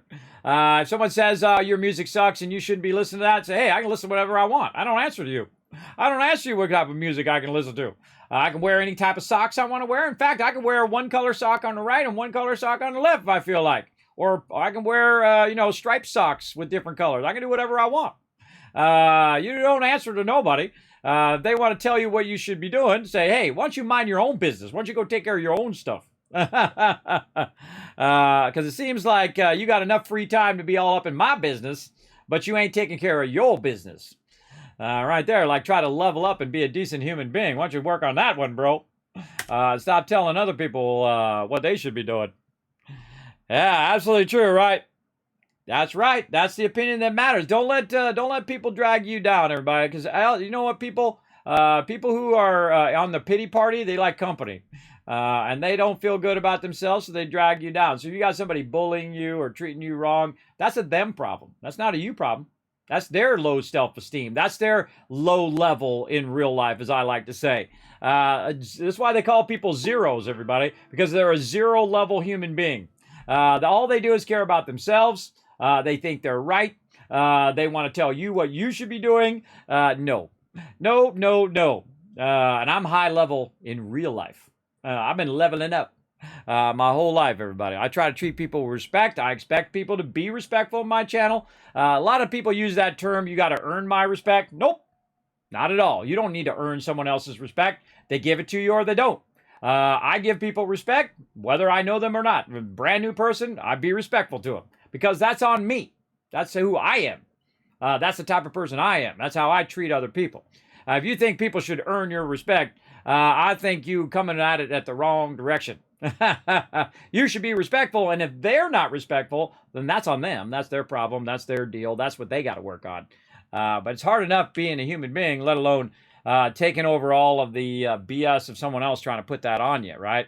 Someone trying to say, oh, well, you should be like this and you should do that, and then they want to tell you all their problems and all of that stuff. Now, if there's someone close to you or whatever, that's fine. But if there's just some random stranger who wants to tell you how terrible you are all the time, I just ban them. If they're disrespectful on my channel, boom, you're gone. I don't mess around. And you're gonna be banned from giveaways. You'll be banned from going on my servers. You'll be banned for everything. And I give away thousands of dollars worth of free stuff every single year. In fact, my accountant thinks I'm nuts.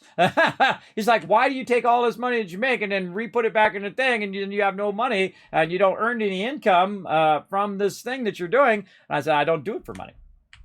That's simply the truth. I'm in a situation right now where my wife's working and I'm doing this crazy thing called streaming. And I've worked all these years, everybody. I worked my whole life since I was 18, and actually before I was 18, a lot of side jobs. And then worked my whole life, 30 years as a graphic designer, and this is what I want to do now. And that's what I'm going to do, bring a little joy and positivity into your day. I feel like that's definitely worth my time. All right, so, and then also, of course, Kismet tips and all sorts of funny moments that happen over here. Now, I'm going to go over here to the flat area, and we're going to go ahead and put our tractor right out there. Wow, I'm so glad I found your channel. God bless you. Oh, thank you, Borley Duffy. I appreciate those kind words. I appreciate you being in the channel. All right, let's go ahead and get it going on over here. And that's something I suggest if you're a streamer, everybody, is to find out what your stream is about. My stream is not solely about gaming, though I am an old school gamer. I mean, I've been gaming for 50 years. I don't think there's few people who are on Twitch who are older gamers than me. But I'm also an artist and a graphic designer. Been a graphic designer, done every single thing. I have 100% achievement in real life in my career, everybody. 100% achievement. That's right. I've done every type of graphic design you can do, from t-shirts to billboards to everything. You name it. You go in the grocery store and you look at every single bit of packaging in there. I've done all of that. I've done all of it because I was obsessed with it. That's what I wanted to do in my life, be a graphic designer. And I did. I went on and worked for some of the top companies in the world. Really, really successful. Lucky, though, because I was at the right place at the right time with the right skills. You know, when digital was coming in, right, you get your computers coming in, and then graphic design was then switching over to digital. Who was right here? Kismet. Making that big money back in the day. There we go. Hey, morning, Kismet. Nice to wake up and watch your stream. Well, hey, get your coffee going if you like coffee or tea or whatever it is, and get your day started. Feel free to chill out. Hopefully you don't have to go to work, but if you do have to go to work, I hope you have a great day at your work as well.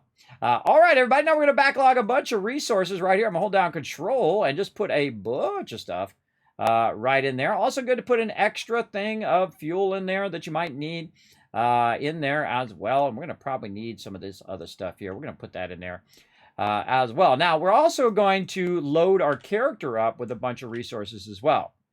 And so we need to think about what it is that we're going to be building when we get over there. Now, again, this is why Satisfactory is such an incredible game. This is actually, I call this game a 12 out of 10. It's that good. It's that phenomenal. So what we're going to need is we're going to need some extractors. Now, I'm going to go ahead and probably start with just one extractor for right now to get us started. But we're going to need some concrete. We're going to need some plates. It's going to put it over there on the side where we can go ahead and see what we need. Now, we're also going to need some water extractors. I would start with at least 2 to 3 water extractors. So we're going to get that going over there. And we can see we definitely don't have any iron sheets or any of that stuff. So we're going to need to get that going. Another thing we're going to need is the ability to convert this into power. And that's going to be our coal plants here. So we're going to go ahead and add some coal plants. So now we have to figure out the ratio of how much coal we have versus how much coal generation we can do. Now, I typically do them in groups of a certain amount. If you think about it, they changed it now where coal will be at 15 per round, right? And then you're going to produce 75 megawatts of power. So if you have 15 coal, how much water do you need? Well, you need at least 50 water. Really, it's 40 water, but I usually do 50 just to have that extra, and then you can backlog some in case you have a problem with your coal and it works out, and you can then restart it and all of that. So you don't have to go back to your biomass burners eventually. But what we want to do is figure out how much water we want to produce and then use the minimum amount of power to produce our power and then use the rest of the power on our factory. So that's what we're going to be working toward right now. So all I really need is one coal plant to get us started because that's going to give us about the amount of power that we're already using. But eventually we're going to need 2 coal power plants because that's going to be 150. Because right now, if we go look at one of these power poles, and see how much power we're using for all of this stuff over here, we can see it's about 120. So very close to that amount.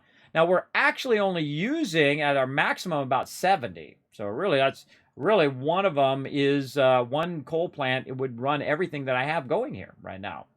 And if we actually got everything going right now, it'd be 113. So we have every single machine running right now. It'd be 113. That'd still be less than 2 of them. So we'll try to get 2 of them going at minimum.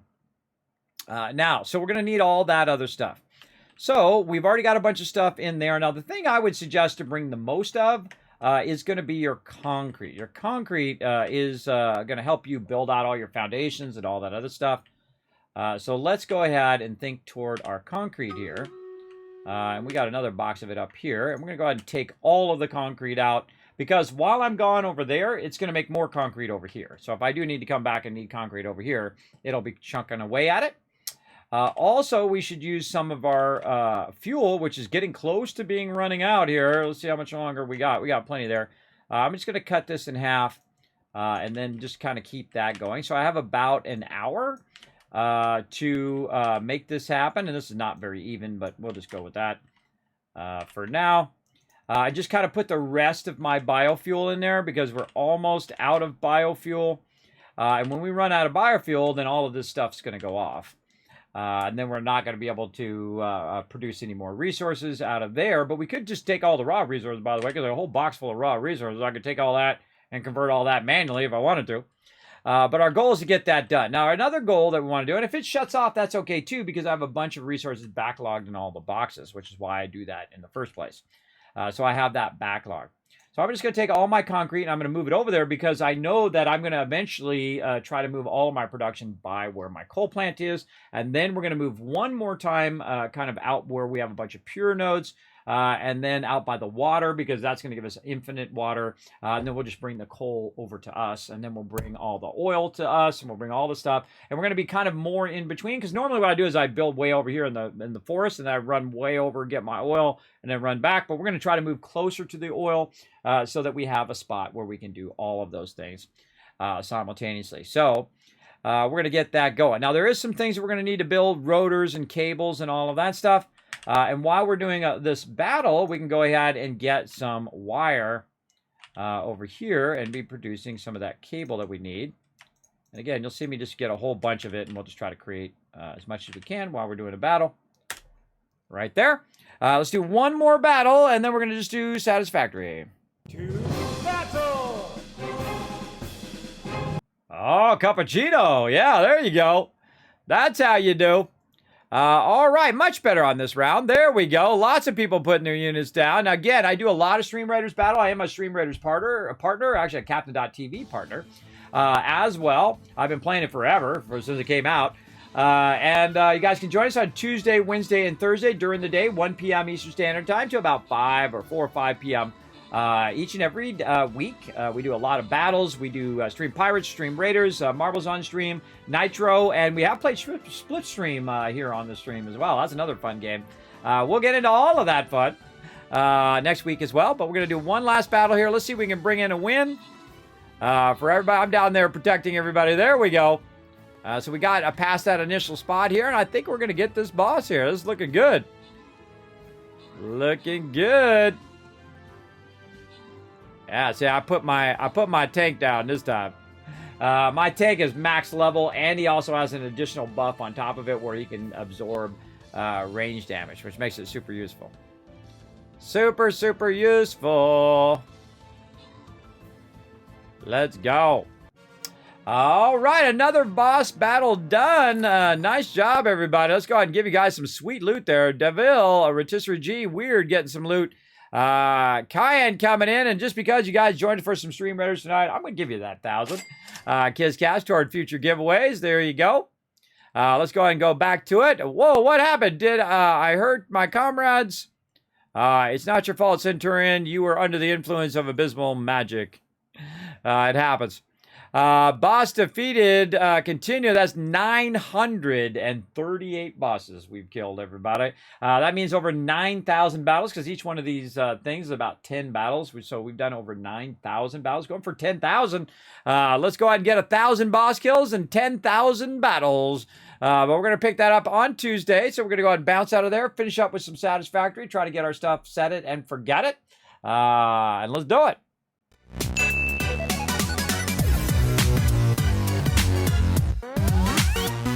All right, we're doing a surprise bonus stream here. Now, we've done a bunch of cable there, so we got a lot of that done while we were doing that. I do like to multitask as much as I can over here. Okay, so again, we're going to need water extractors, reinforced iron plates, rotors, and especially copper sheets. Now would be a good time to switch what we are producing over here, since we have plenty of wire. If I can find out what direction it is over here. Plenty of wire in here. You can see that we've got plenty of that done. Now, I can just go over here and do what I like to call retooling. Retooling my factory, so no longer need wire for right now. Let's just go ahead and have it do copper sheets. Now, if you notice that it just goes ahead and just starts right on it. That's because copper sheets and your copper wire are the same source resources, right? Which is copper ingot. So now it's going to just start making me a bunch of copper sheets while I'm over here. And so I'm going to need around 60 of them. And so what I'll do is eventually come back and do that as well. Another thing that we have it doing over here is making us tons and tons of rotors over here. Now, I can just let this run. If I let this run for an hour or whatever, it will basically make me a bunch of that. But I'm just going to go ahead and grab this so we can use it while we're over there. I'm going to go ahead and get rid of that extra stuff there. And I like to leave at least an extra space just in case I drop something, I have to fix it. Okay, so the other thing is we need to work on our... did I make one over here? I'm trying to remember if I made one over here on this. I don't think I did. So let's make one over here next to this. And we're going to upgrade our weapon as well because we're going to go out on some adventures. Get that going. Let's get that going right over here. We're going to need some plates and some rods. So let's go ahead and get one stack of plates. And we just get rid of those screws. And we'll get one stack of rods. Now, we also did upgrade our belts. So we are going to the faster belts now. We can go to 120. But unnecessary right now until we get our power squared away. So we also make a bunch of portable miners there, as you can see. But what we want to do is make our upgraded Xeno Basher here. Now, we got way too much stuff on us right now. So what I'm going to do is basically cut out the upper one here now and just have it run into the bottom one and put that in there for temporarily. So, and I'm going to need some of it. Put that in that bottom one now. Let that fill up. And go over here, turn the sound back on. We need a few more modular frames, and we need to make another Xeno Zapper, which is going to take our reinforced iron plates. So, modular frames, reinforced iron plates. Let's see. So, we need reinforced iron plates for that, and we need screws. So, let's make some screws. You'll find you'll make a lot of screws at this stage. And again, we could scale up our factory and just do more biomass burners and make a lot of screws. Or we could not do that. And then we won't have to go and collect so much basic resources like leaves and trees and all of that so often. So we won't have to stop doing our production to go do that. But of course, if you go do that, then you could scale up your production, make it go faster. It's really up to you. For me, it's my time. My time is my most important thing. So if I can have it doing a bunch of stuff while I'm not doing it, like Fallout 76 over here. I was idle for too long. I just remembered we even had that going in the background. Like I'm doing multiple things at the same time. So in Fallout 76, I'm collecting lead, so I have enough resources next week to have enough ammo. So I'm going to let that run in the background, let that load up while we do some screws here. And then again, reinforced iron plates.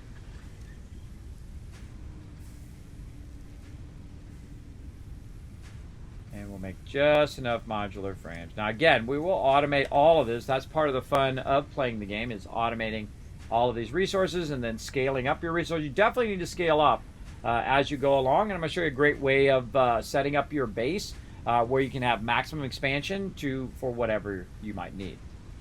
So that's really, really good. Okay, so we got that. And we'll go look again, see what else. I think it was the reinforced plates I needed.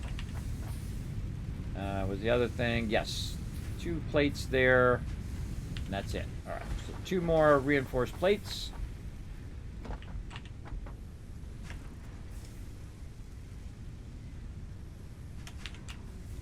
All right.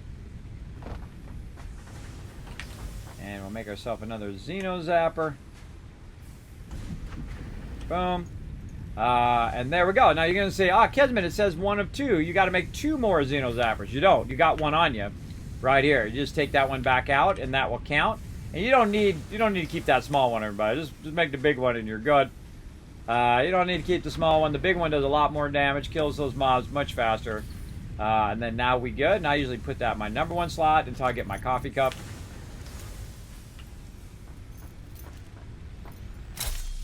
And there we go. You hit them from further away, too. Very, very useful. You can also hit H now to hide your stuff, so you don't have to look at it all the time. Kismet is the best. Thank you. There we go. Hey, Kiz, how's it going till after dawn for the last couple of Valentine's trees? Missed up your sleep schedule. Yeah, I'm so messed up on my sleep schedule. Yeah, I went 16 hours yesterday, Alan, on that Hogwarts Legacy. Bro, that game is awesome. Amazingly great. And again, I'm not a super fan, so I'm just a casual person who's playing the game. And I was just going to play it to show it to you guys and see how good the game was, because I heard it was fairly good. But it's a milestone. It's really, really good. It's exceptionally well done for that type of game. So that genre of gaming. Okay, so now what we want to do is try to find ourselves some coal right over here, and I happen to know where some is at because we've gone this way many a time. And so we're going to get on our little vehicle here. Oh, we forgot our concrete. Let's go back and get it. Now, there is some nodes nearby, but this particular location is very, very nice. There we go. We'll just take everything that we got on us with us. And then I also have my thing filled up as well, so we're good there. You know what? I see the copper there. Maybe we should bring a node of copper, just in case we want to make our own stuff there. There we go. We'll just fill it completely up. Okay, so now we're going to get in our vehicle, and we're going to go ahead. Oh, nope. I want to do this. There we go. And what it does is it pings the whole area to find resources. And I'm just going to take my little car here, and I'm going to drive it off the side. Yee-yee! Kismet driving right there. Uh-oh, I damaged fix-it property. There's my buddy Fred right there. There he is. What up, Fred? He's always up in my business. Don't turn your back. Don't pretend like you're not always up in my business. All right, here we go. Now, we have some of these slug guys. We're just going to ignore those for now. And we're going to go ahead and run toward this coal. We can see it up there in the radar. We're just going to keep running that way. And we're going to drive our vehicle. Now, our vehicle can actually take out these smaller bushes like that. But watch out for the bigger trees, because those you'll just run right into those and boom, that's it. Now, one of the things that this is, it's got a load path in here now, so I always forget that it has that in there now, so I can't just ping while I'm on my vehicle. We'll just ping again. Now, watch out for hills, because this vehicle does have trouble going up hills. And again, we're just going to keep going. All up in here. Now, you can take out some trees if you hit them hard enough with this thing. You can also see there's some trails. Oh, there's a baddie. I'm going to run him over. You can see there's kind of some trails that you can follow as well. It just looks like a washed out thing, but it actually is a trail. So you can utilize these trails to get you where you're going, hopefully.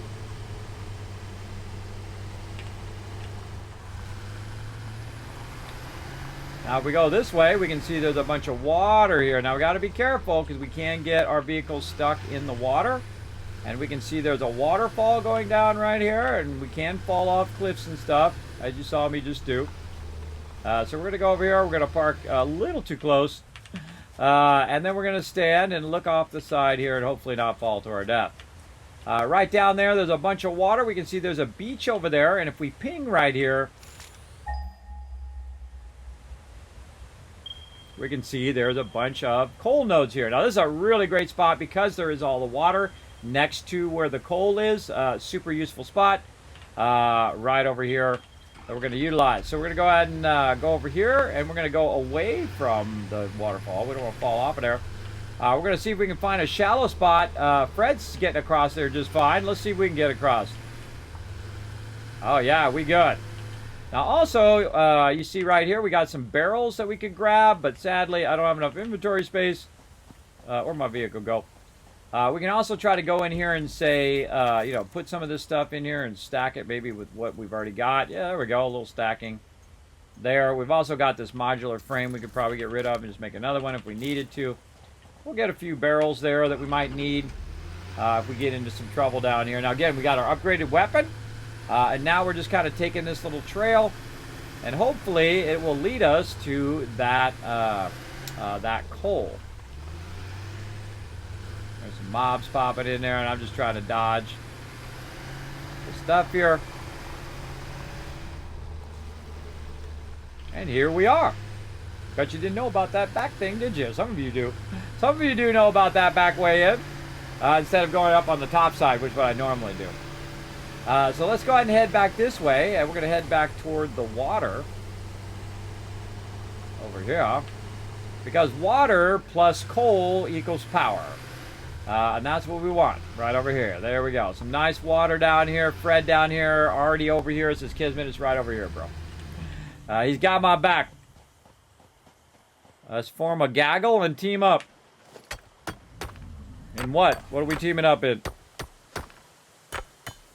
Alright, now as you can see, I'm going over here and I'm removing this box, right? Because it's going to be in my way. Plus, also, we can use it for research. Researching some stuff later on. Go for a little swim. We also see we got some quartz over here. Also good for research and allows you to... Oh, not enough space. Eventually... actually, I can just take that little frame out of there since we're already over here. It's going to allow us to research quartz stuff as well. And then we can search for quartz and hunt it down. I might already have it. Yes, I already have it. Already did quartz and already did silver. But you'll see that bauxite is not on there because we haven't got to that stage of the game yet. Just saying all my nodes are right over here on this other side. So what we're going to do is just go ahead and start a base from scratch. Right over here. Okay, so we got a bunch of concrete. So now what we want to do... thanks, Fred. Appreciate you pointing me out the right direction. So what we want to do is go ahead and utilize the water that we have. Now, we're not going to actually... we're only going to use this to get started and have that perpetual power to backlog tons of resources. So we're going to move from where we were, and we can see it up there in the radar. We can see our space elevator as well. We're going to move from there over here, and we're going to produce some power. Then we're going to run some power line back over there to keep that running. And then eventually we're going to move to the west. Now, actually, there's a bunch of pure nodes off to the west that we found in previous playthroughs, as well as our oil is off in that direction. So we're going to go ahead and just start here temporarily. Then we're going to bring the coal from here and run it over to our pure nodes, and then have our power over there along with our production. Then we're going to bring our oil in, and we're going to move our base much closer to where our coal and oil is, kind of an in-between. And I've done this before in previous playthroughs where I actually move until I get to like a central spot where I can just bring in all resources. Makes it much easier. You don't have to run your lines as long. You don't have to go out and spend as much time upgrading them later.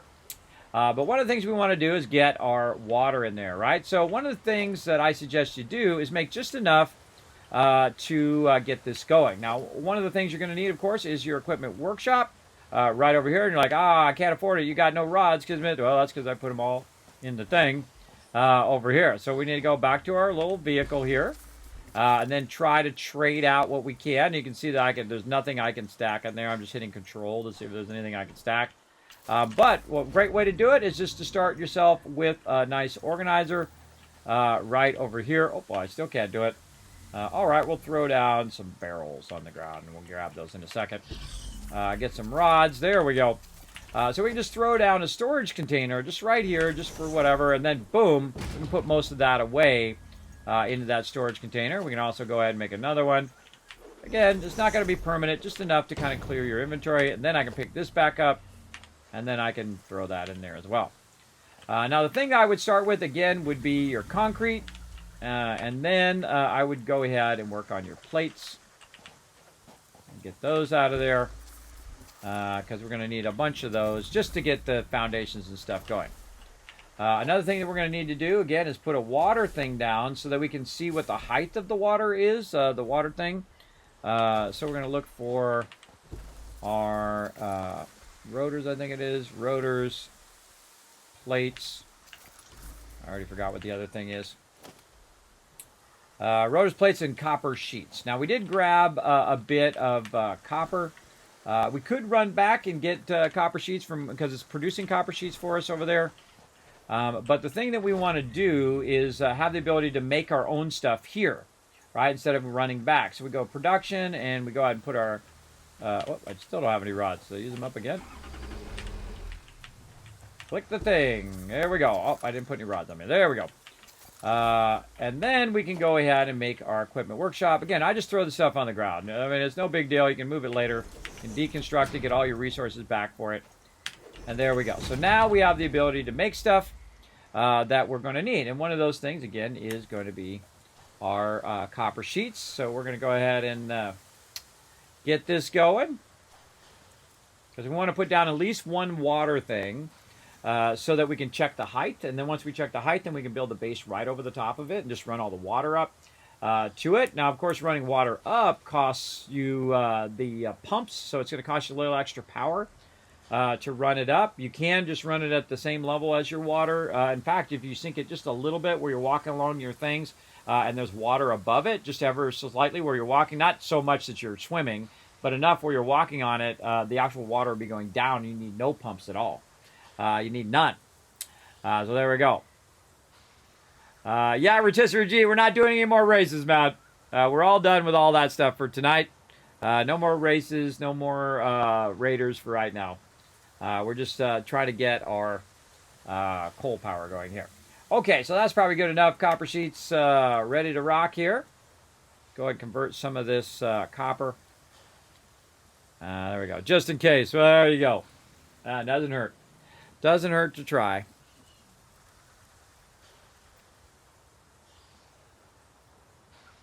There we go. Yes, getting a bunch of those. Okay, now if you haven't already done so, everybody, make sure to remember to hit that follow button. It does help out the stream tremendously.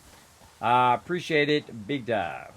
Okay, so the first thing we want to do is put down our little water extractor. All right, there we go. We're just going to put it down there randomly. Doesn't matter where it is.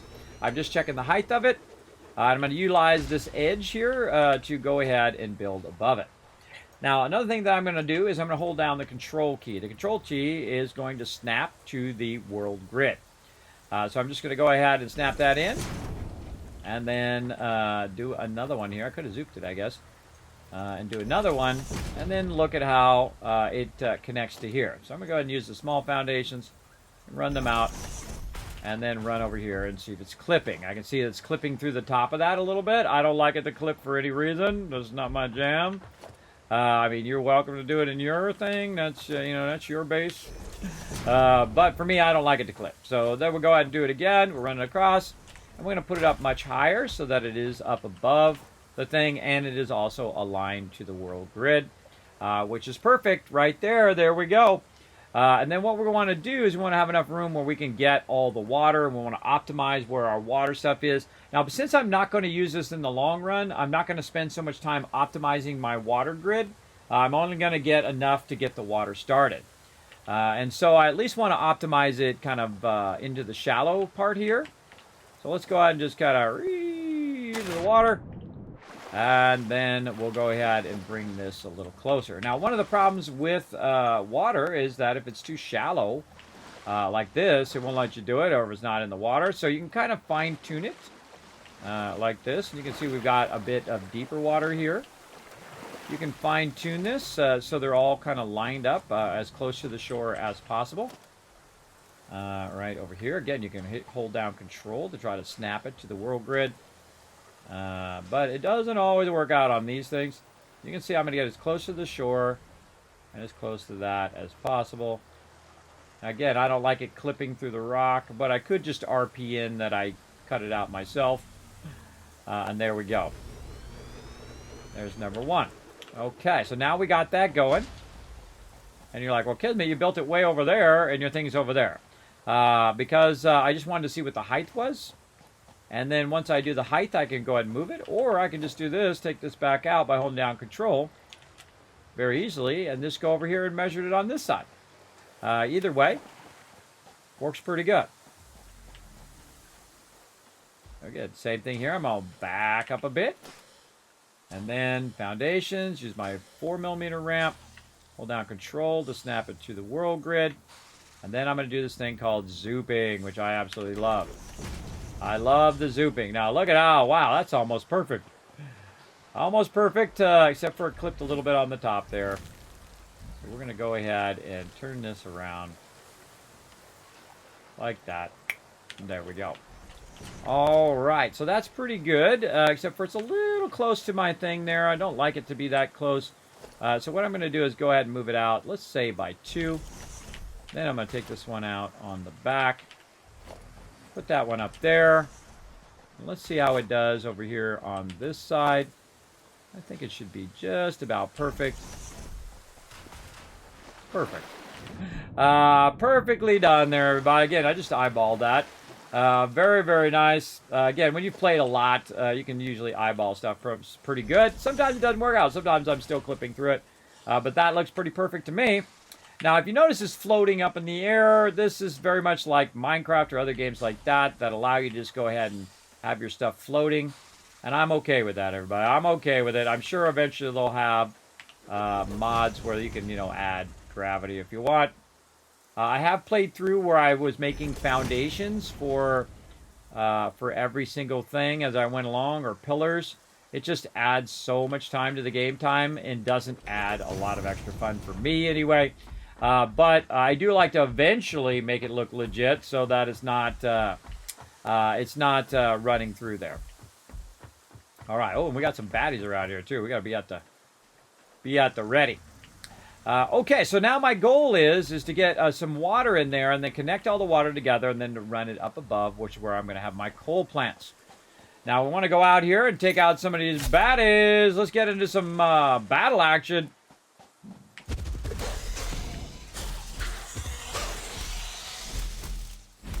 Sometimes I feel like it's better just to... Whoa! There's a second one somewhere. God, that made me jump. There he is. I feel like it's better just to run up there and take your hits. And again, you can see I killed him a little bit faster. I got thrown off there because my inventory was full. Let's run back over here and throw some more stuff in these boxes. Definitely don't need that much concrete on me now. All right. You definitely want to pick these up because they are going to be for your crafting later on. Now I'm just going to try to clear my inventory as much as I can. Right over here. So we'll put in all of our plates and whatever else we can there. And I'm not even going to look at what it is. I'm just going to say take all, put all. And there we go. Now, I'm definitely going to need some plates. And I'm also going to need some fuel. And I've got some extra fuel that I brought right here. I always like to keep at least 1 or 2 extra fuel in my fuel tank there. So I have it. Now, we're going to go ahead and use this other thing. And that's the chainsaw. I'll go pick up those leaves. And we're going to go ahead and go right in the middle of it. Boom. And it just removed all of that stuff nearby. Now we also have these things right here.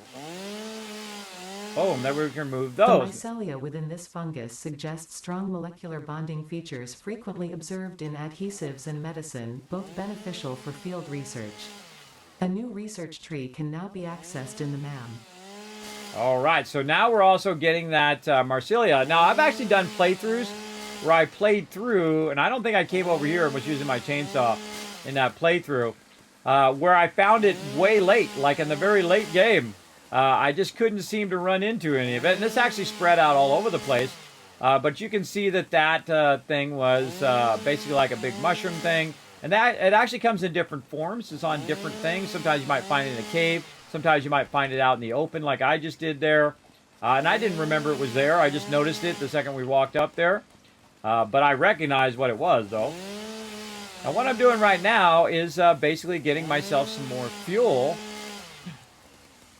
Yeah, weird bird. Weird bird action. Getting myself some fuel for my base that I'm going to be building out. And I'm also just kind of clearing out the forest, so if anything's running at me, I can find it pretty easily.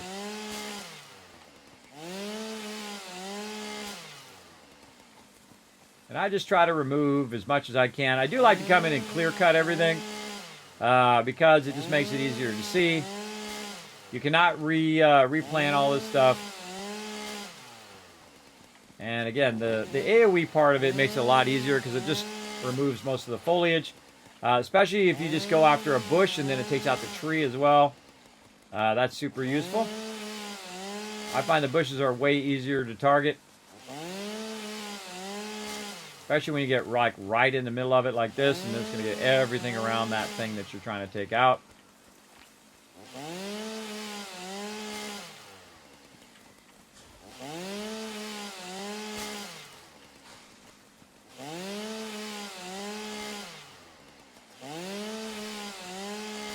All right, so we kind of cleared that out. As you can see, we cleared that kind of forest area out there.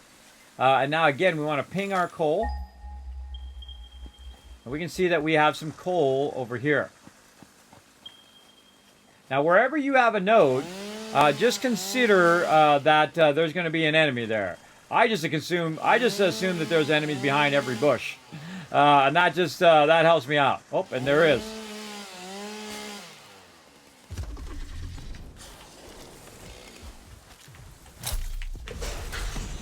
Now, just so you know, they actually changed it now.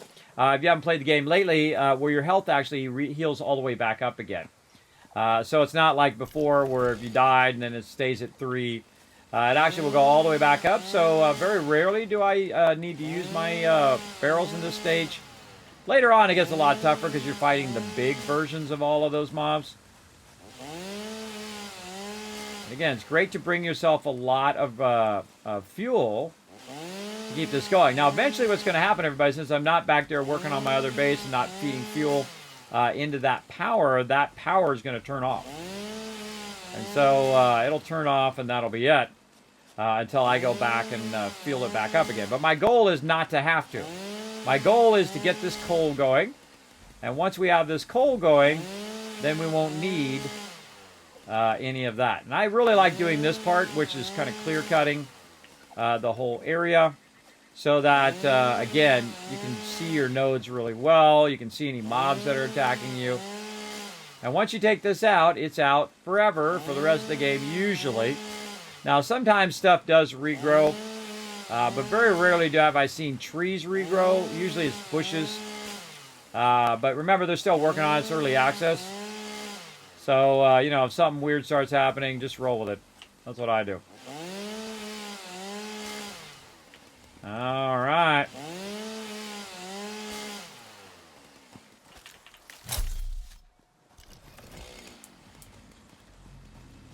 And let's just take this last bit of trees out over here. All right. Now, I don't need to take out every single thing, but if you notice, I try to take out, like, the bulk of it, especially the trees. I try to aim for the trees because those are the things that are going to give you your most obstruction in what you're doing. And I could really go to town and just take out every single bush and every single thing. I would take all the... If you were going to take every single thing out, I would work on the trees first. Do trees first, and then take all those out, and then you can just run around manually, hit E, and pick up all the bushes. And those would be out of that. There's a lot of things that can only be taken out with a chainsaw. As well. Now, when it stops taking everything out, then, you know, look at that, nice. Then you know you're good. Now, this particular node right here is covered with a cap, so I can't actually put stuff on there until I get to explosives, which will allow me to take that off of there. Some things can be taken out by taking out stuff nearby. So if you go and, take out a bush next to a rock, go see if we can find one. There's got to be one around here somewhere. Where's the rock? This will be the one place that doesn't have any rocks. Because I'm looking for it. See, my law of gaming is whenever you're looking for it, you can't find it. But when you're not looking for it, there's like 10,000 of it. Like, let's look at this thing here. Boom. See, it took that out. It also take rocks out nearby. Just AoE blasts everything. I highly recommend taking these things out, by the way. These things, because you get stuck on these in-game. So I try to take them out if I can. More Marsilia up here. Very nice. We're going to use a bunch of that. I feel like they added that. I don't remember that there from before. More up that way, too. But this is really a fantastic place to start your coal, because there's a lot of coal nodes. So I really only need the one coal node for now. But eventually we'll go ahead and tap that other coal node, and there's 2 more over on that side. But this is the one we need for right now. Okay, so now the next thing we need to do is we need to make an extractor and put that extractor on there. Now, right now we don't have any miners, and we don't have a little mini miner thing, and we don't have some of our other resources. So let's run back, get some of our resources here, and get this started. And we're going to take all of this other stuff if we can. Let's make another box over here. And again, just throw it down temporarily. No big deal. Put all that in there. Take this out. Take these out. And that in. This in. Fuel out. That in. There we go. Looking good. And see, we made the smart decision of bringing a lot of resources with us when we got here. So we don't have to run back and forth as much. And again, now we want to go ahead and make our extractor. So we want to make ourselves a miner. Over here. Right there. Now we have enough to start our extractor. But here's what I suggest. Always make extra. Make extra of these because we can put them down and have it auto-extracting them. So I'm actually going to make 4 of them. And I'll show you a great trick with this too. Is that we're going to run over here and we're going to try to put the coal node that's closest to us, have that one as our kind of backup node, right? So if we need to get a little bit of coal, we can run over here and we can grab it. Now we can actually use this node that has the cap on it, where we go ahead and put this in our hand here. We get up here, just put that down, and it's going to start to extract it, even though it's got that cap, right? You can do the same thing with stuff like Caterium and stuff like that. That might be covered. I'll put one there. And then I'll put one here. Now that's just in case we need more coal for whatever reason. I've got a bunch of extra coal. That'll be 300 extra coal there. Now let's go ahead and let that start. And then we're going to use our last one to actually start our extractor here. Now, our extractor is just going to be on the ground. You're going to see it's just going to start up like that. And what I want to do is have it aligned to that. I could go ahead and run it and bring it over here, but because I am going to move this later, again, always thinking toward the future, that I am not going to do that. I'm just going to simply take this, and I'm going to run over here, because this base is temporary. So you always want to think, is this base temporary, or is this where all my stuff is going to be running to? I'm going to go and put that up nice and high there as well. Kind of bridge over. And then the same thing over here. We'll go as far as we can, nice and high up.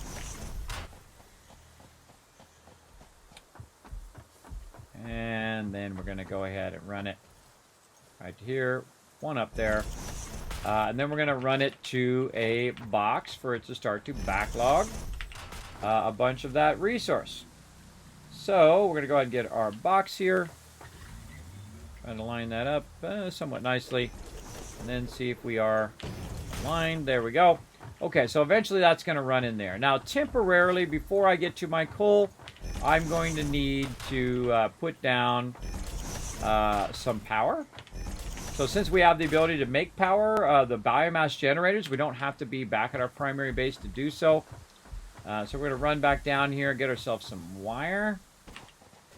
Again, great to bring all your resources with you. There you got them. And we're going to work totally independently from our other base. You can build remote bases. That's what I'm doing right now.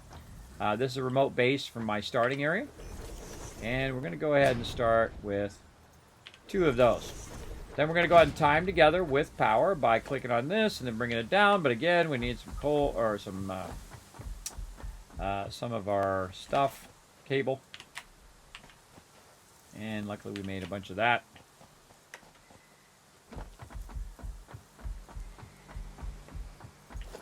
Because we want to make ourselves a little central pole there. Okay, so now we have some power. Now we want to go ahead and take this power. I'm just going to put it here on the edge for now. And jump down. And run this toward our coal plant. Again, not making it fancy, just making it functional at this point. I don't have to run all the way over there. I can just go right here, connect it from over here, because this game is awesome. And it's going to start that up. It's going to start running coal down that thing into that box. Way up over there. That's all we had to do. So it's going to start to auto-extract that from over there. Now that we got that done, we're going to also want to run some power down to our lower level here to start extracting our water. So I'm going to just look at where that's at. Say just run it right there. And go ahead and get that going as well. Now right now we don't have any power running because I don't need it running yet. You want to make sure that you have all your kind of ducks in a row first. I'm trying to see what I need there. More rotors and some more stuff. Well, again, we can get started with the 1. Now, this 1 right here is going to extract at 120 per minute. You need about 40 each, which would make it 40, 80, and then, of course, would be 120, which would be perfect for what we're doing. But I typically like to make sure that we have a bit extra. And there's actually 45, by the way. So it's not going to be enough water to run 3 of them. It's going to be like 2.5 or whatnot. So I'm going to only try to get 2 of them going. So I only really need this one here as well. So I don't need to build out another one for now. I thought I built it down. I did, and then I connected it. All right. So that one's good to go as well. Now, another thing that we're going to need is to be able to take the water and run the water and run it up above. So we go to our logistics here where we've got our new little pipes here. And we're going to go ahead and take this right here. And we're going to try to run it up there. And so we'll first run it this way. And then we need to put a thing up there. We're going to try to align it about the same distance from we have here. And to do that, even a better way would also be put our fluid buffer in. Now, another thing to do while I'm up here, up on the higher side now, is to start to move some of this stuff up here on top, like that right there. And then also my crafting bench up here, so I have it in this higher level. So if I do need to make something, I don't have to keep running down all the time to make that stuff. And so we'll go ahead. Get our modular frames in there. And actually, we'll go ahead and clear our stuff over here now. I think we're pretty good on that. And then tell it exactly what we want to make. We want to make our power. We're now only working on this. There we go. And that'll remind me how much I've got to do there. And what else are we doing? We are doing a water thing, a fluid buffer. That'll help us in case our power goes out later for whatever reason. So we need more rotors and reinforced plates. So we need more screws. What a surprise. What a surprise there. All right, a couple iron plates. We'll do those. Looking good. And then on rotors, we need more screws. So we'll just go ahead and let the screws run for a little bit and try to get this going on. And again, my goal is to get that coal running. And once I get one running, then I have enough power to make all the rest of them run as well. And then we just have perpetual power. And then all that stuff that's over there, I'll no longer need to collect biofuel to make it run. And all the stuff I have running over here will no longer need to be able to have to collect biofuel. Now, there are other nodes over here, like limestone nodes and things like that. So instead of going back there every time to have to collect those resources, I can just bring it here. I can also make a hypertube from over there to over here, and then just go over there, grab the resources, put them on my character, and then run back and forth, back and forth. That's also a great way of doing it, to bring all your resources over here, and then just decommission that whole entire base over there, and then maybe leave the hypertube there if you want to go back there at some point. But as long as it is serving a function, I just leave it until it's necessary to take it out. All right, that's as many rotors as we need there. Now let's go ahead and convert it actually into rotors. And that's going to fill up our to-do list over there. So we need one coal generator and one water storage. All right, looking good. And so, and again, you don't have to do the fluid buffer. I like to, we forgot to do our other thing that we need, which is our copper sheet. Now I gotta go find what I did with those.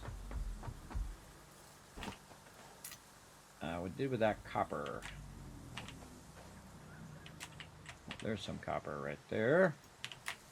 And we brought some copper with us so that we could make some of these sheets that we're gonna need. Going the wrong way. Going the wrong way. This way. And that way. There we go. I sometimes get tripped up, even though I've played this game for thousands of hours. That see, on the right side normally is your inventory. Normally the box, and on the left side, this normally is your inventory. But this is actually representing the box, what's actually in the box itself. It throws me off every time I catch myself doing that. Okay, so let's go up here once again and give this a go. and see how we're looking. All right, so we need 7 more of those and 1 more of our modular frames. Just enough here, too, for our copper sheets. Very nice. This way we don't have to convert the copper into copper ignites and then copper ignites into copper sheets. We already have enough. All right, perfect. And fluid buffer. Boom. Okie dokie. Now we're going to go ahead and take our pipe down here and we're going to run it right like this. Oh, we don't have enough copper sheets. More copper sheets need to be made. Now, meanwhile, back there, by the way, I'm making a bunch of copper sheets for later. When I go ahead and start to scale this up, I can run back over there and grab it and bring it back over here.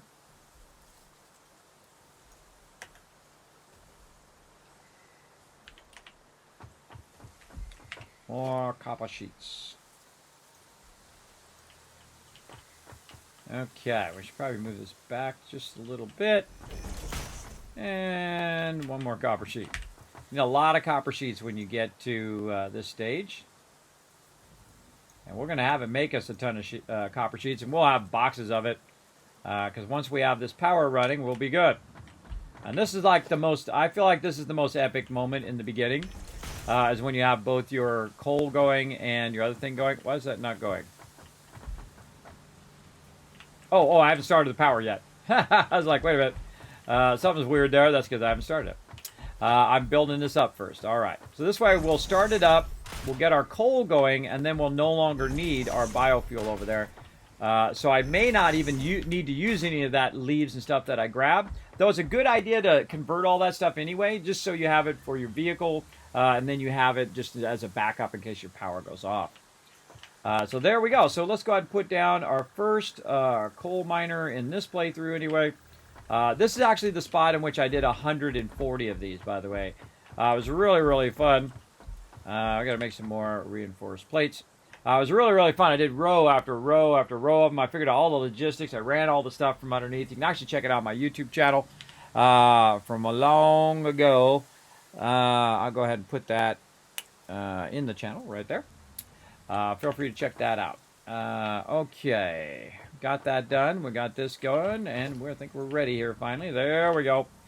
Okay. Now, if you notice, I put this in such a way that I put the water on the left side, which coincides that goes on the left side there.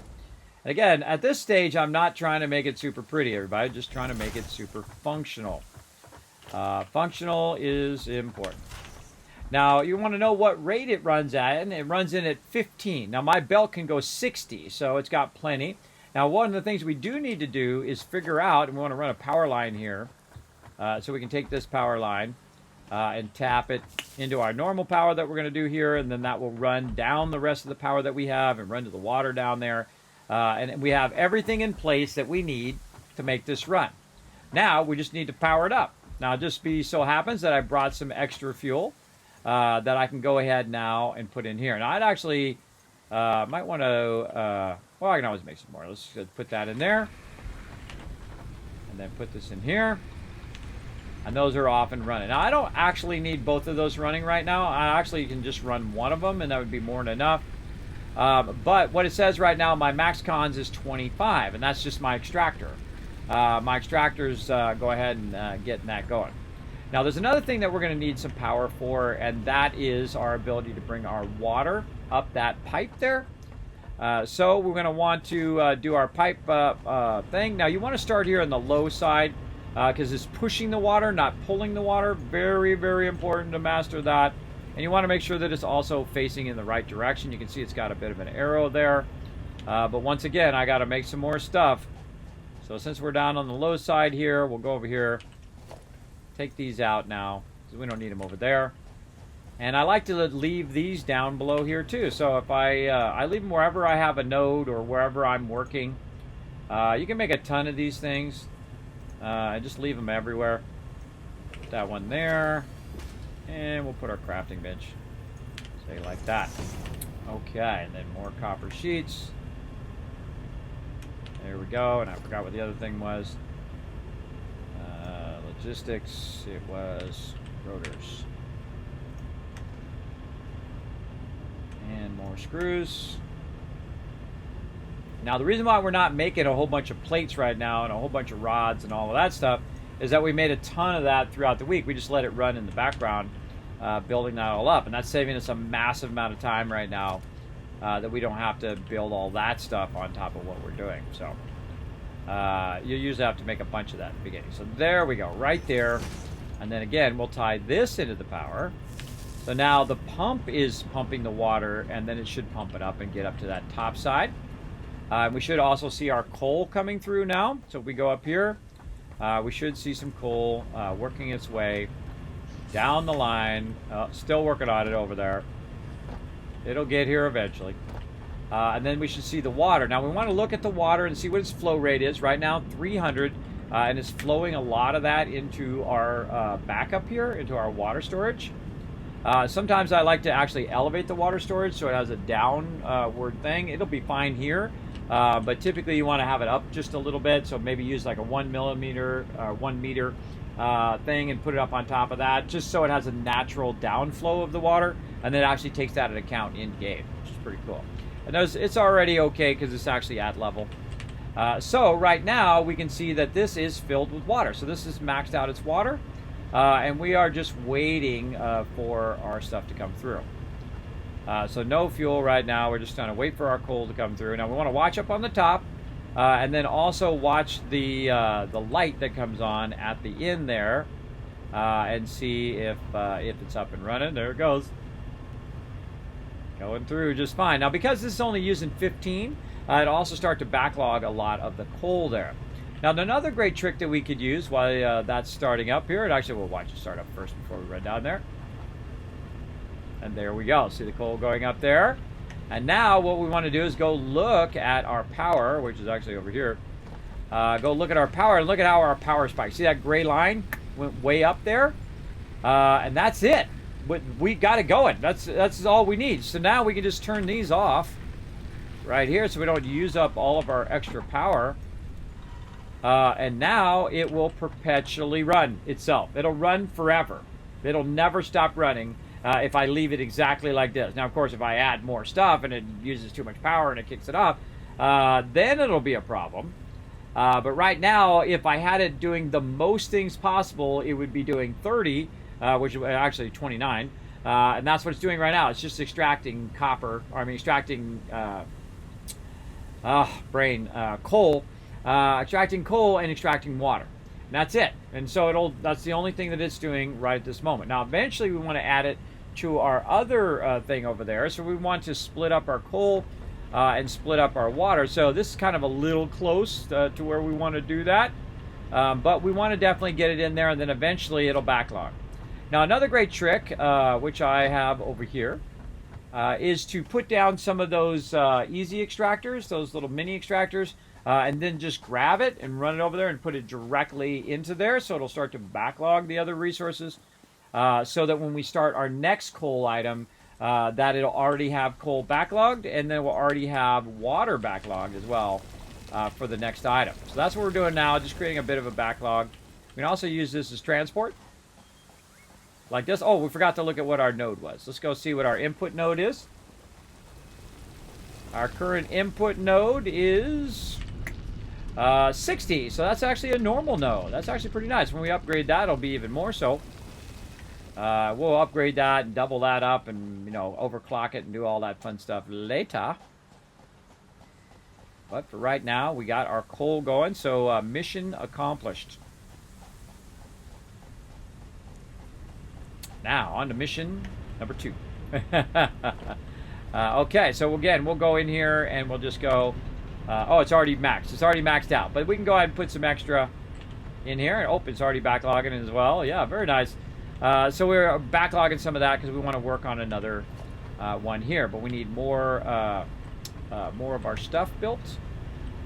Well, let's go make some more over here. We need more of our rotors and all of that. And we need all that stuff is we need screws. Now, eventually, again, we will automate all of our screw production and all of that, so we don't have to manually make this as often.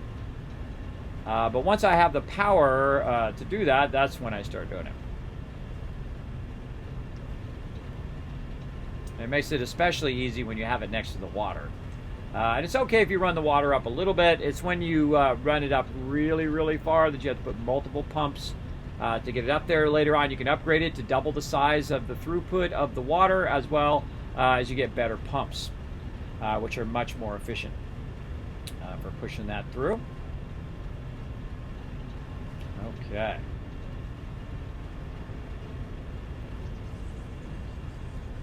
And oh, we should tag it for another one of these coal plants. There we go. And we need 20 reinforced plates. Perfect.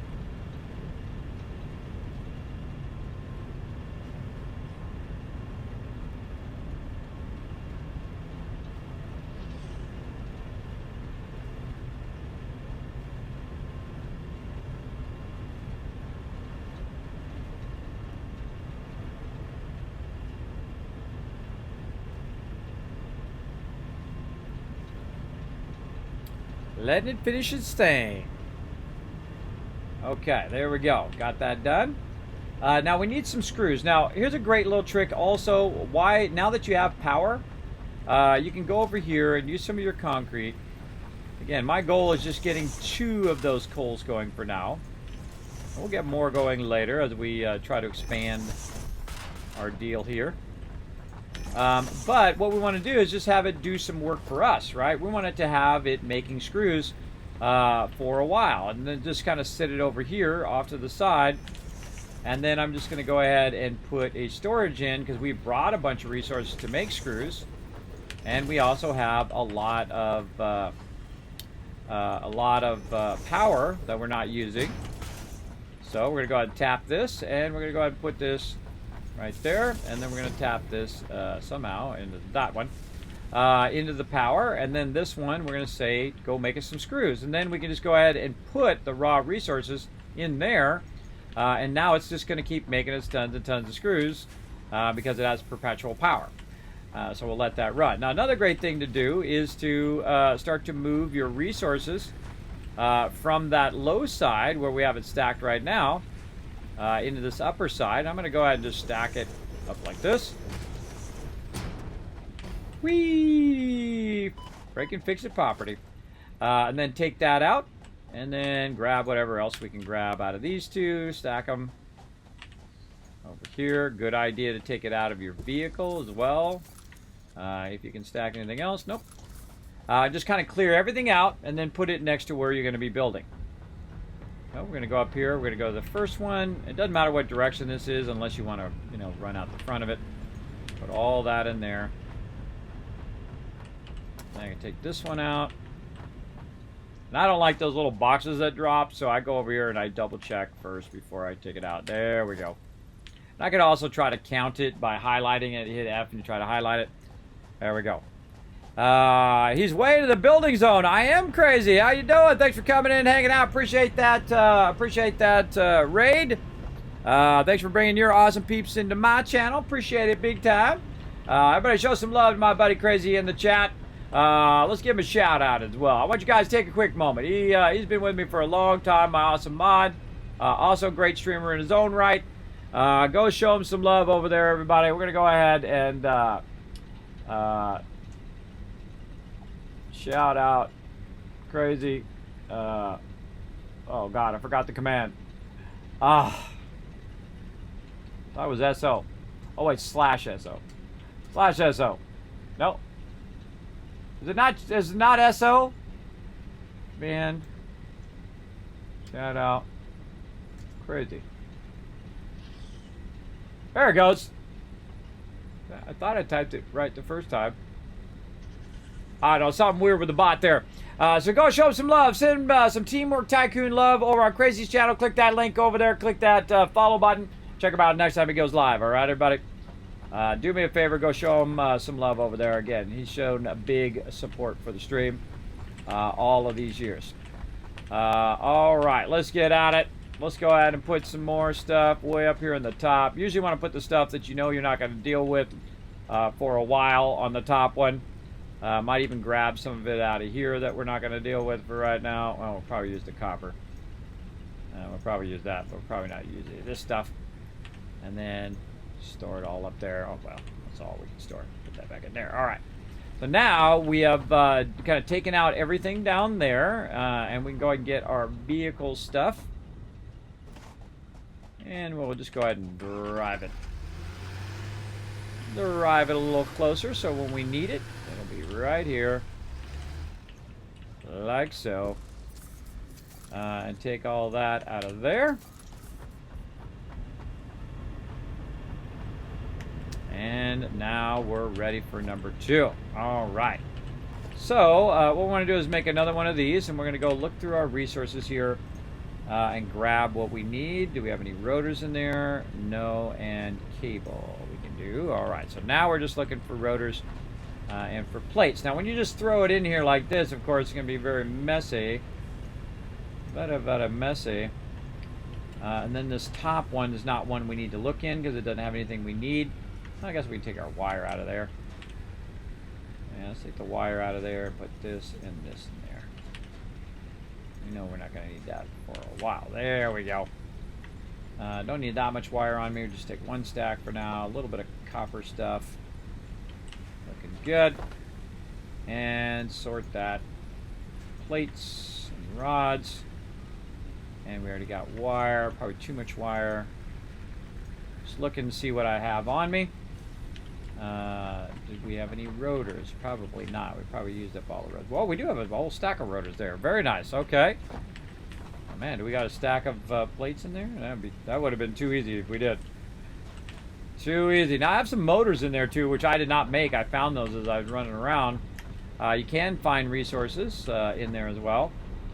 Reinforced iron plates, more screws. Now, actually, we already made some screws over here. Because that's what it's doing right now, just converting it for us. So we just pick those up instead of having to make them and wait for them to be made. We can go over and do this. Now, this is also where I would move this over here, kind of where you're working. You don't have to run back and forth, back and forth. Let's move this now right over here. Okay, more plates. And there we go. Now, at this point, since you're going to be using splitters and stuff, I would push this forward a bit more. Just to help yourself out. And also great if you turned it the right direction, which I did not do. There we go. Let's try to line this up a little bit better off of our output here. Maybe a little bit more over. Now again, if you build it and then you don't like it, you can take it out and it gives it right back to you. All the resources. Let's say, something like that. Doesn't have to be perfect, just functional. Okay, so now that we have a backlog of resources, what we can do is try to set this stuff up. Now I'm going to go ahead and take this out, and a lot of this stuff's going to drop onto my character. You're going to hear the power go off. Hear that noise? That means the power has now gone off. But we do have a backlog of water in here, so we can utilize that water to jumpstart them again. Without needing the biofuel, but I'd keep that over there in case you need to do all of that. So the first thing that I would do is start with some lifters, right? So you want to put some lifters in there. I'm just going to use some level 1s there. Just put your lifters in temporarily, and that's going to show you where you can go ahead and run your pipes out to, so it's not clipping through there. I'm going to move it over by 2. And let's say something like that. And we're going to need more copper sheets. Have enough for 1. This is going to be real close on this one. Real close on that one. And then more copper sheets. All right, let's see how we do. Over here. Might run out. We'll see. What I'm doing is I'm lining it up, and then I'm moving forward by 1, 2, and then rotating it, and then trying to connect those together. All right, we're out. Let's go see if we have any more copper stuff in here, which I doubt. Oh, there's a sheet in there we could use. I doubt we're going to have enough because I only brought one stack, and that's because we're going to go find some and use some around here. But let's see if we can at least get this connected together. Right there, very nice. All right, looking good. Now we got to get it from there, and we got to get it to go into there. And again, we're going to need more copper sheets to make that happen. Now around this area, there's other nodes as well. We're going to go ahead and ping, and we're going to look up there at the radar. And we can see, okay, so 200 in that direction. There's more. 600 in that direction. We can see that some of these are real far away. So 200 that way is some copper. Now, one of the things that you can do in this game, again, is just to build out like this. And we'll build out that way. And because we brought lots of plates and lots of concrete, we're able to build out. So let's go ahead and work our way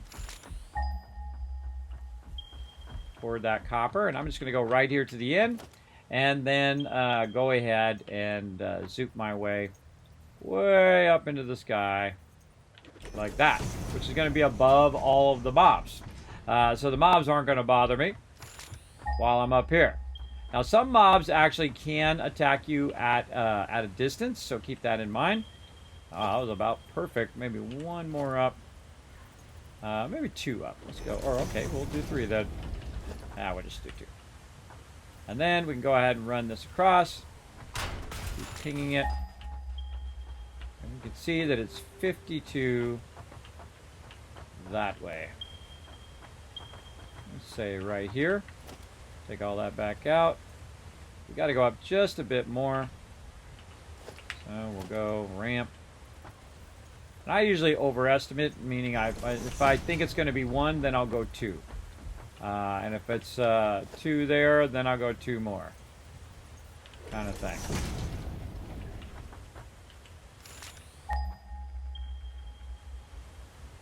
Oh, it's right below us here.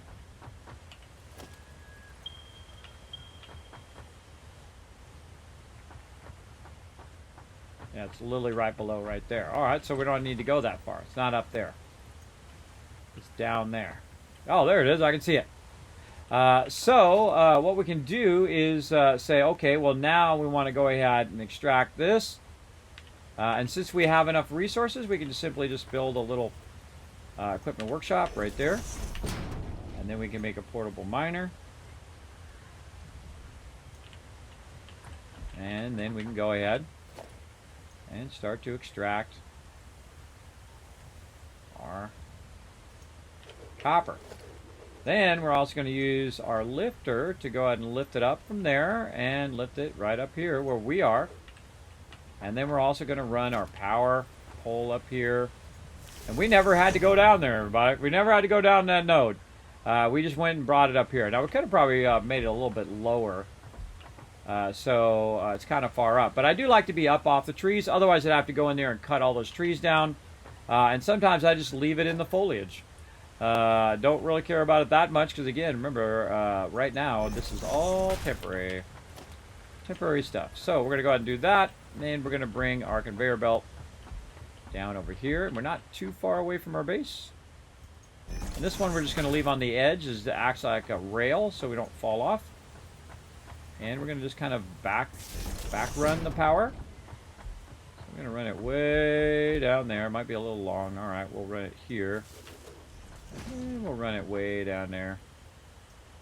Like that. And then same thing with our conveyor belts. Conveyor belts on an angle are really weird. I think they should auto flatten when they're on an angle. I mean, because they're just awkward. Awkward. Like that. Got our power here. Our power poles can go a really long way.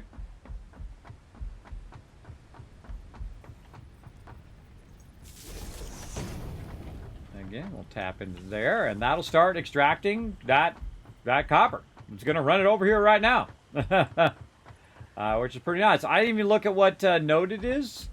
It doesn't really matter because we're just going to be making a little bit of stuff here. It's not like we're making a lot of it.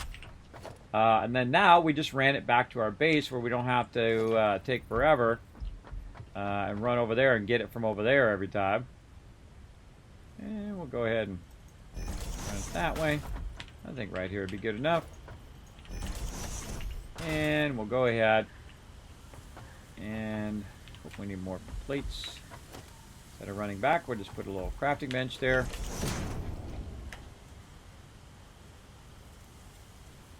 Couple more plates. And again, that's why this area is great, because you have a lot of these little nodes nearby. What are we doing? Constructor. Oh wait, we need smelter first. Smelter. Yeah, let's actually put it this way.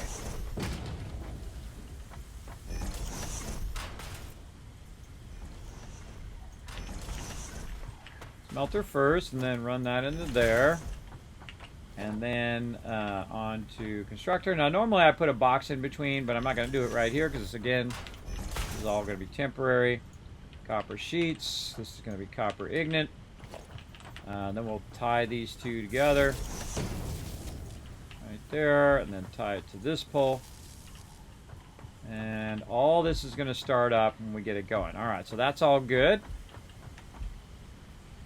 And there we go. So now we got a bit of a problem, though, is that we don't actually have any power running because we don't have the copper sheets that we need.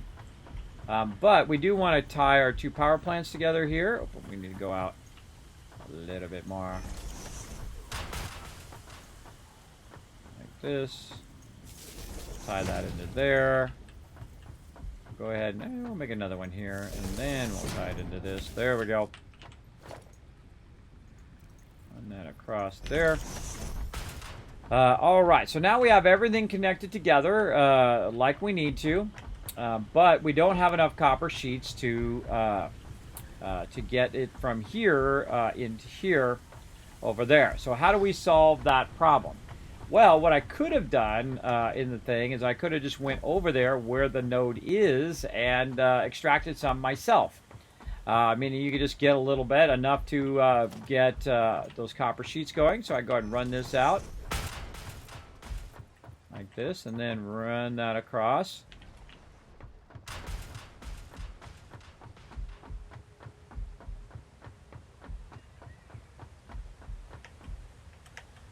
Oh, not enough to get in there. Not quite high enough.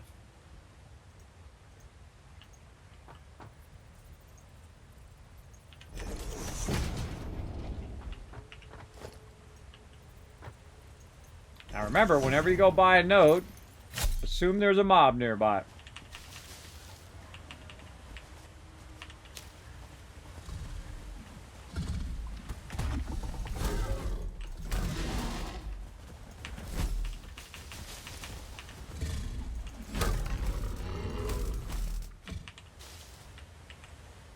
Get that loot.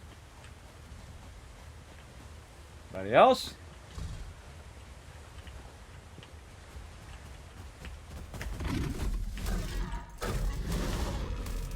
Got wrecked. All right, wiped them out. Okay, so now we just kind of manually hold down E. We will rock you. Not kidding. That's really what it's doing.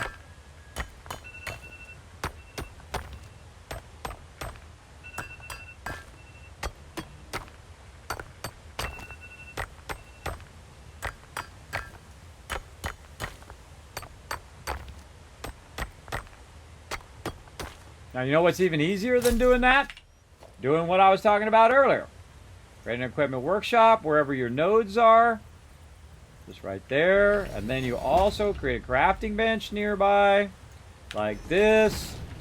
Oh, there's also an iron node there too. Oh, it's a pure iron node as well. Well, heck, let's tap into that as well. All right, we'll tap into both of those. I didn't even realize there was one right next to it. I've forgotten that one was there. Let's tap them both.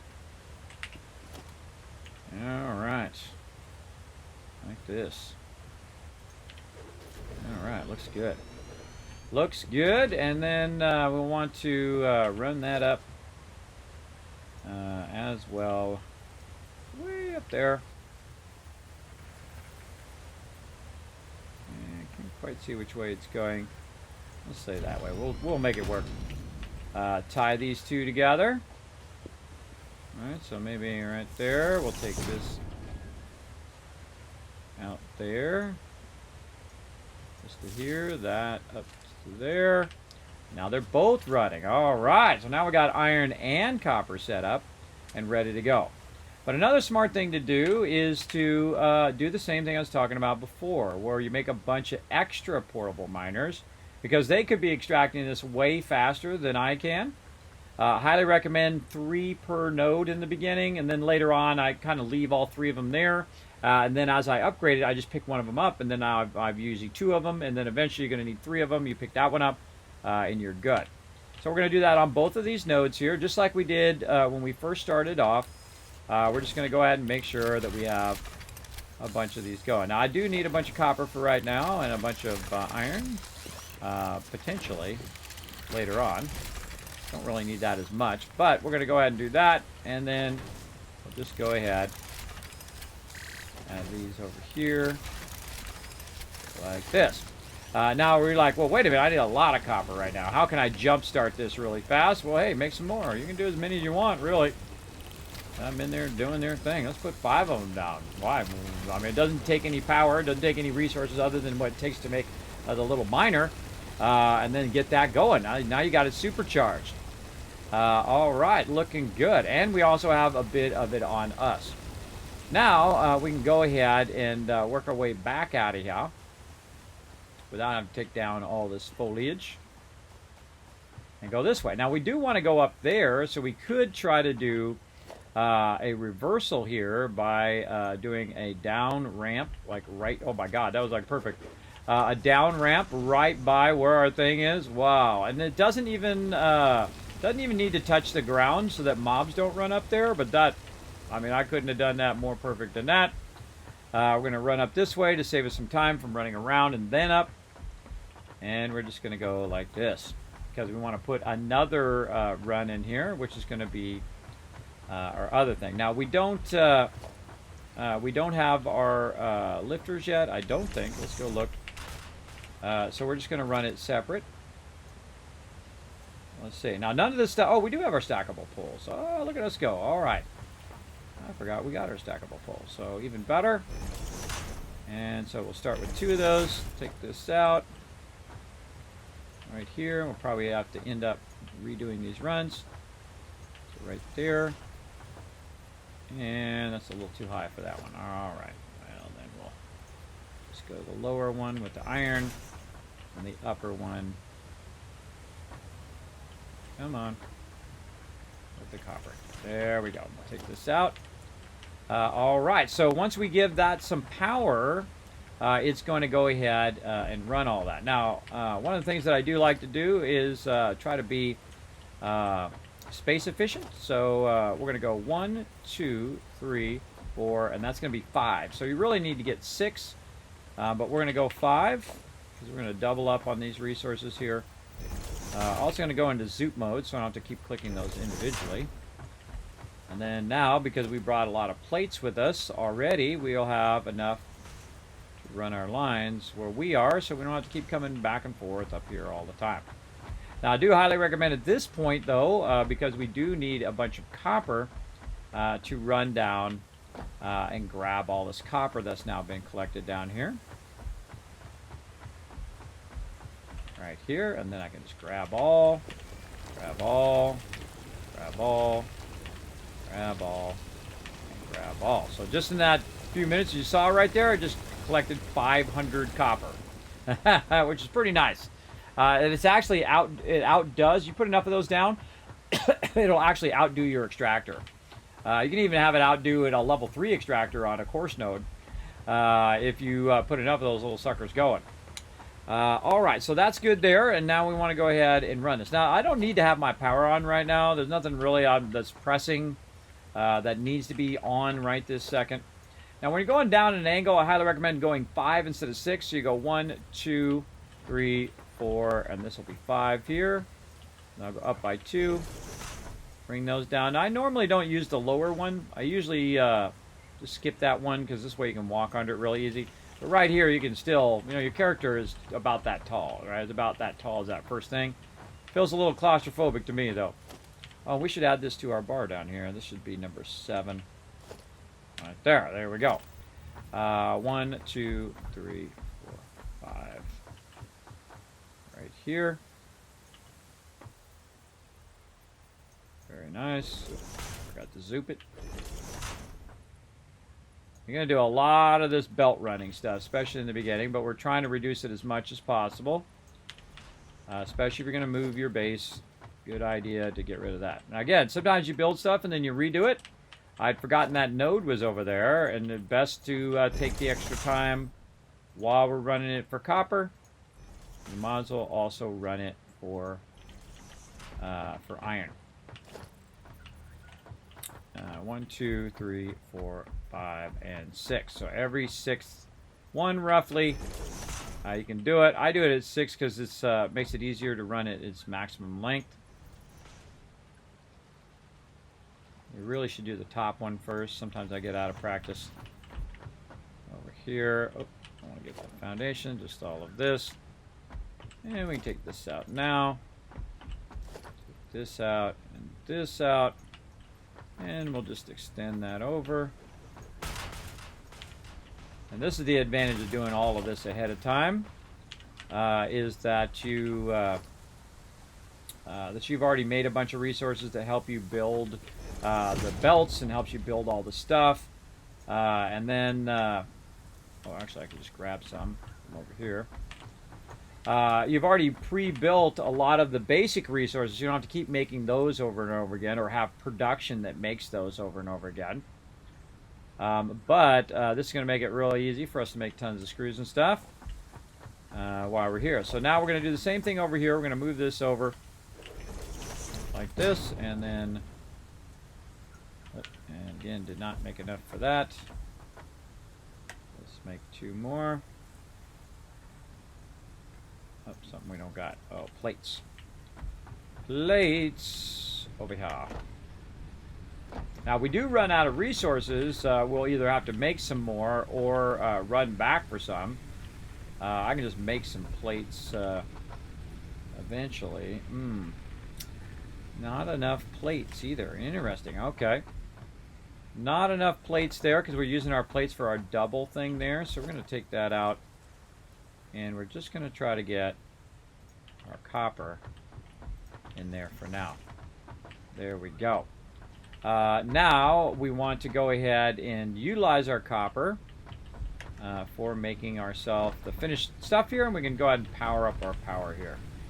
So again, you can see I'm kind of improvising in this area as opposed to running back because it has a bunch of copper and resources and everything I could use where I'm at, but I'm improvising in the moment of where you are. So it doesn't matter where you are in the world, you can usually find the nodes that you need, and you can even manually collect them.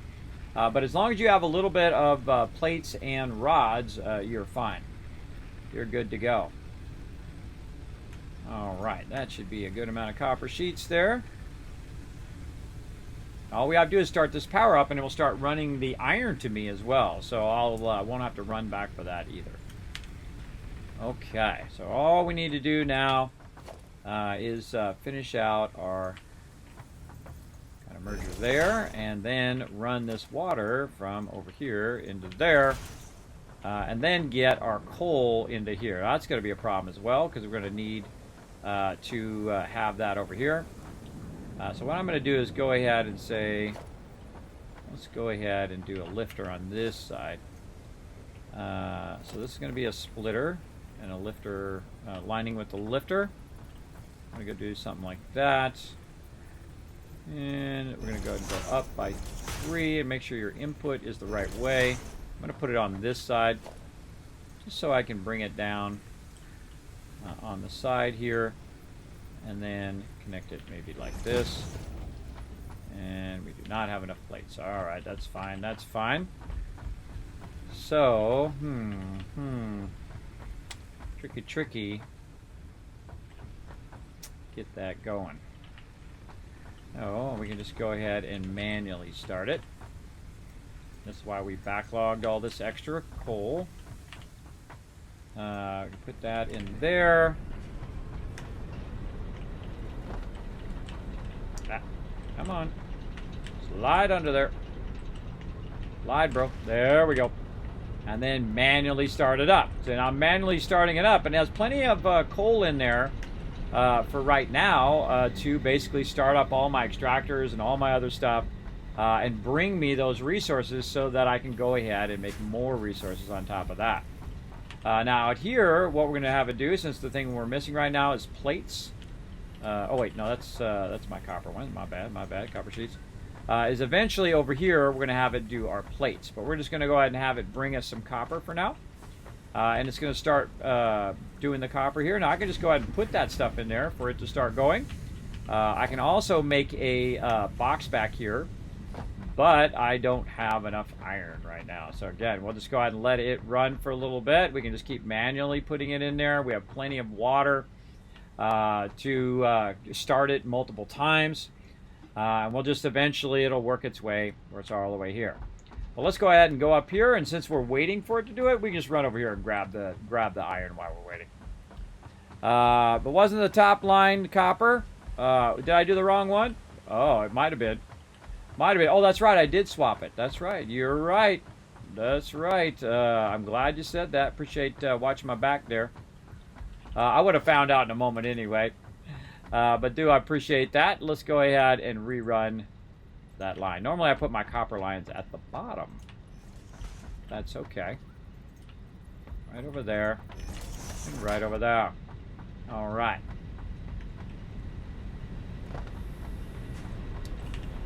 And how are we doing? Those looking good there. Slide under. And how are we looking here? Yes, looking good. All right, so all that's good. Let's give it some more coal. Keep it running. Now our max capacity right now is 150. Our max cons is 51. Get that going on. Right over there. Get it going. Now, be careful, though, in the chat, everybody. Try not to backseat game if I do make a mistake and that kind of stuff. You don't need to come in and say, Kismet, do this. What about that? Click the thing. Go do the thing. You got to do this. You got to do that. I don't got to do a damn thing.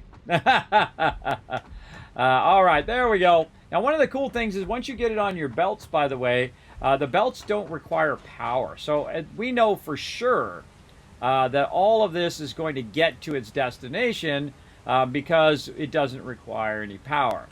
So we'll let that go. Even if the power does shut off, it'll still keep going down the belt until it reaches the end and do that. Now this is another reason why I put these down, just to kind of supercharge our speed here. We put some of these down just to grab a bunch of these. And now we don't ever have to come back down here again, most likely. We'll see. We'll see how it goes. We can always add a hypertube later to zoom over here much faster. We don't have to walk. But now we got it going where we want it to go. And I want to go ahead and make some more plates here, so I don't have to run all the way back to my thing again. We should keep yourself enough to make a crafting bench, or you can just go ahead and hit that crafting bench from way over here, which I love doing. I love taking it out way over there and then just putting it right here where I'm at. Instead of walking to it, I make it come to me. All right, so now we have a bunch of iron ingot on us here. And we're going to make a bunch of these, and then we can get our actual fuel running down the way, and then also get all of our other stuff running very easily here.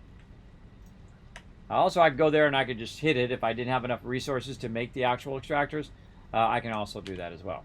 Now, I'm not going to run this right here because I don't really need it to make me iron things right now because I don't have my constructor anyway. But what I do need to do is I need to get my coal running from here into this so that it's now doing that automatically. So I don't have to go in here and keep manually feeding that in there, though you might want to get all that stuff off you anyway just so it's utilizing it. And then I don't have my thing that allows me to jump over there, my skates. Got to kind of do that. There we go. And then we'll put the rest of this in there, and that'll hold that off for a minute while it's starting to backlog. And eventually both of these will backlog. So again, I'm extracting it at 60, and these are only being used at 30. So I could actually do 4 of these right now if I wanted to. And then I also need to use a little bit of this to bring that and split that in half. So that's going to be 30 and 30. So that's definitely going to be double the amount that it needs. And run that into the first one. So I don't have to fill the first one either. So both of those are now filled and looking good. Now I'm over here making some extra plates and stuff, or extra stuff for me to use. And so we want to kind of get our iron going now. And so we're going to run over here, and again, just bring this to me instead of me going to it. Oh, back over here on this side. There we go. Make a few more plates.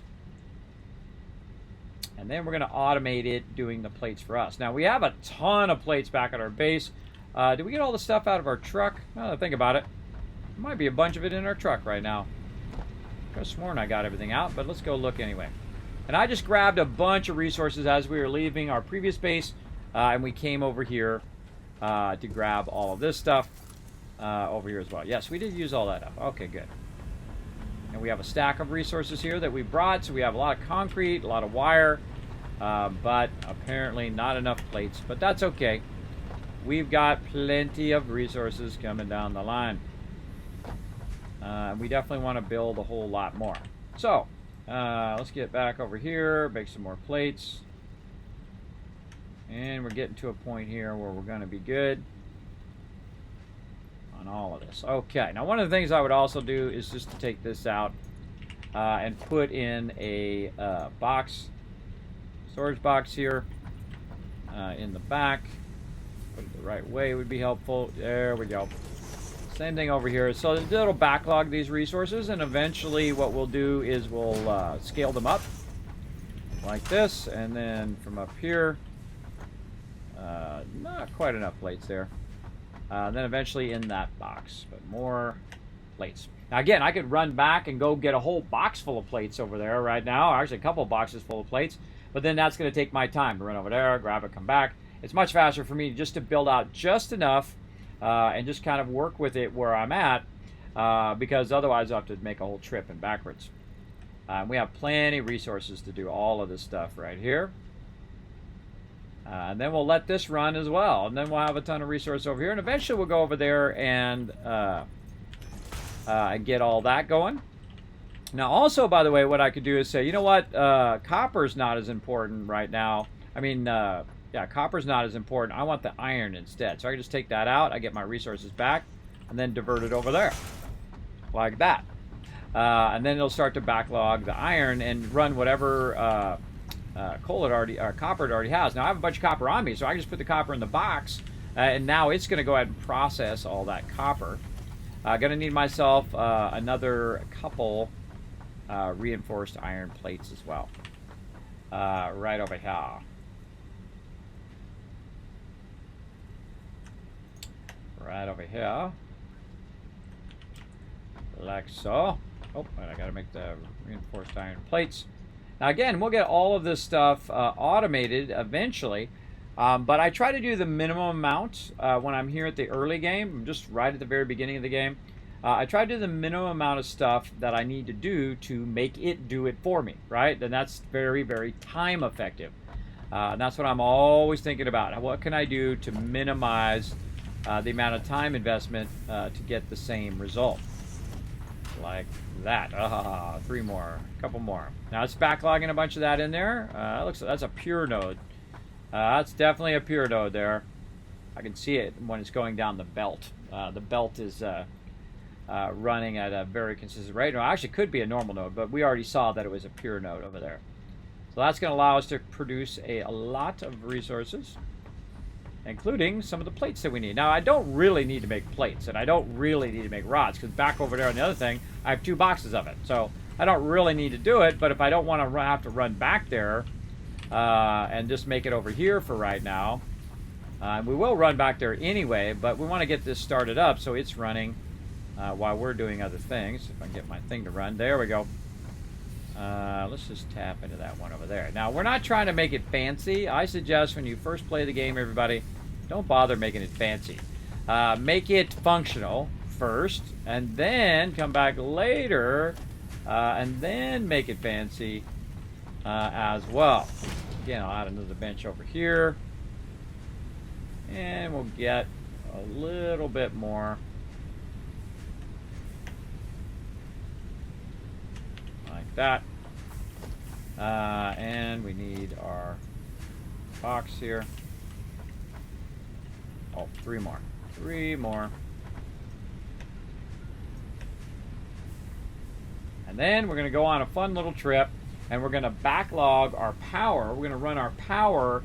We're going to grab more resources while we're over there too.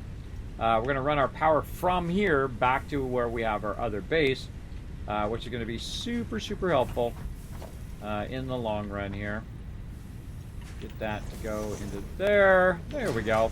Now it's doing a little bit of our work for us. I think we need 7 more here. To do another one for our copper sheets as well. And there's 8. Let's do 8 of them.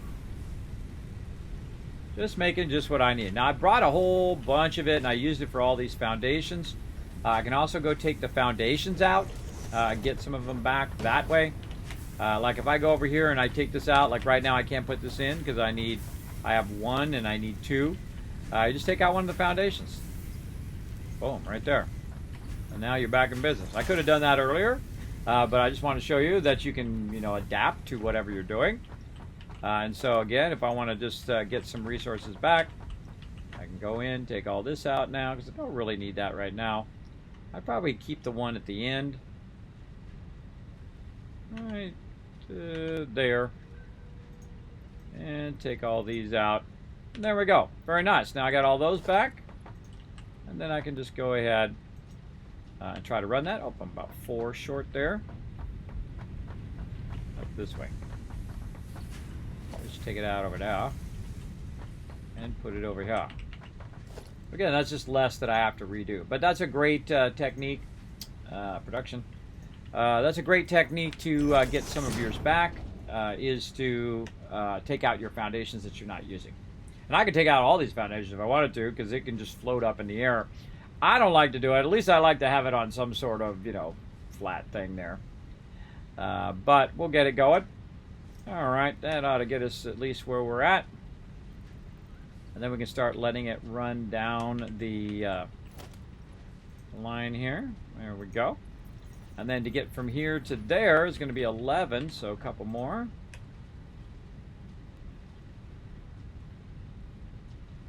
Let's go ahead and do 4. 4.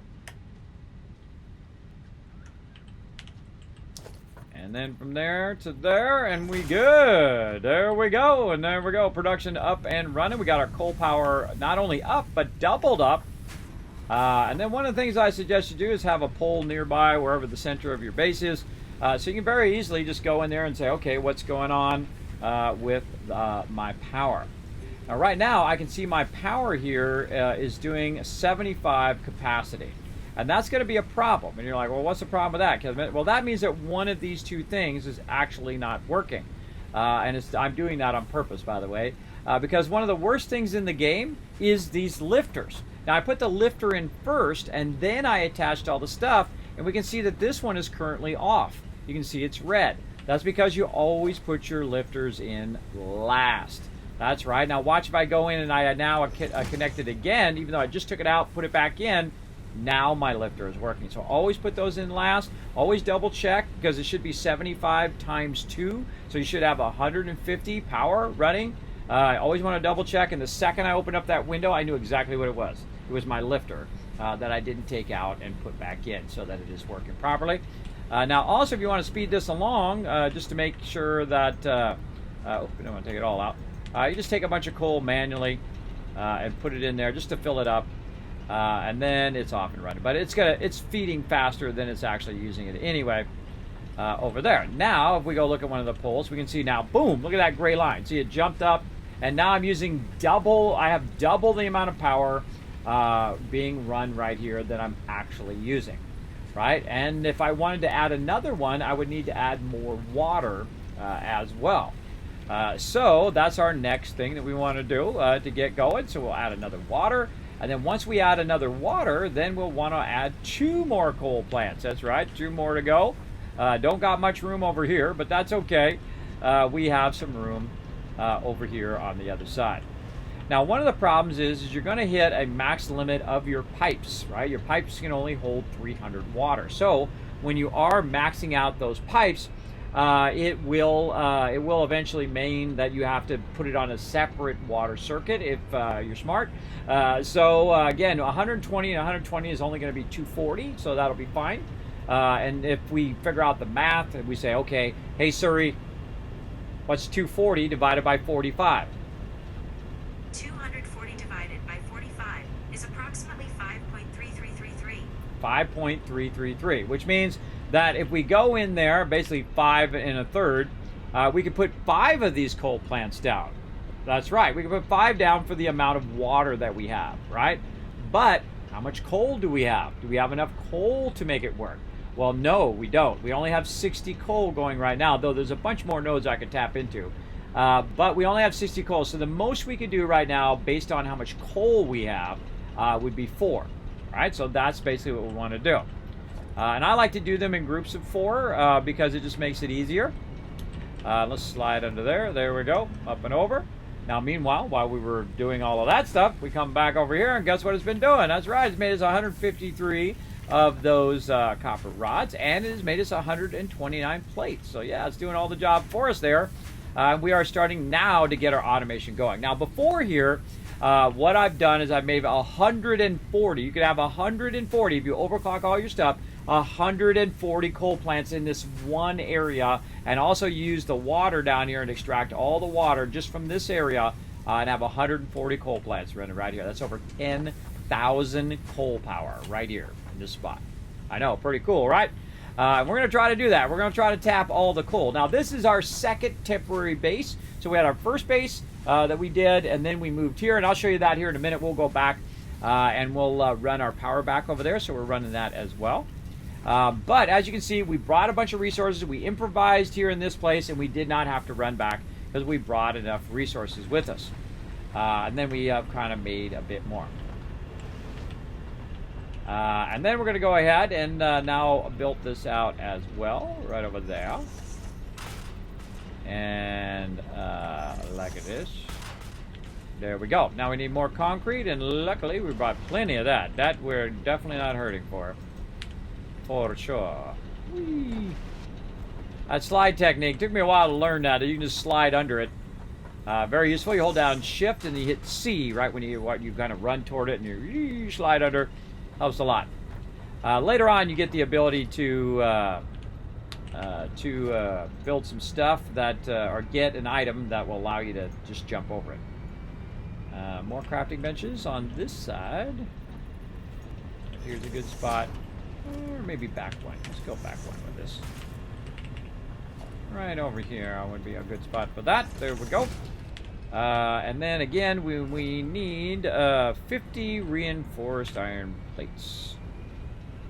So that we're going to definitely want to work on. Right over here. Now, I haven't set up my reinforced iron plates yet. I'm doing a little bit of screws right now, and a little bit of copper sheets and iron plates. But again, we have a massive ton of resources back at our other base that we'll tap into. But instead of me running back, I could just very easily try to make the stuff here, and then it just saves me that time. But at some point, there'll be a diminishing return, right? If I need like 500 plates right now, well, I can tell you I've got thousands of them back at the other thing. I can just run back there, grab them, and then bring them back over here. But that comes at the cost of time. Time, and more time. So we'll let that run. We'll look at iron plates here. What do we need? 6 per. All right, so 6 per. We need about 34.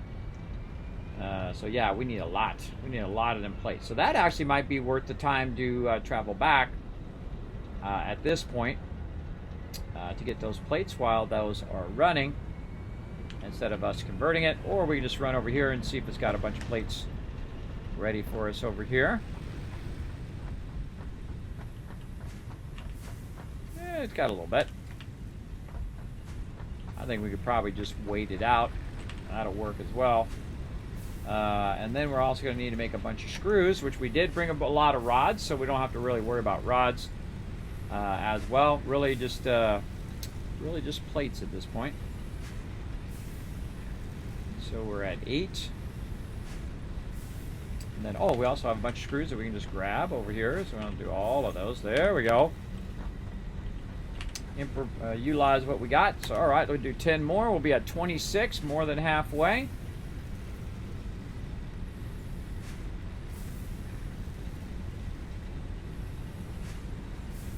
And I always make, especially when I'm making a temporary base, I don't build a lot of stuff to get started.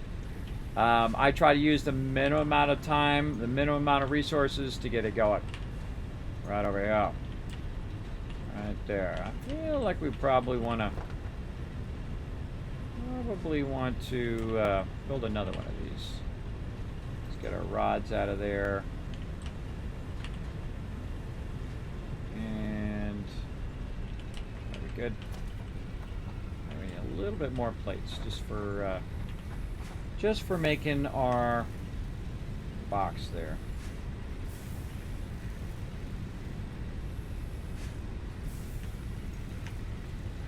Gonna need another box because this other one's filling up.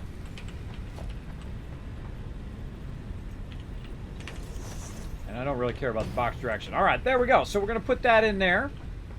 And then now what we want to do is we're going to need a bunch of power line and stuff like that. We could probably bring our... we don't want to bring anything with us. We won't bring anything with us, and then we'll do it from the other end. All right, now back in our vehicle. And we out of here. I just happen to know a trail in and out of here. If you guys want to watch where I'm going, might be a good idea if you want to know how to get in here nice and easy with your vehicle. And then we're going to go ahead and head back up the hill here.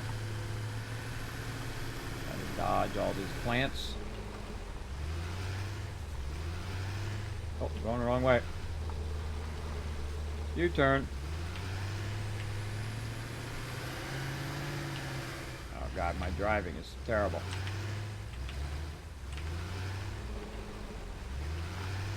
There we go.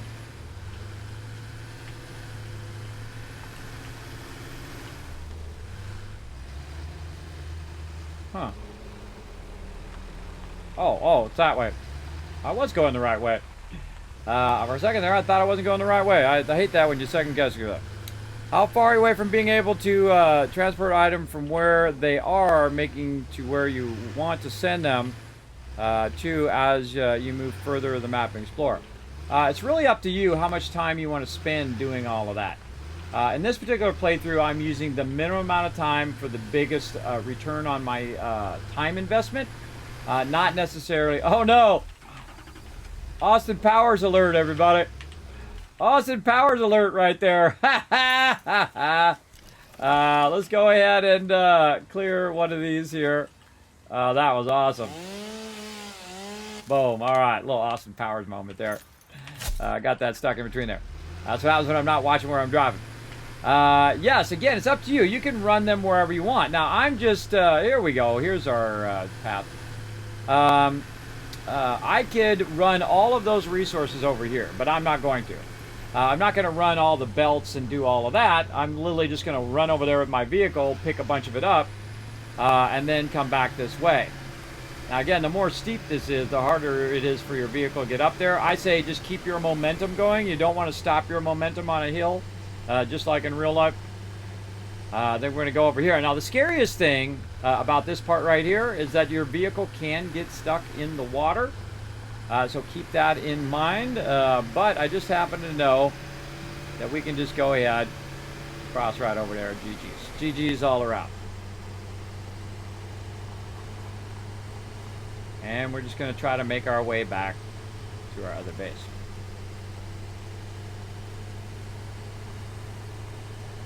And they got these roads here on purpose, everybody, so you can help you find your way around. Now, I've played the game for literally, hundreds, thousands of hours probably by now. I stopped counting after a while. But I've played through, I don't know, 30, 40, 50, 60 times. I don't know, a lot of times. I've played it since it first came out. Incredibly, incredibly fun game. Highly recommended. I consider this game a 12 out of 10, everybody. 12 out of 10 is incredibly fantastic. All right. I highly recommend it for sure. Yeah, so I'm not going to bring all the stuff from over here over there. What we're doing is building temporary bases in this playthrough. Sometimes I will do that, by the way. Sometimes I will... Ooh, look at this. Look at this stuff right here. Oh, man. Not go all the way around, but I'm not going to. YOLO! Off the top rope. Oh, no, I'm damaging Fix-It property. All right, which is namely you, by the way. You are Fix-It property, which is your corporate overlords who are all up in your business. Now, as we can see over here, everybody, if we look at that one right over there, that one is red right now. That means that it did run out of fuel. But if we run up here, we can see that we do have a basic setup where it is making all the basic resources. It's grabbing copper from over here. We are running our iron from over there. We actually have 2 iron nodes tapped right now, running from over there. So we've got our iron, we got our copper, and we have our limestone that you saw over there, all running over here. Now, we managed to get our coal power going before we needed more of our resources here. Now, at this point, I would actually just take all this biofuel out of here. I no longer need it because I'm just going to use coal instead. So I'm going to take all that out of there. Check and see if there's any in here. And for right now, I just leave it there. You'll be fine. Now, I also have some production over here, which is making all of my biofuel. And you see we've used it all up. We timed it perfectly, so we didn't have to go and collect any more leaves and whatnot to fund this space. Now, we did collect some on the other side just in case something goes off or something goes wrong. We need to use it to jumpstart it. But other than that, we can see over here that we have boxes and boxes. We got more up here of plates, right? So we got tons of them. We got more than enough over here as well. Now, before I left, I also went over here and I made it, have it make me a bunch of copper sheets. So those are done as well. And I would probably go heavy copper sheets there. And then, let's see, we got our things, we got those. Instead of just, filling it all up with plates. But that's pretty much what we need there. We've got plenty of wire over there. I think we brought plenty of rods, but you know what? Let's just go ahead and bring some more. We also have another box of rods up here that we have plenty of because we've been letting it run in the background while I'm playing other games. Like right now, Fallout 76 is running in the background as well while I'm playing other games. And I should be collecting my lead, but I keep forgetting. So let's go ahead and log in there. Like I saw, play, and then log in. We'll let that run in the background, and we'll come back to it. So we could restart all of this, but what we really want to do is bring enough resources to run our power, right? We're gonna kind of manually run it back, which you kind of have to do anyway. But we know which direction it is now. We know it's kind of off that way, right? Where we were driving, we drove way up and around and up all that. And we could have went down and around that way as well. But we're going to basically go in that direction. So I'm going to grab this, and we're going to need some cable. Now, we have plenty of rods, so we could have brought some cable with us. But I'm just going to go ahead and make some over here in our hub. Now, eventually, we definitely want to come back and get our hub. But I'm really not going to start any of this other production until I scale up my power this time. Because, again, I'm going to do power first before I do all of that. We definitely need to get rid of some of this other random stuff I have on me here. Where's our random box right here? Let's put some of this in there. There we go. And then we're going to make a bunch of cable here. Now, we got a bunch of wire in here, so we can grab some of that. That's going to help us, let's say one less stack, make more cable.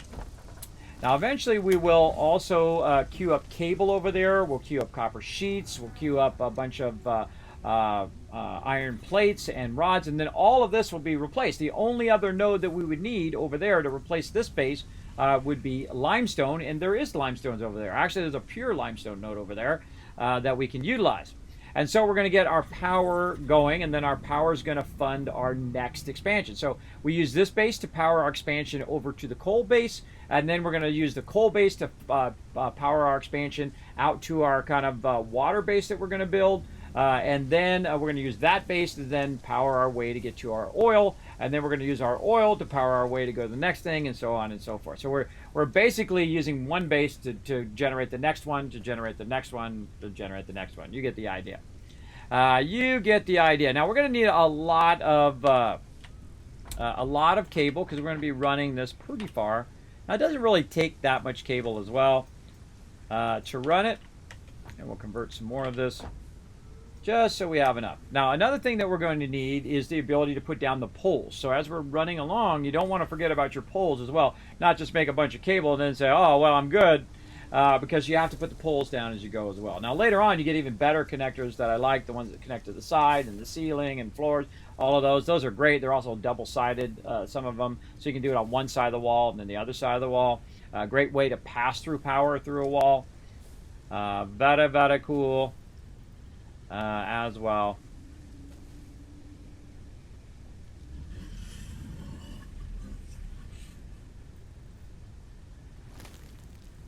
I hear Fred. Hear him walking around.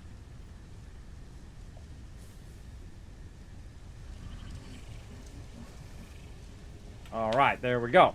Now another smart thing to do is to fill up your wire as well, because you want to maximize that wire there. I just take this out and put a max stack in. So then, because you're going to need wire to run those poles also. Okay, so now we have already run this down here. We got a bunch of plates now that we were running low on before. And we're just going to run down the way. Hey, Foggy, what's up? What's up? Okay, so we're going to test it on our first one here. We're going to take this. We're going to run it down here. Oh, what do we need? Don't have enough concrete. But luckily, we've been making some while we were gone. Right over here as well. So we might want to say, okay, we got too many plates. Let's go ahead and put some of our plates back like this. Let's say 3 stacks of those plates. That's more than enough. And then we'll go in here and we'll take our concrete that it was making. Now, when I come back again, I can just let this run and those boxes will all be full again. Everything will be full again once we tie this power into our coal power, because coal is perpetual power. Coal will just keep running and running and running. And that's why we're working so hard to get all of this going. So we can use that fuel, and then once we get the coal, as long as it doesn't, you don't overrun it with too much power, it'll be fine. All right, now back in our thing here. We know it works because we did run our pole down. Now I could run it this way like this, but what I really want to do is I want to run it up there. And how can I do that? Well, I can go ahead and kind of aim in that direction, or even better, I could just start in that direction. And I get it from really far away. This is one of the greatest features of this game, everybody, is that I can get it from really, from really far away and run that across from way over here. Now you can see it's red, so it doesn't quite go all the way there. So maybe we'll go here, and then we'll go ahead and try to run it up here. Now I find trying to put these down from below super awkward to do that, but we'll go like that. Now, we'll go ahead and run around up there. Now, I suggest you use your vehicle when you're running around. If you do want to accidentally not get killed by a ton of mobs attacking you. Most mobs are docile to you. They won't attack you if you're in your ship. There is also, by the way, just a creative mode or a don't get attacked by the mobs mode. I don't ever play those modes. I always like to earn my bases and earn whatever I do. I'm old school like that. I'm old school gamer that way. But you play however you want. It's your game. You play however you want. I'm going to play however I want. Alrighty. Now, we'll go right here. Now, while we're here, we're probably going to run into somebody. So, let's just get that out of my face. There we go. A couple of them.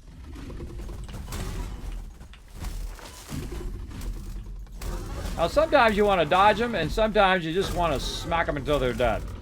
Right? Because they did change it where now your health goes all the way back up again. And if they're dead, then I don't have to worry about them anymore. Simple as that. Now, they're also guarding this guy up here. We might as well grab him while we're here. Oh, not enough space. All right. Now, again, we don't need that many plates. Throw our plates away.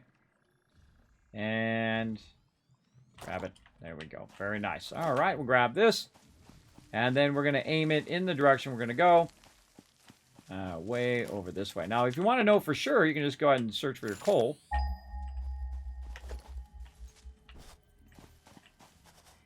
Wait for it to show up on your radar. Not that way. This way. All right, so we know we're going straight out that way. So I'm going to go ahead and run it as far as I can go. I strongly advise you to harvest this specimen. All right, Ad is being extra creepy as normal.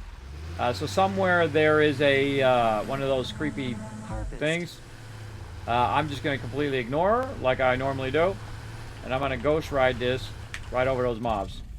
And then while they're down, I'm going to try to run toward them and knock them out.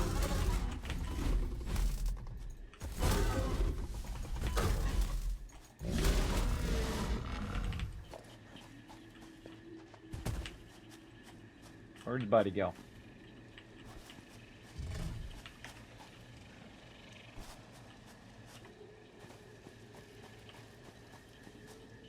Yeah, the buddy.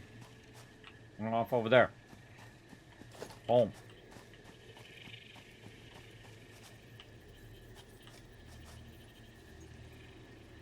Come on.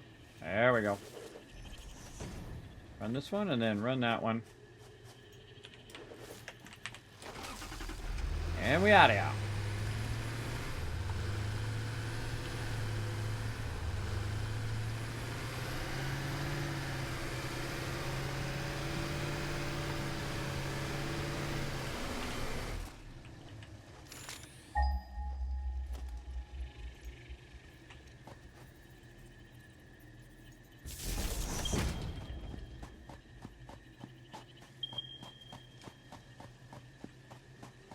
Getting dark and spooky. Dark and spookies.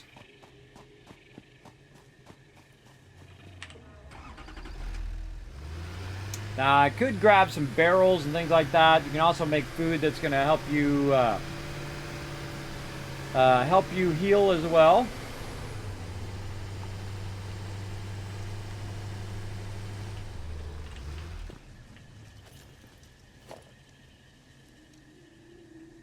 Come on, fingers. There we go.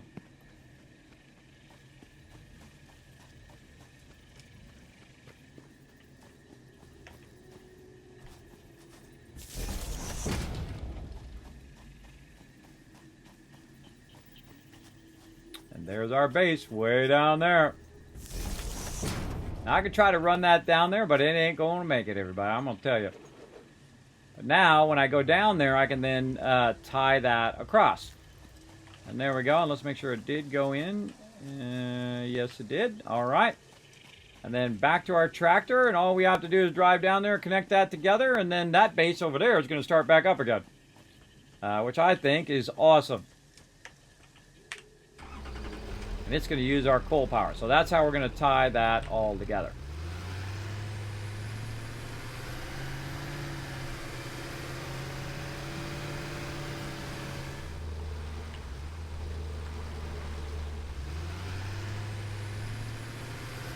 Oh, we're going to use another trick too. By the way, at this point right here, you could pick up your vehicle. And I should put a bunch of resources in the back of the vehicle. I forgot. I could pick up my vehicle and just literally jump off into the water. And then go like that. But we're going to go and do the pathway because that's fun. There is actually a path off to the left side here. I usually go to the right side, but I discovered this path on the left side, which is super useful as well. Oh, there's some resources there. On the left side here, this little path. You just follow that.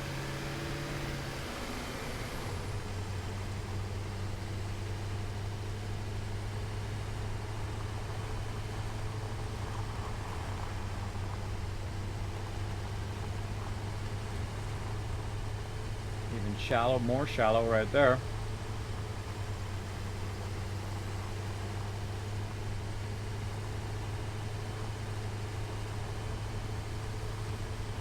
Running over more mobs.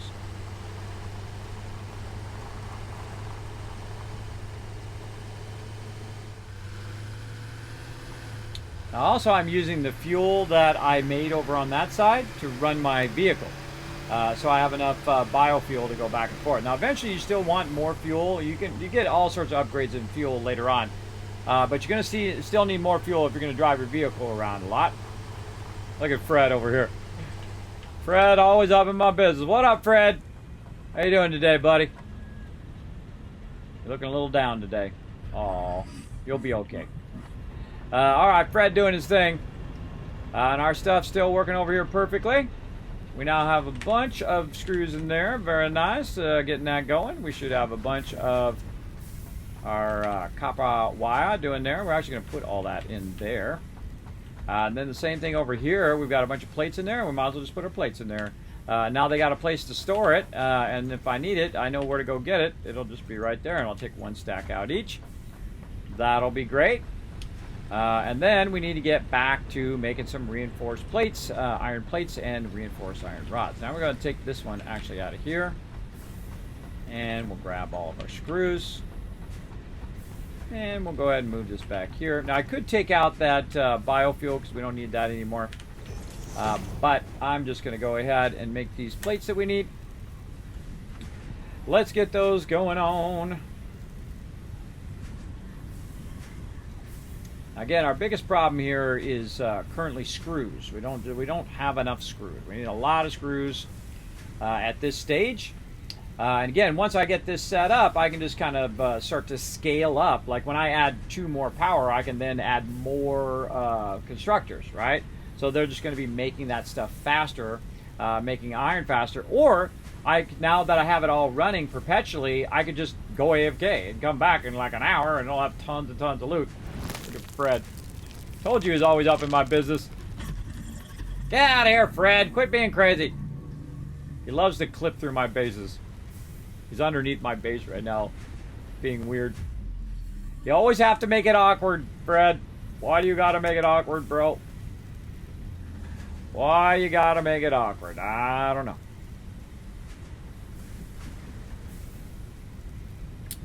Okie dokie.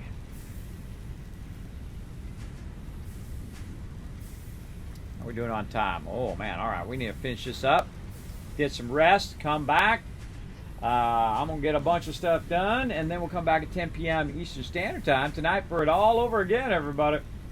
All over again. Oh, man, my videos got done there, too. Cool. My videos got done.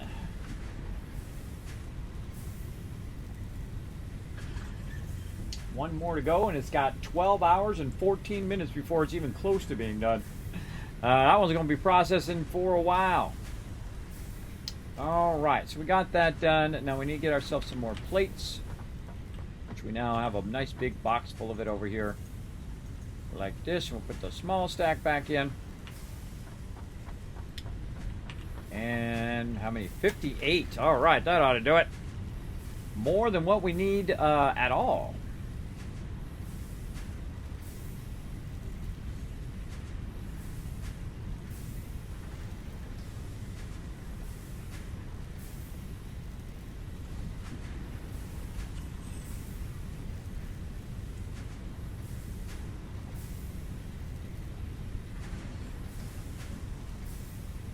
Alright, that's good enough. And then now some rotors.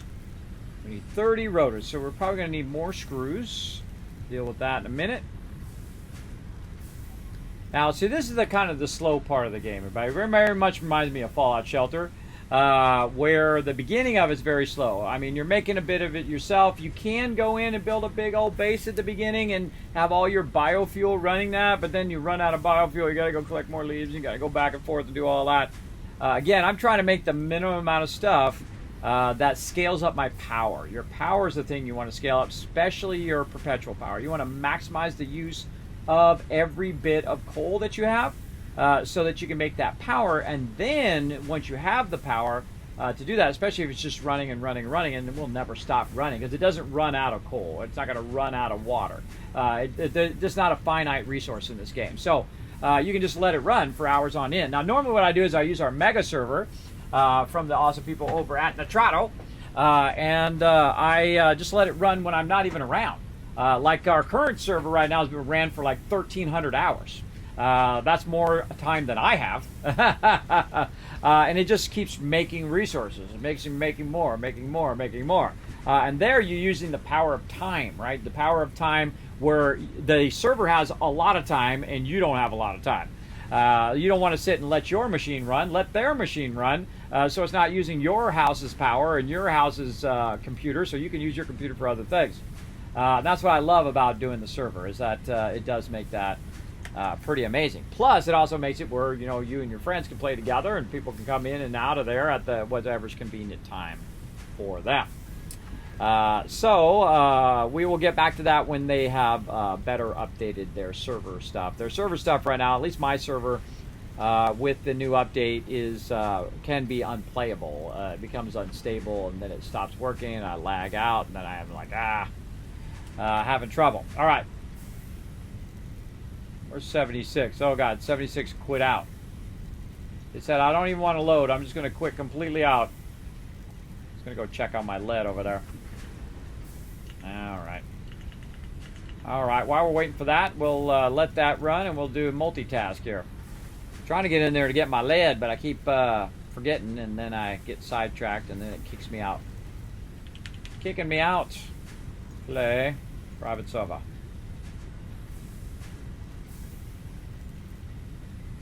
Must have just kicked me out, too, because see how quickly it loaded the server there? That means my server that I did earlier, it actually was still up. Otherwise, it makes a brand new server for you. It spins up a server for you to do it. It only spins it up if you go into your private server, and then it only is there while you're in there. And then when you go out, if someone else doesn't have fallout first, the whole entire thing will vanish. Oh, look out! I'm getting stuck in there. Double mutation weekend. There we go. All right, so we're gonna run in, grab our lead real quick here. Hey, sir, he set a timer for 25 minutes.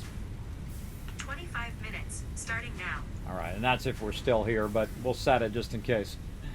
Okay, how we doing? We should be able to do our rotors now. All right, let's get our rotors in there. Again, I like this, how it's balanced in the very beginning, where you have to make a little bit of the stuff to do the next thing, and make a little bit of stuff to do the next thing. And then it starts to build a little faster, especially right after what we're doing right now. This is the biggest struggle in the game, I feel, is this first kind of launching to get to coal power. Because again, the coal is infinite, the water is infinite. You can do that all day, every day. I could literally walk away from the computer and come back, and then those boxes will be full eventually. But what we want to do is we want to make another coal generator right over there, and then another one right over here.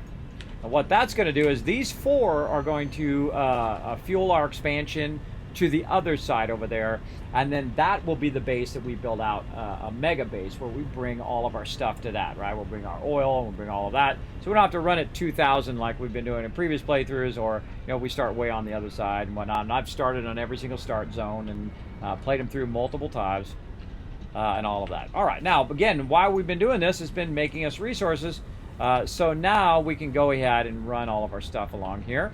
One of the cool things we can do too is just temporarily take this water out to tie these other ones in. Oh wait, we should do this side first. We'll run it out to there, rotate it, move it forward by 2 so we get a nice 90 degree, and we just run that there. And now one of the trouble in the beginning, if you don't have your skates, is getting up on the top there. If you go right to that, it'll help you get up on the top. And eventually this is going to run out of water. You can also snap it by holding down control. Really need to get our second step, our second set working here. Right there. So that we can just do this nice and easy. So 1, 2, and 3. And now we can just run that in there. Now it's got its water. Same thing over here. That one into there. Oh, I didn't hold down control. Let's fix that. Fix that. There we go. I love the fact that they added it where it snaps to the back now. And that last one, just put it right in there. Now the rest of these need lifters to run this all the way across, and we're going to also need splitters to make that work. Now right now our piping is actually in the way to make that work. It's a little awkward the way that we have it right here and have it working. But what you can do is just say, you know what, I don't really need the power right now, and just take all of this out like this, and then put in your, come on, there we go. Put in all of your splitters first. All right, so we're just going to say, you know what, changed our mind. We're going to go ahead and take that out. And we're going to do all of our lifters. Just level 1's good enough. Like this. This one out.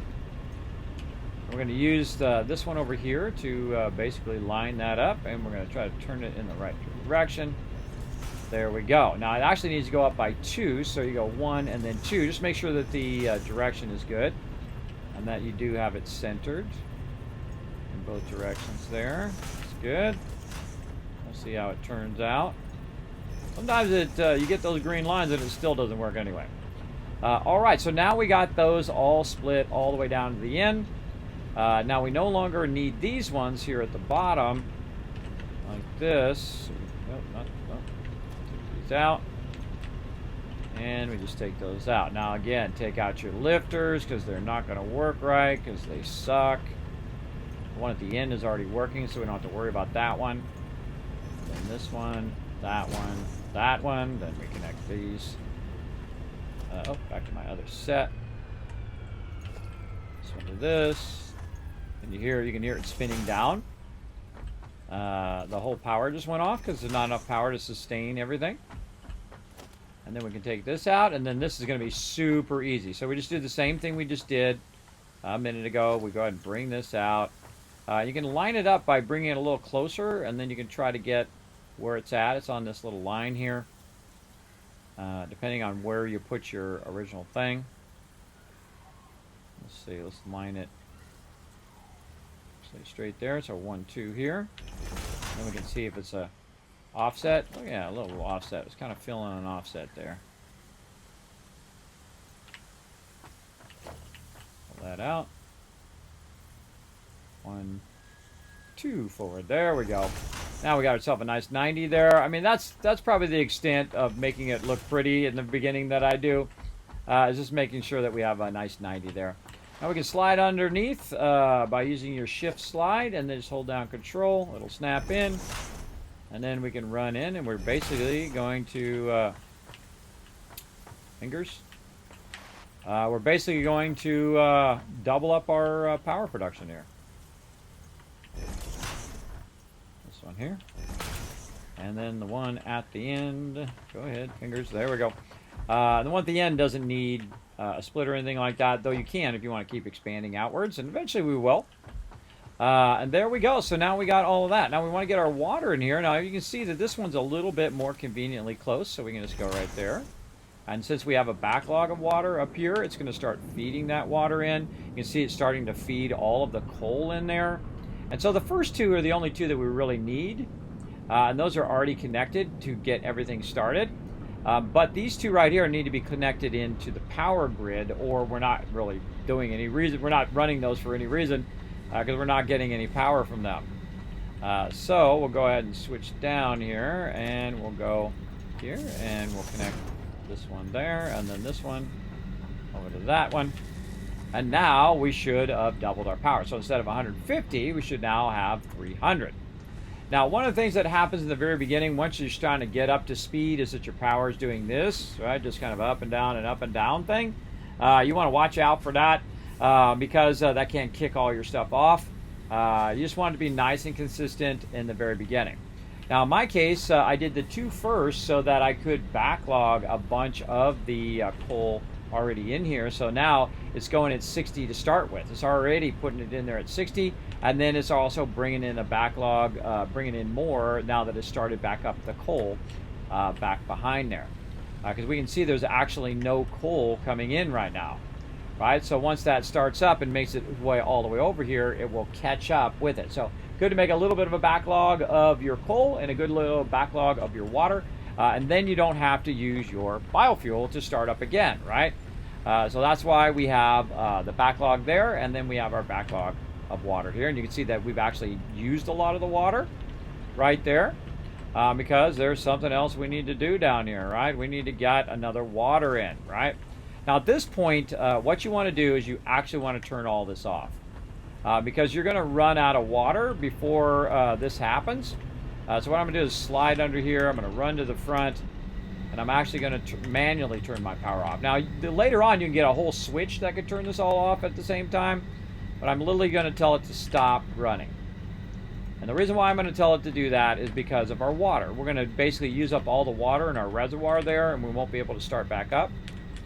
We'll have to use our biofuel because we want to make another water extractor and tie that water extractor into the system.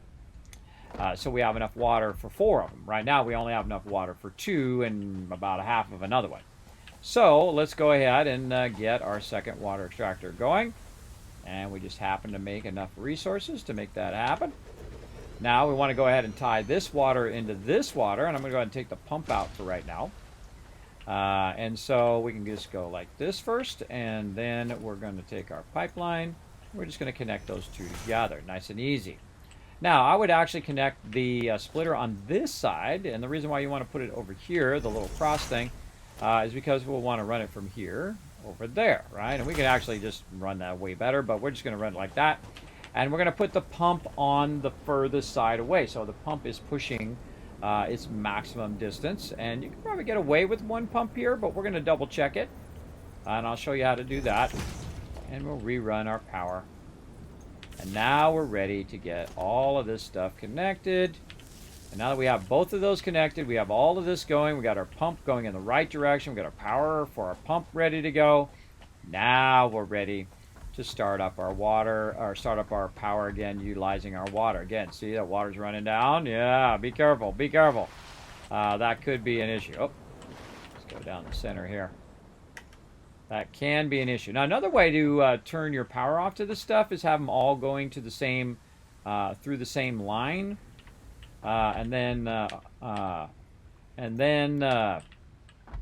can just take the line out in the early game. And then later on you can use the switch, which actually is my suggestion that they added that, by the way. That's my suggestion since the game launched, for them to put that, put a switch in where you could just cut a whole bunch of stuff at the same time. All right, now again, we should see 300. Yep, it instantly went right to 300 because it had enough water and enough coal already backlogged in there. And it should be good.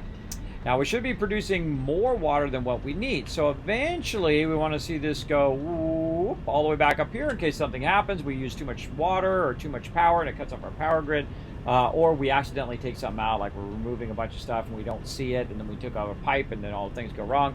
Now another thing you can do also is have a backup version of this, right? Another one, say up on top of here, which I'll commonly do because vertical stacking is very space efficient. So I'll have another one that I run a bunch of water into, and then I take it out. I mean, I take out the pipes, not the thing. You take the thing out, you lose your water. But you take out the pipe, and then it's just a whole thing full of water up there, and it's up really high. So even if you don't have any power or anything like that, you can run it down, and then just the water tension itself will pull the water down, just like it does in real life. Will pull it down in there and help you start your power back up again. And there we go. We got smoke going from all 4. And again, you can do, when you're up on Mark 3s, you can do 140 coal plants here, and you can do 10,000 power. It's actually 12,000 power, and it's like 2,000 overhead to keep the actual coal going. And then you have the rest 10,000 is free for whatever else you need to do. Okay, and I think that gets us going there. We've got our stuff going there. We can put more of our rods in here and work on our screws. Keep a couple of those over there. So now we're looking pretty good. I did forget to put that stuff in my vehicle. That would have been good. But in a bit here, this is all going to be going. Now, when we come back next time, we're actually not going to build out a big old factory here that's doing a whole bunch of iron and coal and limestone. It's unnecessary. Unnecessary because this is not where our base is going to be. We're actually going to move our base elsewhere. So what we want to do is stand, I'd say right about here, look toward that waterfall, and then we're going to hold down B, and then we're going to say scan for iron ore. Some right there, which we're already using. There's some over that way, but if we wait for it, take a minute,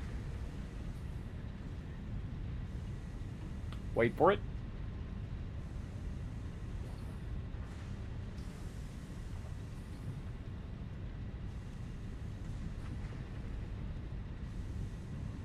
Not yet.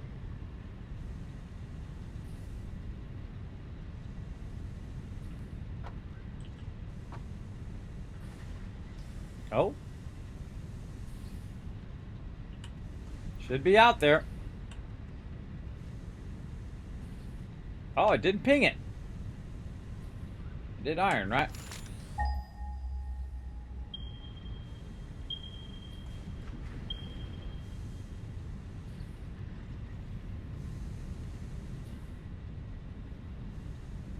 Huh.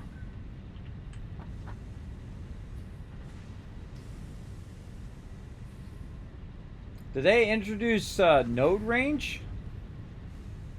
That's really weird. Oh, I think they introduced node range that you can't see the node if it's beyond the thing into the black zone. No. Huh. Well, that's weird. We should be seeing some iron nodes from that direction. Let's try copper nodes.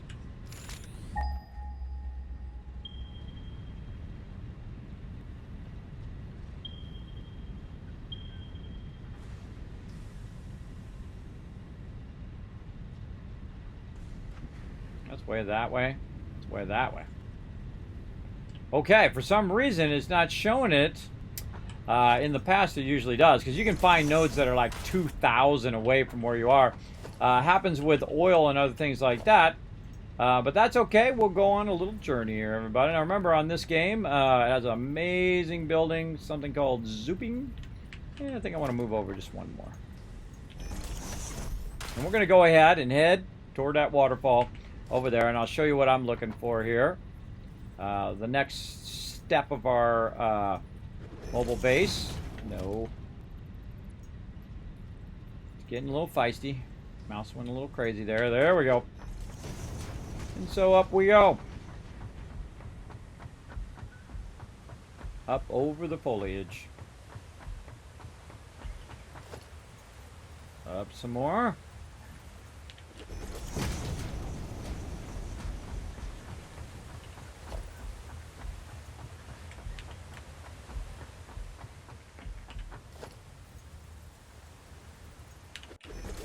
Go up as far as you want.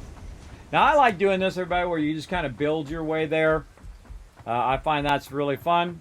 But if you don't like doing that, if you're like, hey, man, I don't like it when it doesn't have supports and stuff, well, hey, that's your game. You play however you want. Me, I like to build my way there. I find it's very, very fun. I'm just going in the west direction here. Directly west. And we're going to build our way above the trees. Way up here. All right, now our goal is to go over there. See where that mountain is, but we're going to try to go to the coast that's on the side there. Let's go ahead and try to ping it again.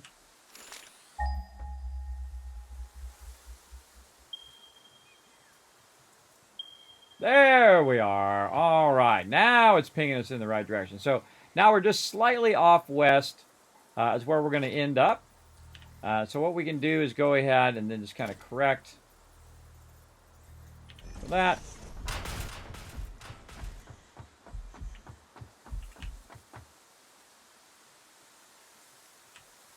Ping it again.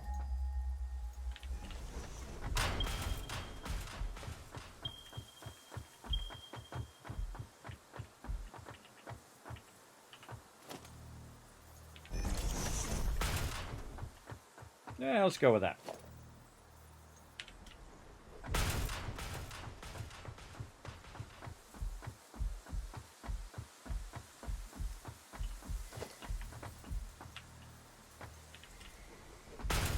I could bring my vehicle and do all of that, or I could just be above it all.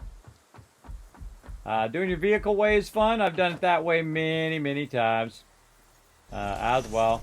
We're just kind of building over the treetops. We'll cut this way as far as we can before we start clipping in there. Now on the way back, I can optimize this so this comes along and just is perfectly straight. Right, perfectly straight, and then goes down straight where I want it to go.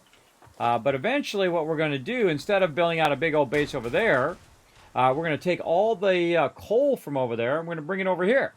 Out here where you have plenty of water for days, everybody. You got so much water out here, because this actually is a giant water area right over here.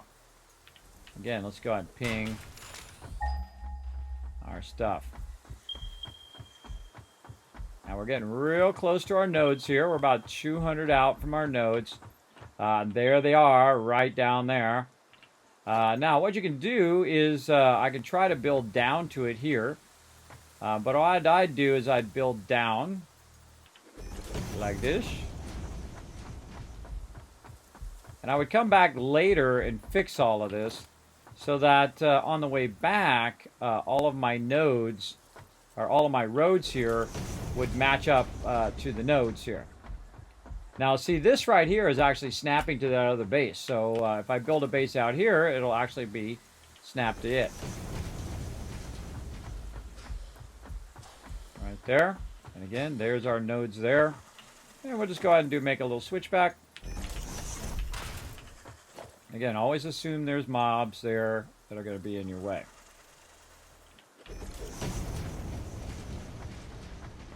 Now, why am I moving my base over here? It's like I have a pure iron node over there. Why would I want to bring it way over here on the edge?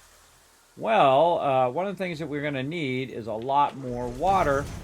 And if we, by the way, you want to leave a little bit of space here, and then this way you can jump up into there. Sometimes, oh, we're actually out of concrete. But if a mob is after you, you can get up like on the side here. It leads out of the way. And you can jump up here, and the mob can't chase you up there. Oh, very neat. Now, we're going to need more resources, so we can get on our vehicle and drive over here with all the resources. Or we can bring just enough resources to restart our whole base again. Now, why am I choosing here? Again, it's nearby the water. Oh, and let's get our thing ready. Whee! Get smacked. And it's nearby the water. So let's go ahead and run to the water.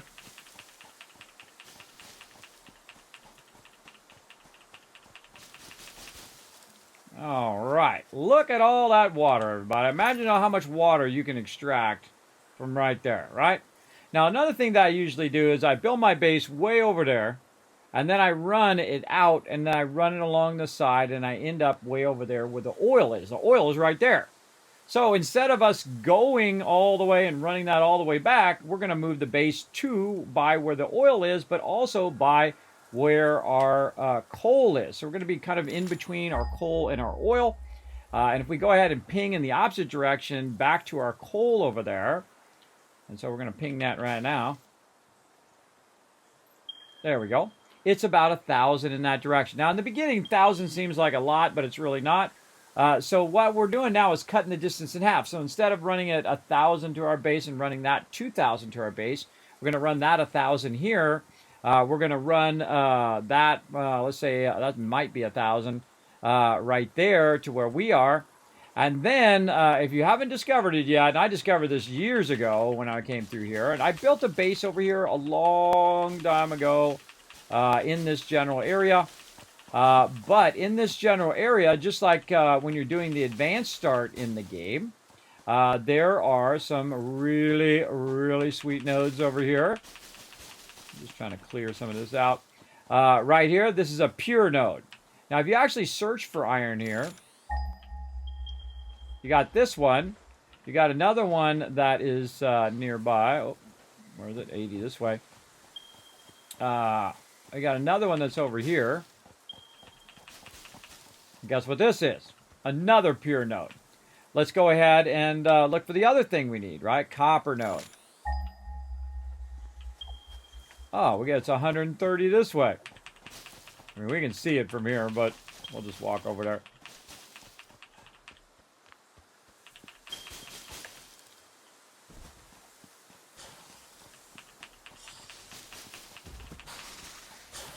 Right there.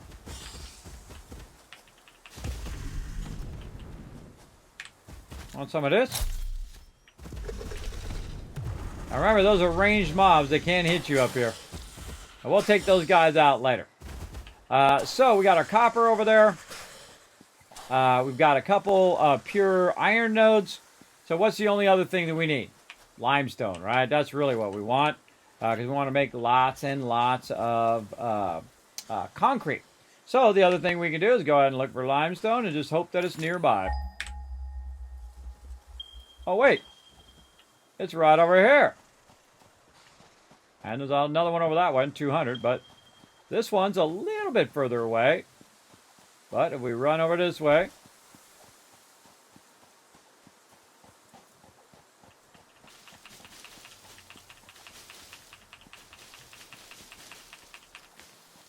another pure node.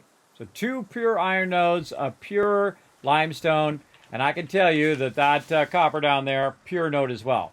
Now, pure node is worth 4 of coarse nodes. So 1 node is the same as 4 coarse nodes, because it's going to be extracting at 120. Now, are we going to be building the base up here? Absolutely not.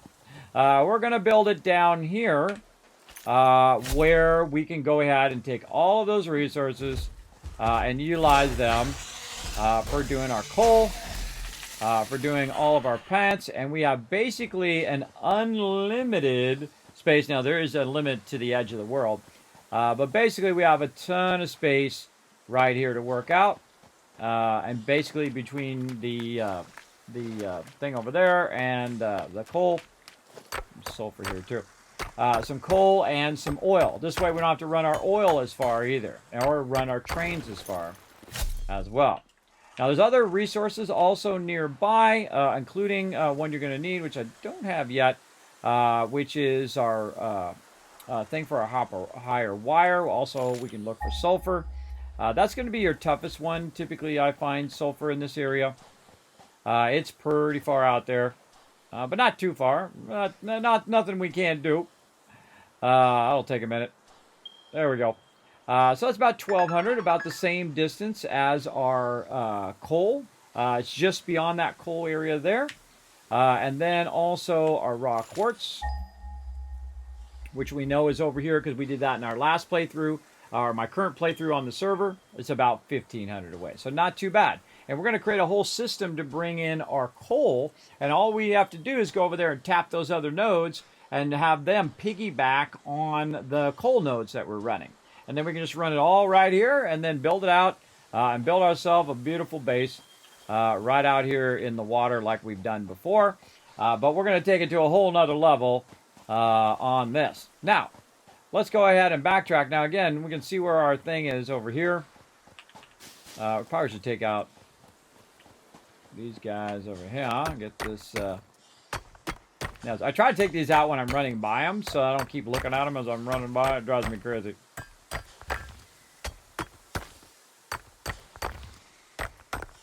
By the way, we don't even need to bring anything else over here. We could just start right now, since we have all the nodes that we need. We could just start over like we're starting the beginning of the game. And that's pretty awesome if you think about it. That's pretty awesome. All right, and this area is not too scary. There's not too many scary mobs. Let's go over here and take out these guys by the copper node, just so to show you guys it is a pure node.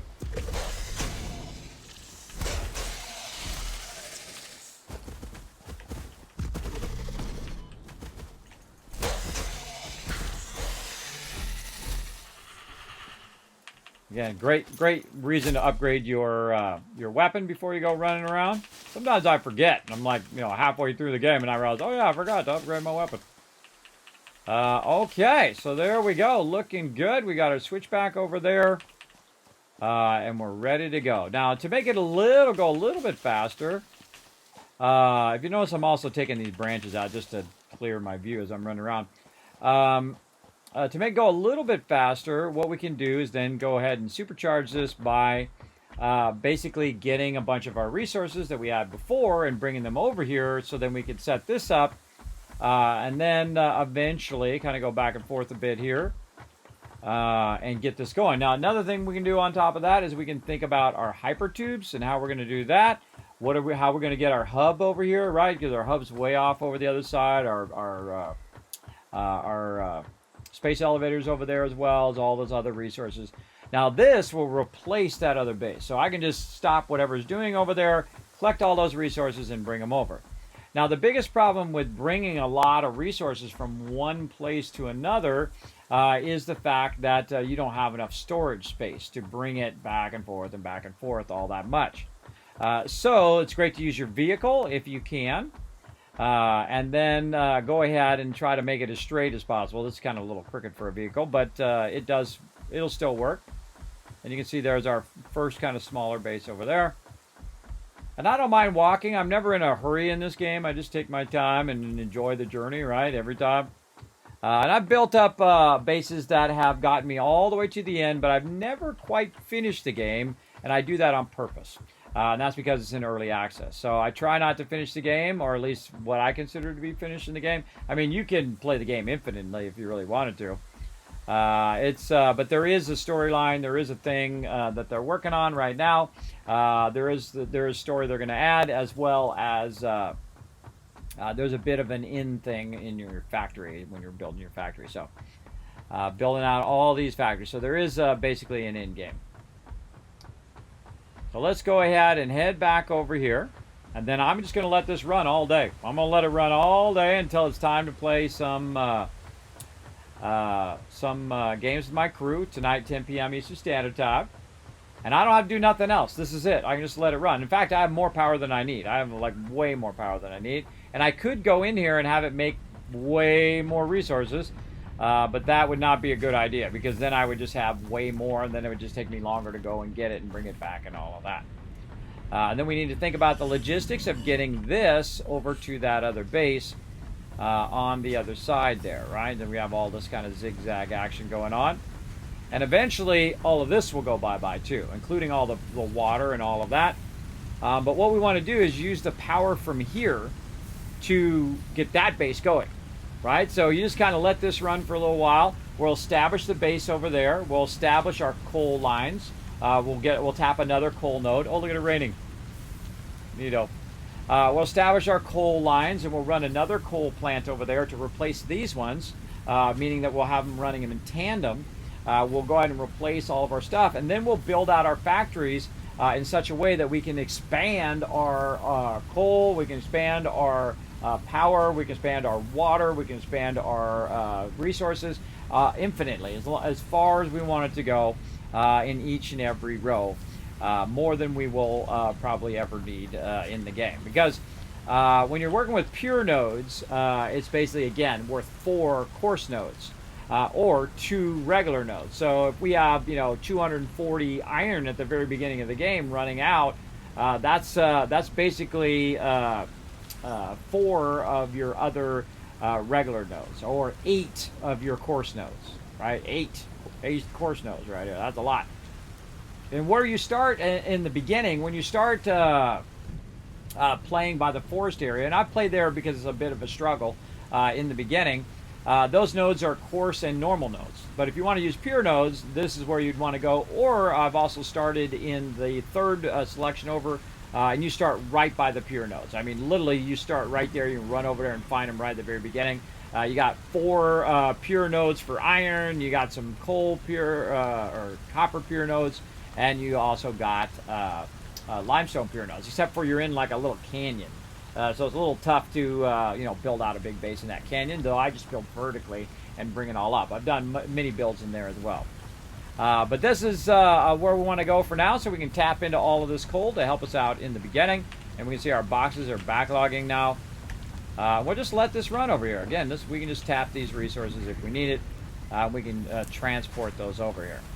Now, another thing that we can do is we can just take the end result of this and we can run it over there, right? So if it's doing a whole lot of our plates, we can run it over there and get that going. Now, because these are running at 60 belts, I can go ahead and make a bunch of reinforced iron plates at my other belts, bring those over, and run it at the 120 speed instead, so that it is basically extracting it faster than it's making it, or I can tell it to stop making it, and I can just go ahead and run those belts over there. But I feel like the smarter idea is just don't make so much resources, or make a bunch of resources here and then never use it because you won't need it because you're going to make a bunch of it over there. You won't need to come back here and do anything with this base if you have it all set up over there. The only thing we need from over here is the coal for right now. Eventually the sulfur and the quartz and a bunch of other stuff much later on. But really, we don't really need this one, or we don't need the other base as well. We can start from complete scratch over there and just bring the coal over, and that's all we really need. It's really cool if you're trying to find that perfect place for your base. And I find that's a really good spot. There's actually, 4 or 5 really optimum spots where you can build a base and you got all your resources nearby. And this is actually one of my favorite ones that I've done in the past, so I decided we'll revisit it in this playthrough as well. So there we go. All right, so we're going to let that run, and that's it for me, everybody. Let's go get on the Kismet Love Train, and we're going to head on out of here.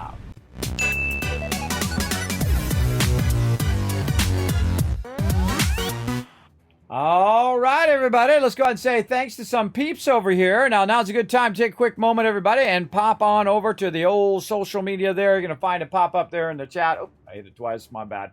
Pop it there in the chat. Pop on over to YouTube, to Twitter, to Discord, to my website, kismet.gg, and then especially over to patreon.com/kismet. That's the best place to support the stream. Remember, if you do support over there, you get your name right down there at the bottom of every stream and at the end of every video. Thanks to the Teamwork Tycoons right here for all the new follows and also the subs and resubs. Appreciate that today. I hope you guys enjoyed this bonus stream. Put a 1 in the chat if you did enjoy this bonus stream, everybody. Also, don't forget to pop on over to TikTok, run over to Instagram and Reddit, those new ones there, and even Facebook if you want to. Whatever is your favorite social media, go for it. But again, hitting those follow buttons, hitting that subscribe does allow me to do more giveaways and bring you guys more discounts here in the stream. So definitely take a moment to do that. It's free and it helps support. So good to go. Now we're going to go ahead and give you guys some love right here. 1,000, 2,000, 3,000, 4,000, 5,000 caps because it always pays to stay to the end of the stream.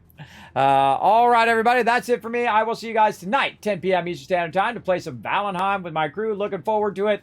We got some epic stuff rolling up later tonight, so definitely be here. We'll see you all then. Bye, everybody.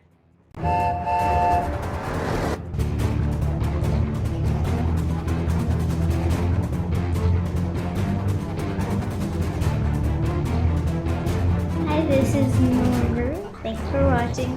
Hit the subscribe button. We'll see you all next time. Bye.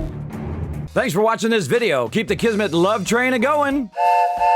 Drop by my Patreon and show your support. Big thanks going out to Resident Spike, Rotisserie G, JC Hunter, AMZ, Carlo, Notorious TDK, Scriptlin, Ems, Brando, and Blaring Fire. Click to watch more videos, and I'll see you next time.